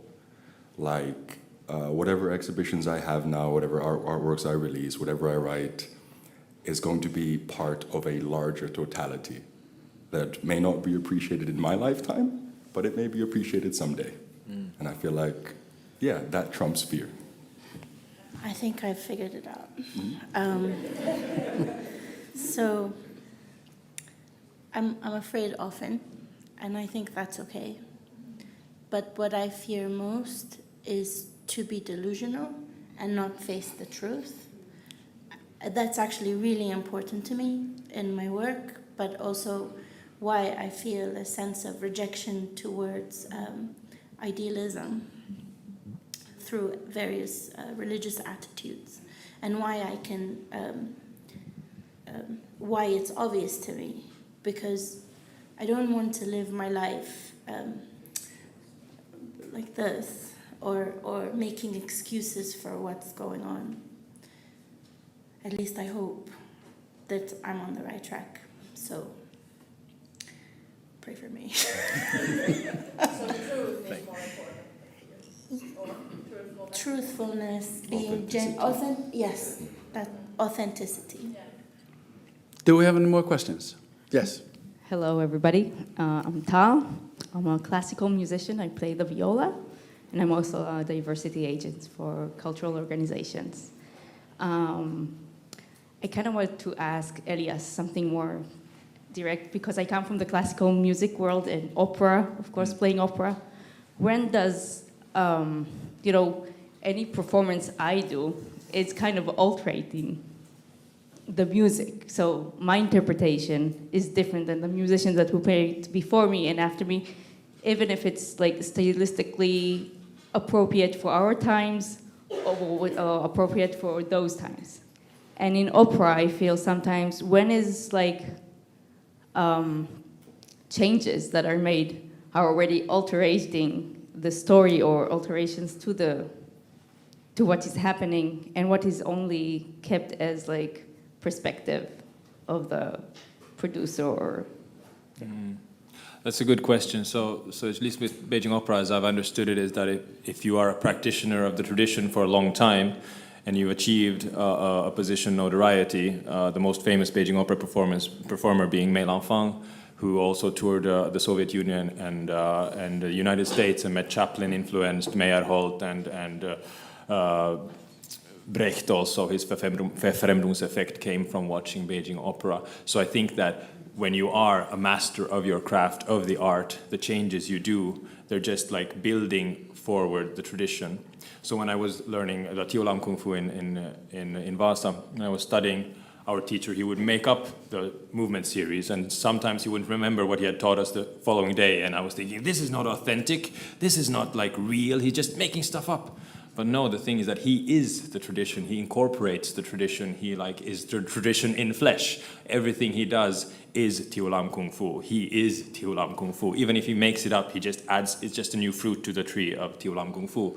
So in that's the kind of way that I've seen changes in Beijing Opera happening, from the makeup styles or the costume styles. Someone just, a master that has done it millions of times, the performance finds out that, oh, reducing one step here or changing the costume there or improving the face paint there will communicate the performance better, and it will be just an optimization. So, but what you don't change is you don't change like the stories. And usually the masters who have come up with the choreography are so good that the choreography is very, as they call it, shunli. It's very flowing, and it is very economical in the sense of movements and usage of space, so that there's not much change you need to do because it's already at such a high level. And then your level has to surpass that of your previous master, so that you can actually add something of notoriety to the style or to the tradition. But this is just my perspective of how.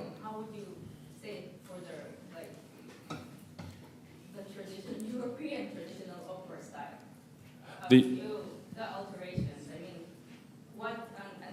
mean, until what step it would be altering, and what step is just giving a new like point of view on the same opera. I don't know if you understand my question. I can add. I feel like Okay. Let me think a bit. It's almost a question of artistic interpretation. Like Exactly, what yes. comes to mind is mainly like jazz, for example, where the same songs are done again and again by different people, and each time it does mold to be more like the artist that makes it. Their own sound comes into it. It's not necessarily a new thing, but it's just a new version of the same thing through a different medium, being the artist. Yeah. And if you want to comment on opera, so you really need to see a lot of opera, same pieces over and over again. Yeah. And me starting the career at 12 years old, watching as a big spectator. So it's, I mean, a really big thing. And then there's also the alternation now that we get a lot of classical music artists from Asia who are really, really excelling. And so what happens to this, what we need, kind of unconsciously protect the European classical music? It's gonna get so many new ways of playing, so I wait very excitedly for that. Thank you.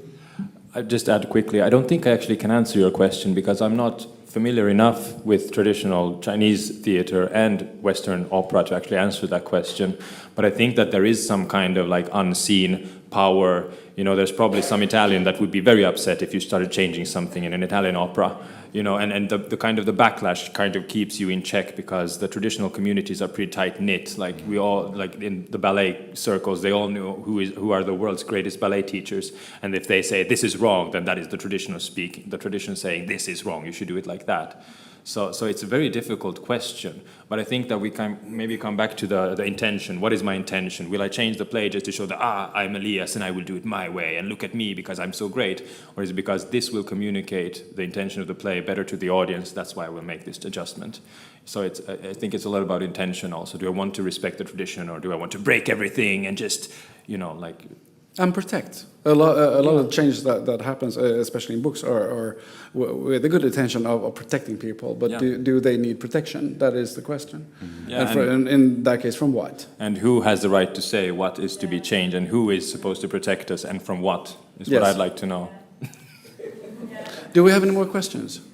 We have one more question and then we have to make a little announcement. Yeah, you were making an announcement. Hello, I'm Jordi Valderrama. I'm part of Kulkiatar U Association, it's Cultural Association. And when we speak about artists, we usually face a challenge, which is like what you said, you are like obliged or asked for some purpose. So usually artists follow something that makes like their time pertinent. So what is pertinent now for you? Like, I am not saying do this or that. I'm just following what you have been speaking of, and I would love to know what are your projects? What do you think it's like really valuable for these times? What is valuable for these times in your work with this generation?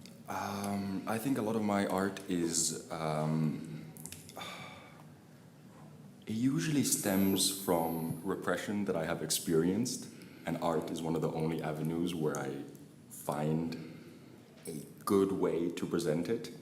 And I feel like that's what I speak about most. I feel like we have been going through times that have pushed us to our limits without having ways to explain them, especially growing into adulthood through all of this. It's not been the lightest thing. And I think there's a lot of confusion, of anger, of uncertainty that I feel like a lot of people don't know how to express. I don't know how to express it, so my art comes out. A little bit angry, a little bit confused, a little bit...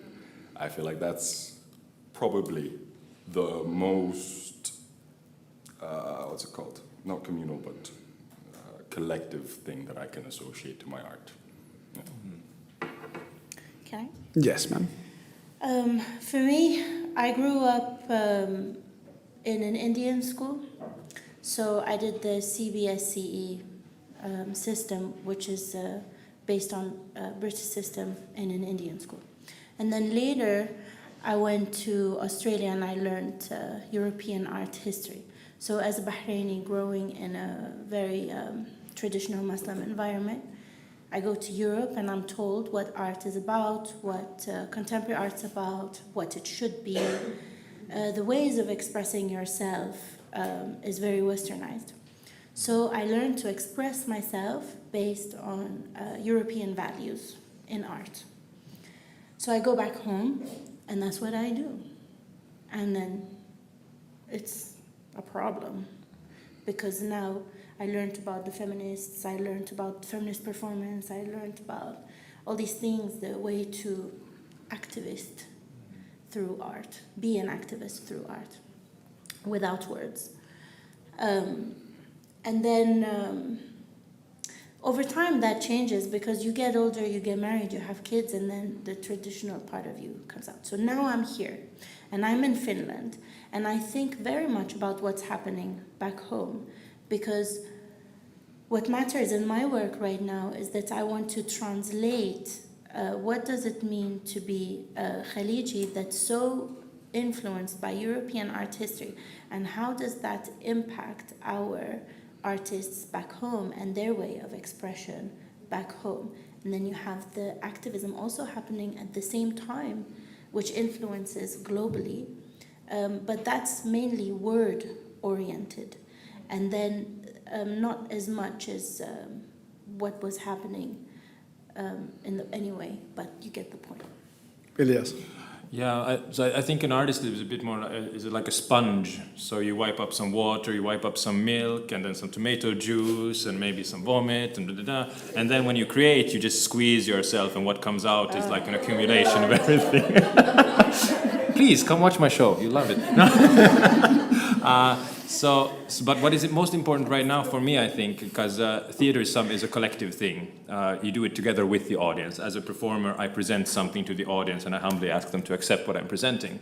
And I'm also on stage with other people, so for me it's community and working together with other people and showing it to groups of people, because also cultural events like live performances, which we haven't been able to enjoy so much the past few years, unfortunately, has a very important role of just bringing people together. I mean, like everyone sitting here in the audience, now you have one thing in common. You've all been here. You have one thing to talk about, what we've talked about. You know, so already we have like a ground level of communion already here. So I think that's something very important with like live performances in general, that we all have this shared experience together with the people on stage. And it's not the people on stage creating the performance, we do it together, because what is seen on stage is seen by you, interpreted by you, and maybe carries some ripples in your lives. And together that becomes like the shared experience. So I think just working together with people in different kind of ways and different people is important right now, especially in our community.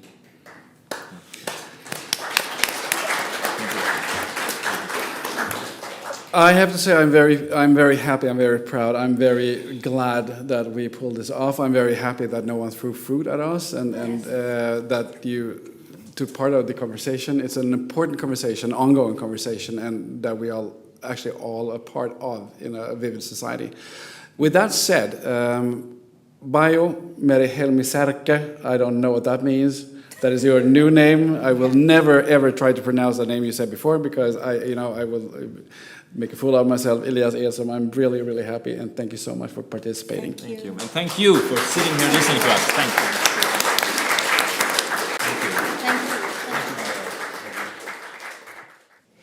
We're going to start with the last segment of today's program, which is a row of keynotes on arts and culture for better health and well-being,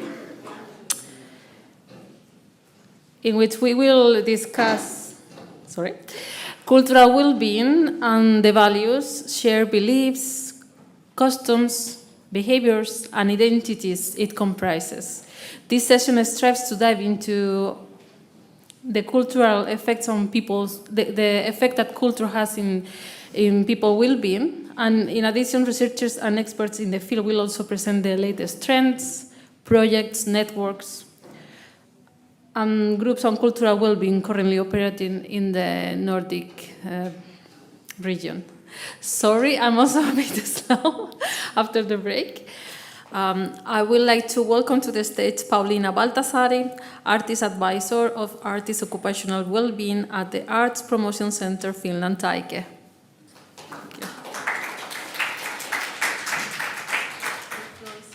Thank you. Is it the next slide? Yes. The next one.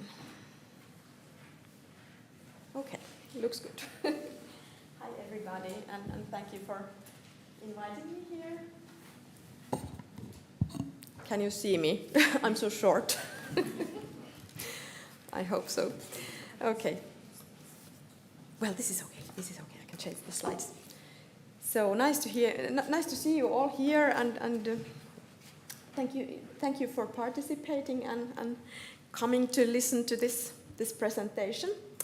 My name is Pauliina Valtasaari, and I'm working as an artist advisor at Taike, Arts Promotion Centre. So I have started quite new position in last December, so I've been there for 3.5 months, let's say so. Thanks. Today I'm introducing our ongoing project called Wellbeing for Artists.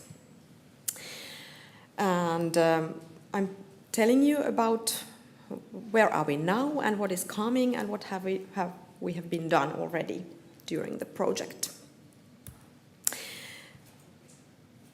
Oh. First of all, I have some problems with the animations, but it doesn't matter. Okay. I'm sorry, it was in a wrong order. So, how to support artists' well-being, and what should we do, and what have been done in Taike.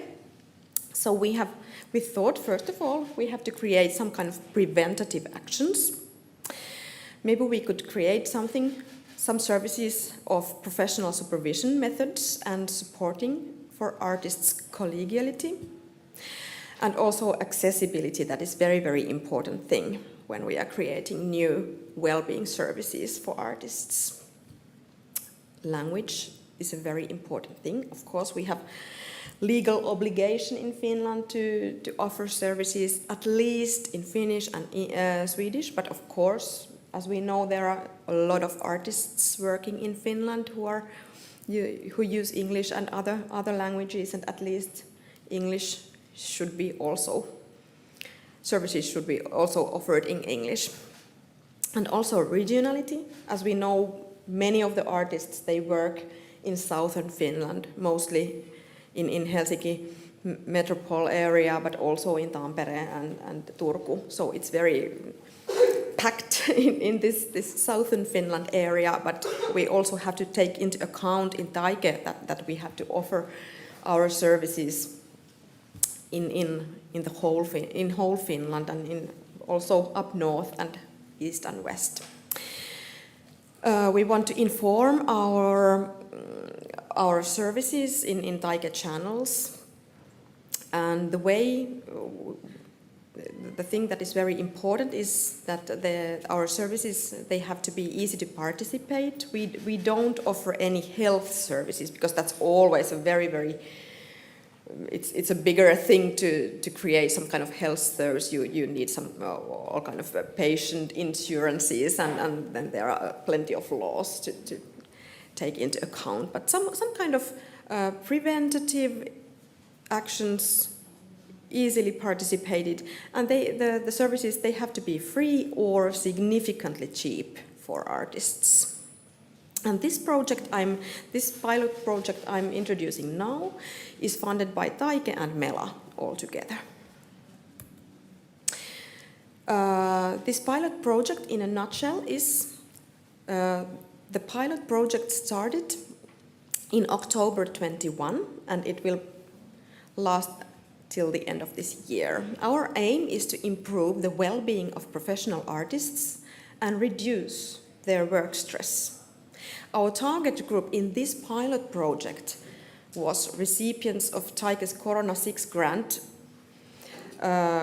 artists who got a working grant for 6 months. And in this pilot project, we have been focusing on supervising and coaching methods to strengthen collegiality of artists and among artists, and also education about occupational well-being, questions of occupational well-being. And during this project, we are collecting research data, and we are using this data to our further developing work when we are developing well-being services for artists. It's a so-called co-design project that we are working together with professional supervisors and artists, and we are designing a new concept, new permanent concept of well-being services for artists in Finland. So why we ended up to offer a group supervision for artists? First of all, as I told you already, group supervision is a method that is preventive and it's very easy to implement. It's quite easy to arrange groups. We need professional supervisors. Of course, we need information channels, but we don't have that kind of we don't need that kind of legal process than if we are creating some kind of health services. So it's so much lighter, and in Taike we don't have that possibility to arrange certain health services like doctors and so on. From other professional fields, we have proven good. We have evidence about good results of group supervision. It increases the employees' job satisfaction and the professional resources. But of course, it has to be very, very high quality supervision, because there are, of course, low quality supervision and high quality supervision, but the quality is very, very important issue in these cases, that we can get those good results of supervision. Also, peer support and help with experiences of loneliness, supportive action for recovery from the effects of corona. Of course, we know that it's not a magic medicine for everything, so it doesn't. It's just a small part of these supportive actions, but it can be maybe one of the supportive actions among others to help artists to recover from the effects of corona. And also multidisciplinary groups reach artists from all over Finland and all artistic fields. Well, what is supervision? Just to make sure that everybody knows the definition. Sometimes we talk about supervision, sometimes we talk about work counseling or work guidance. But if you see the word supervision and work guidance, work counseling, they are all the same thing. Finnish Supervisors Association, they defined supervision like this. Professional supervision is the process of examining and structuring questions, experiences and feelings related to work, the work community, and your own work with the help of a trained supervisor. The aim of supervision is to free up energy, creativity, and thinking to work and to identify the boundaries of work. And I'm a supervisor as well, trained supervisor, and I would say that supervision is something between education and therapy.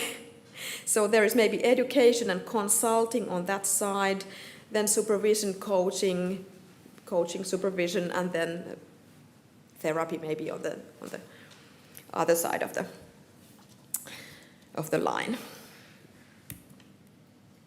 And how we have conducted our project, our pilot project. Autumn 21, Taike sent a survey about artists' well-being for artist associations in Finland. And the responses we got, they really highlighted a generally poor well-being of artists. That included pandemic-related stress, exhaustion, lack of prospects, future prospects, worry, and stress.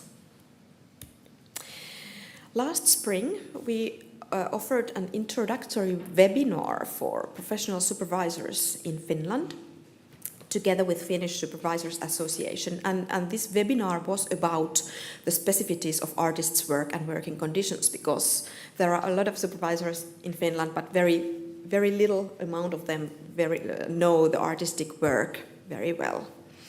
And then we arranged call for applications for supervisors in March 22. And the artists were informed about the pilot project through Taike channels. And they were the artists who had got the Taike Corona 6 grant. And when we recruited the artists, they sent us motivation letters, and then we sent them initial survey about their conditions in the very beginning of the project. So their well-being state. Last summer, we had we started the supervision groups, 5 groups, 3 to 7 people per group, and they were in 5 different cities: Hämeenlinna, Jyväskylä, Kuopio, Oulu, and Rovaniemi. And it was actually the Lapland area, and somebody came also from Kainuu, so it was actually the northern Finland area. We got 5 professional supervisors among over 90 applications, so it was really popular, the call for applications, and so many supervisors were interested in this project. And the selection of supervisors was based on work experience and knowledge of the arts and artistic work. Every group got 5 meetings. They were between June and December, 1.5 hours per meeting. And mostly they were live meetings, except this Lapland group that was remote, because the distances are so long in northern Finland. And we also offered 2 webinars, one in March and the second one in September. And these you can find in our website, in Taike website. And the second one, that was in September, it also has the subtitles in English and Swedish, so you can go there and look at the webinars. This spring, we have been researching the impacts of the pilot project. We sent final survey for the artists who participated in those supervision groups. And we got 20 answers, almost everybody answered. Then we arranged a group interview for the supervisors who were there, who were conducting the groups, and also sent them final survey. And now we have preliminary results of the pilot project about strengths and weaknesses, ideas for further developing, and some special features to note how to create artist supervision model and services, and what to take into account about artists' well-being. Just few points of supervisors' interview. The main themes of the supervision groups were artistic processes and well-being at work, and these were the themes the artists brought to the group. So that these were maybe the most important issues they wanted to talk about. Supervisors told that their task was to empower the artists to see the things from a different perspective and search for active solutions in different questions. And they described that there was appreciation, safety, peer support, and trust in the groups, as well as insights and humor. So very good atmosphere in the groups. 5 meetings felt too few for some groups, so it's quite short. It's quite short supervision process. And in few cases, supervision was not the right form of support for the artist, but maybe 1 or 2 artists interrupted the whole process, but others were till the end. And 4 from 5 supervisors had an artistic background themselves as professional artists, and that was quite important thing, that they really understood the artistical life.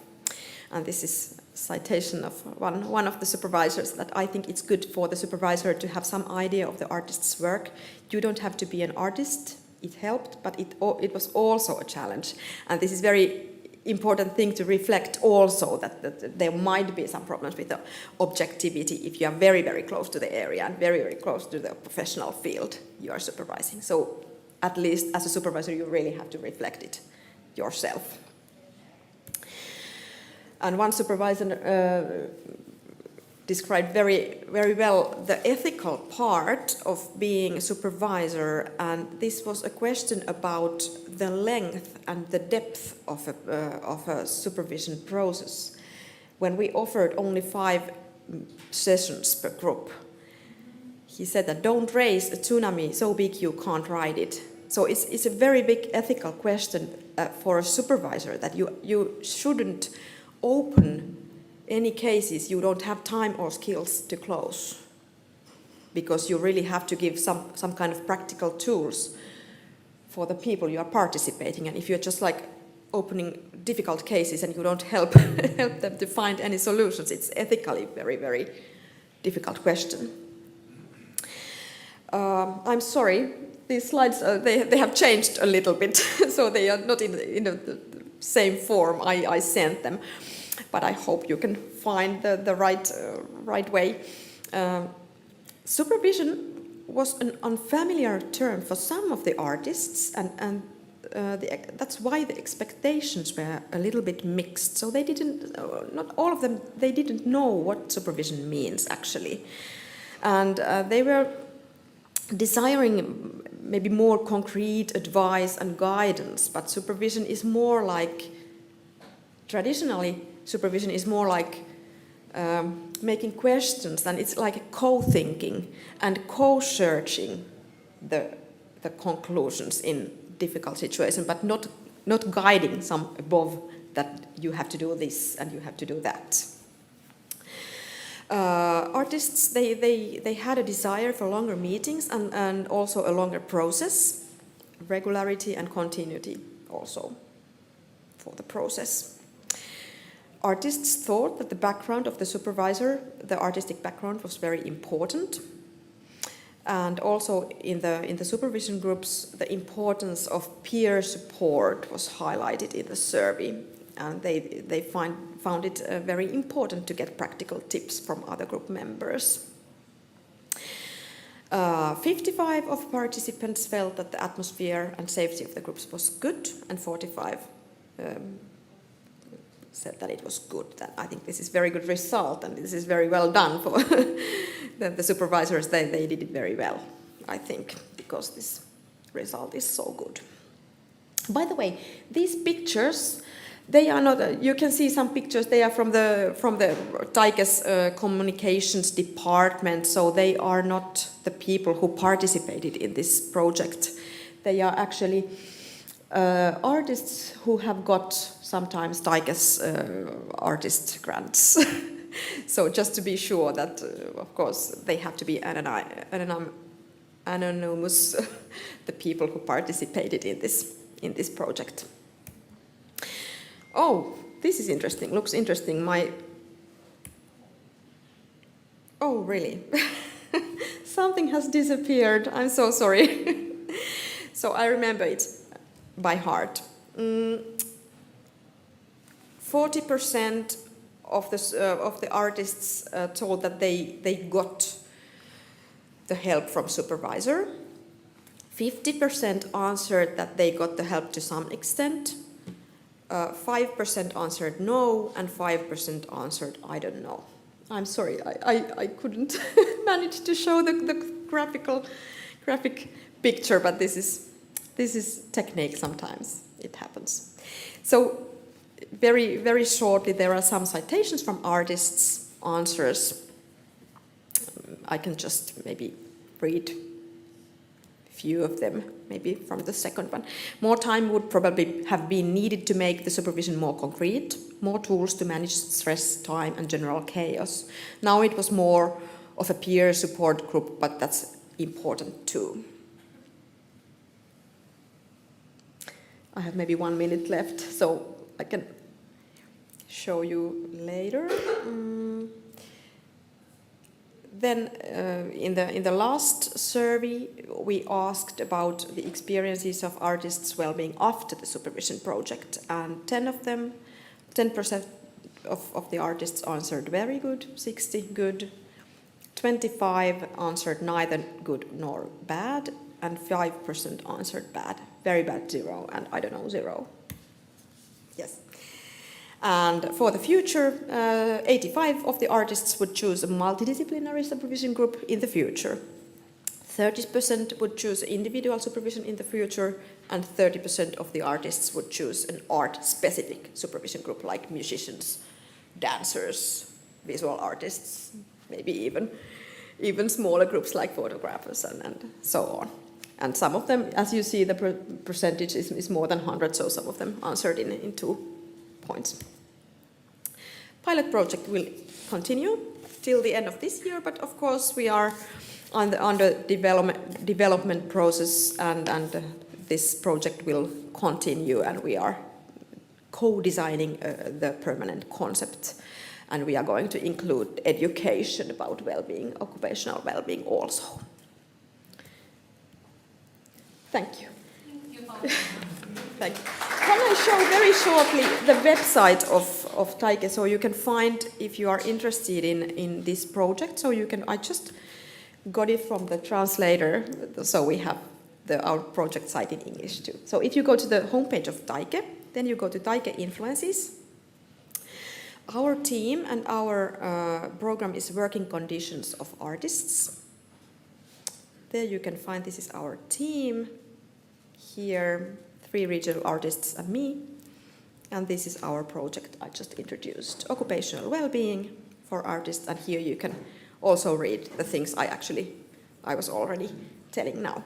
And I'm the contact person, so you can send me an email or call me or however. Thank you so much. And sorry about the animations problems.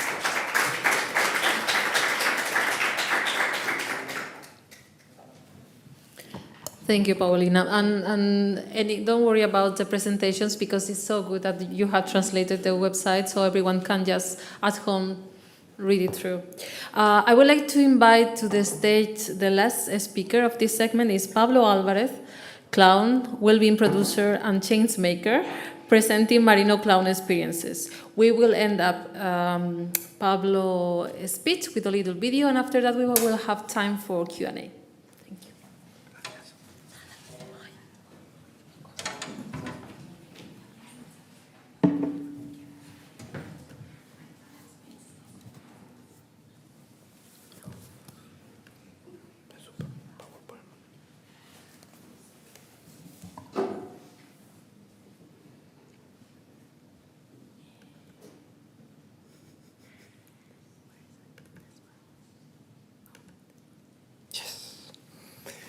Hello,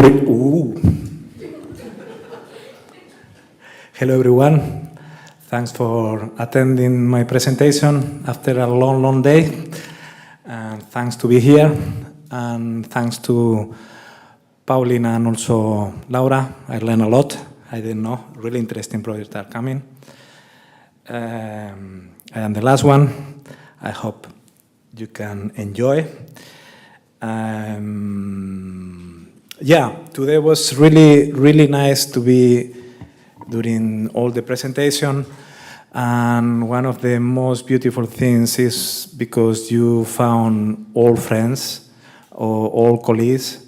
I have the honor, Jordi from Circus Criollo, and also from his theater group, and also Laura from Colibri, and also from members from diversity agents, and also Minerva from Astrat, and Keme also from Global Point, and that is one of the most Christian also, and that is really beautiful, no? Like to learn new things, but also to see all friends and colleagues, and one of them was Cesar Aguilar. He's there. And I met 7 years ago, maybe, or well, we met many years ago, but He was talking about one project. This is not my presentation, this is just marketing, but one project, and he has this idea, and was really nice because today the idea became real, and he published his book about Taike, and it's about, I don't want to explain the project because I don't want to make mistakes, but I would like to share with all of you, and if you have any questions, you always can ask him. And at the same time, I'm gonna share one project. We're gonna see the video, the visual project, but you have the chance also to check the publication about one of my projects.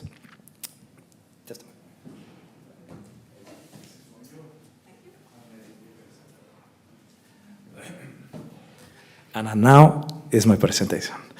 Creating a clown society. This is my slogan. Like I speak about clownery. And my company is Marino Clown Company. And the company is a really small company. It's just me. But I'm working with people. I'm working with a lot of people. During all these years, I working with different audience and professional artists. I would like to speak about a really short history of clown. The clown has been in every society, it's an archetype, it's a role in our history, present in all the cultures, in all the countries, in Africa, in Europe, in Asia. We have from the sacred clowns as an archetype role in the group, like the shaman or the warrior. In Europe, we have more the concept of buffon. Now there is in the Museum of Prado a really nice exhibition of Velázquez with one portrait of the king, the Felipe IV, and the buffon. They are together, and you can see the buffon looking straight, with the hands closed, and the king more secure. No, it was really interesting the approach of Velázquez. Like the buffon was the advisor for the king, the entertainment, but also he has the only one who can play with the institutions, who can tell the truth. They have a salary, they have a secretary. They working as with really good conditions. Of course, if they make mistakes, the king can kill them. We have changed the situation for good. The clowns always, we say, we apologize. We always say sorry because we don't know when we cross the limits. And it's very probably sorry if I make a mistakes. In our days, we have a new clowns. We have different clowns. Everyone, when you say to someone, I am a clown, they have their own ideas about clown. Could be It, Stephen King, could be Joker from the movie, the new generation. Could be hospital clowns, for example. Pat Adams created like almost 45 years ago hospital clowns. There is a movie, Robbie Williams, and he thought, well, maybe the hospital could be better, more therapeutic. And he changed. He was a change maker, and now it's normal. We have examples in Finland, really good. Saira Clowny. I work for them as a diversity agent, and now they start to understand also there is migrants who are sick in the hospitals. Maybe we need to introduce hospital clowns with different background. It's a small process. Clowns Without Borders, also Tortel Poltrona from Catalonia. He's a clown. He was in the Balkans in the 90s, and he started to understand this concept of clowns without borders, more related with activists, and now it's in everywhere. No, you can see Clowns Without Borders how they work in refugee camps, in reception centers, and I have also the opportunity to work with them. And rebel clown armies also. In Finland we have this LOL of Odin, when the Lordies of Odin, they were in the north, this urban, try to control the immigrants on the street, and they make this ironic representation. We have also, this is maybe more connecting with the social in some point, hospital clowns, like this idea about therapeutic, more like to prevent problems, to help. But there is another way, it's more artistic, like not productive. And that is really important to remember. Like art is not productive, it's for nothing. We don't looking for money, we don't looking for improve your life. Art is completely not productive, no? Like physical and mime comedy also, the circus, the theater and conventional space, and maybe stand-up comedy and burlesque comedy, more really cheap, microphone, chair, and it's really trendy topic maybe nowadays because you don't need to pay stays, clothes, just, and this idea about critic, satirical, ironic, about our society. What about Marino Clown? What about my project, my methods? It's always difficult to speak about yourself, but I think after almost 20 years, you are not good or bad, you are professional, because you start to make connections with your previous works and you start to understand your work, like how is your methods, what are you doing, and you start to, okay, this is what I'm doing. Yeah, a clown specializes in use of the creativity and arts to promote transnational citizenships. This is new work. I just changed 2 weeks ago. Wellbeing and inclusion. This idea about long life learning is really important. We have to learn and to study every day because our reality and our situation, our society changes really fast, and we need to learn all the time this concept of transnational. We don't know. Well-being now is something new. The focus of my artistic and educational projects mix concepts as a participatory art, collective learning, no hierarchical education, institutional imagination. I still keep this connection with the history of clown, like the institutions and people. We need to work with them. Maybe in our times when the people are really disconnect with the institutions, really they start to see the institution, they don't care about them. Maybe be the most punk or radical in our days is be with the institutions. And it's curious because the clown usually is the person who break the rules, play with the rules, create a new rules, cross the rules, and experimental mediation. This is a wonderful word. The framework, because of my education, I am a producer, I am a cultural producer, I have experience as a producer, I am experienced as a social educator. Well, I am but remember, like 3 minutes for the marketing, I have like 6. You can. I give you some more. 6.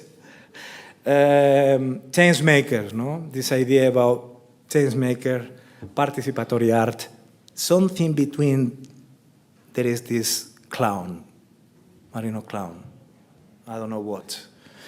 For me, the most important thing is time. For my projects, I need time, a lot of time, and time is money, but also time. It's no. The second one is a context. It's really, today it was really nice, Laura.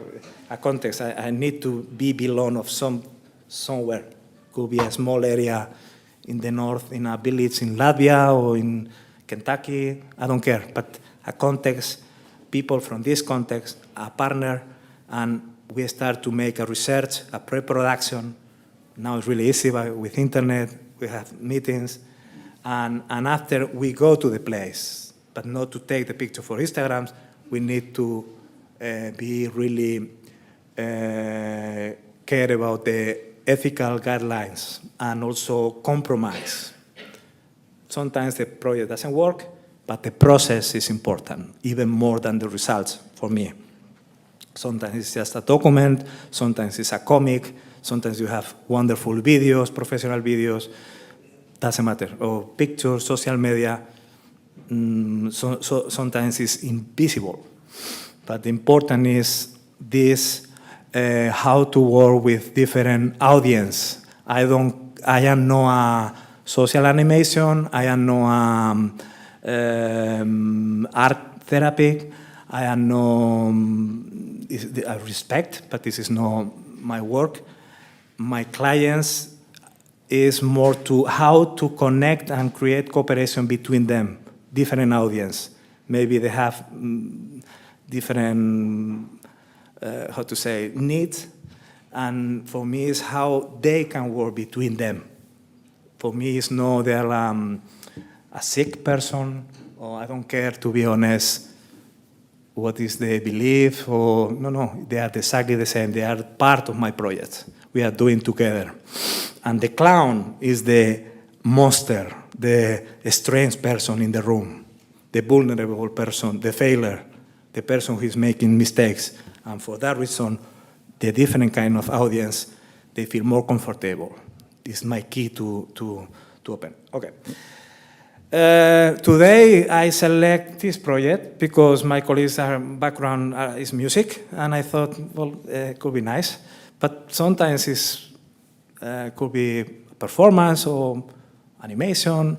And that one I did in Spain, in the north of Spain. One clown forget by the history. I start to speak with the institutions. We can recuperate his name. He was master and teacher of Charles Chaplin, and the people that are really famous in his time, one of the most famous clowns. And we start to speak with the research. We did exhibitions, books, well, the research did, and we create 1 year about this clown. And my idea was to create an opera clown. I don't have any idea about classical music. I don't have any idea about opera. But why not? I think opera is one of the most important art field, no? Like something really important. And I thought about this concept of opera pocket. And that's all. I hope you can enjoy the video. It's only 3 minutes. Do you have any question? You can ask whatever you want, of course. And now, if everything... No, it's the magic. Look.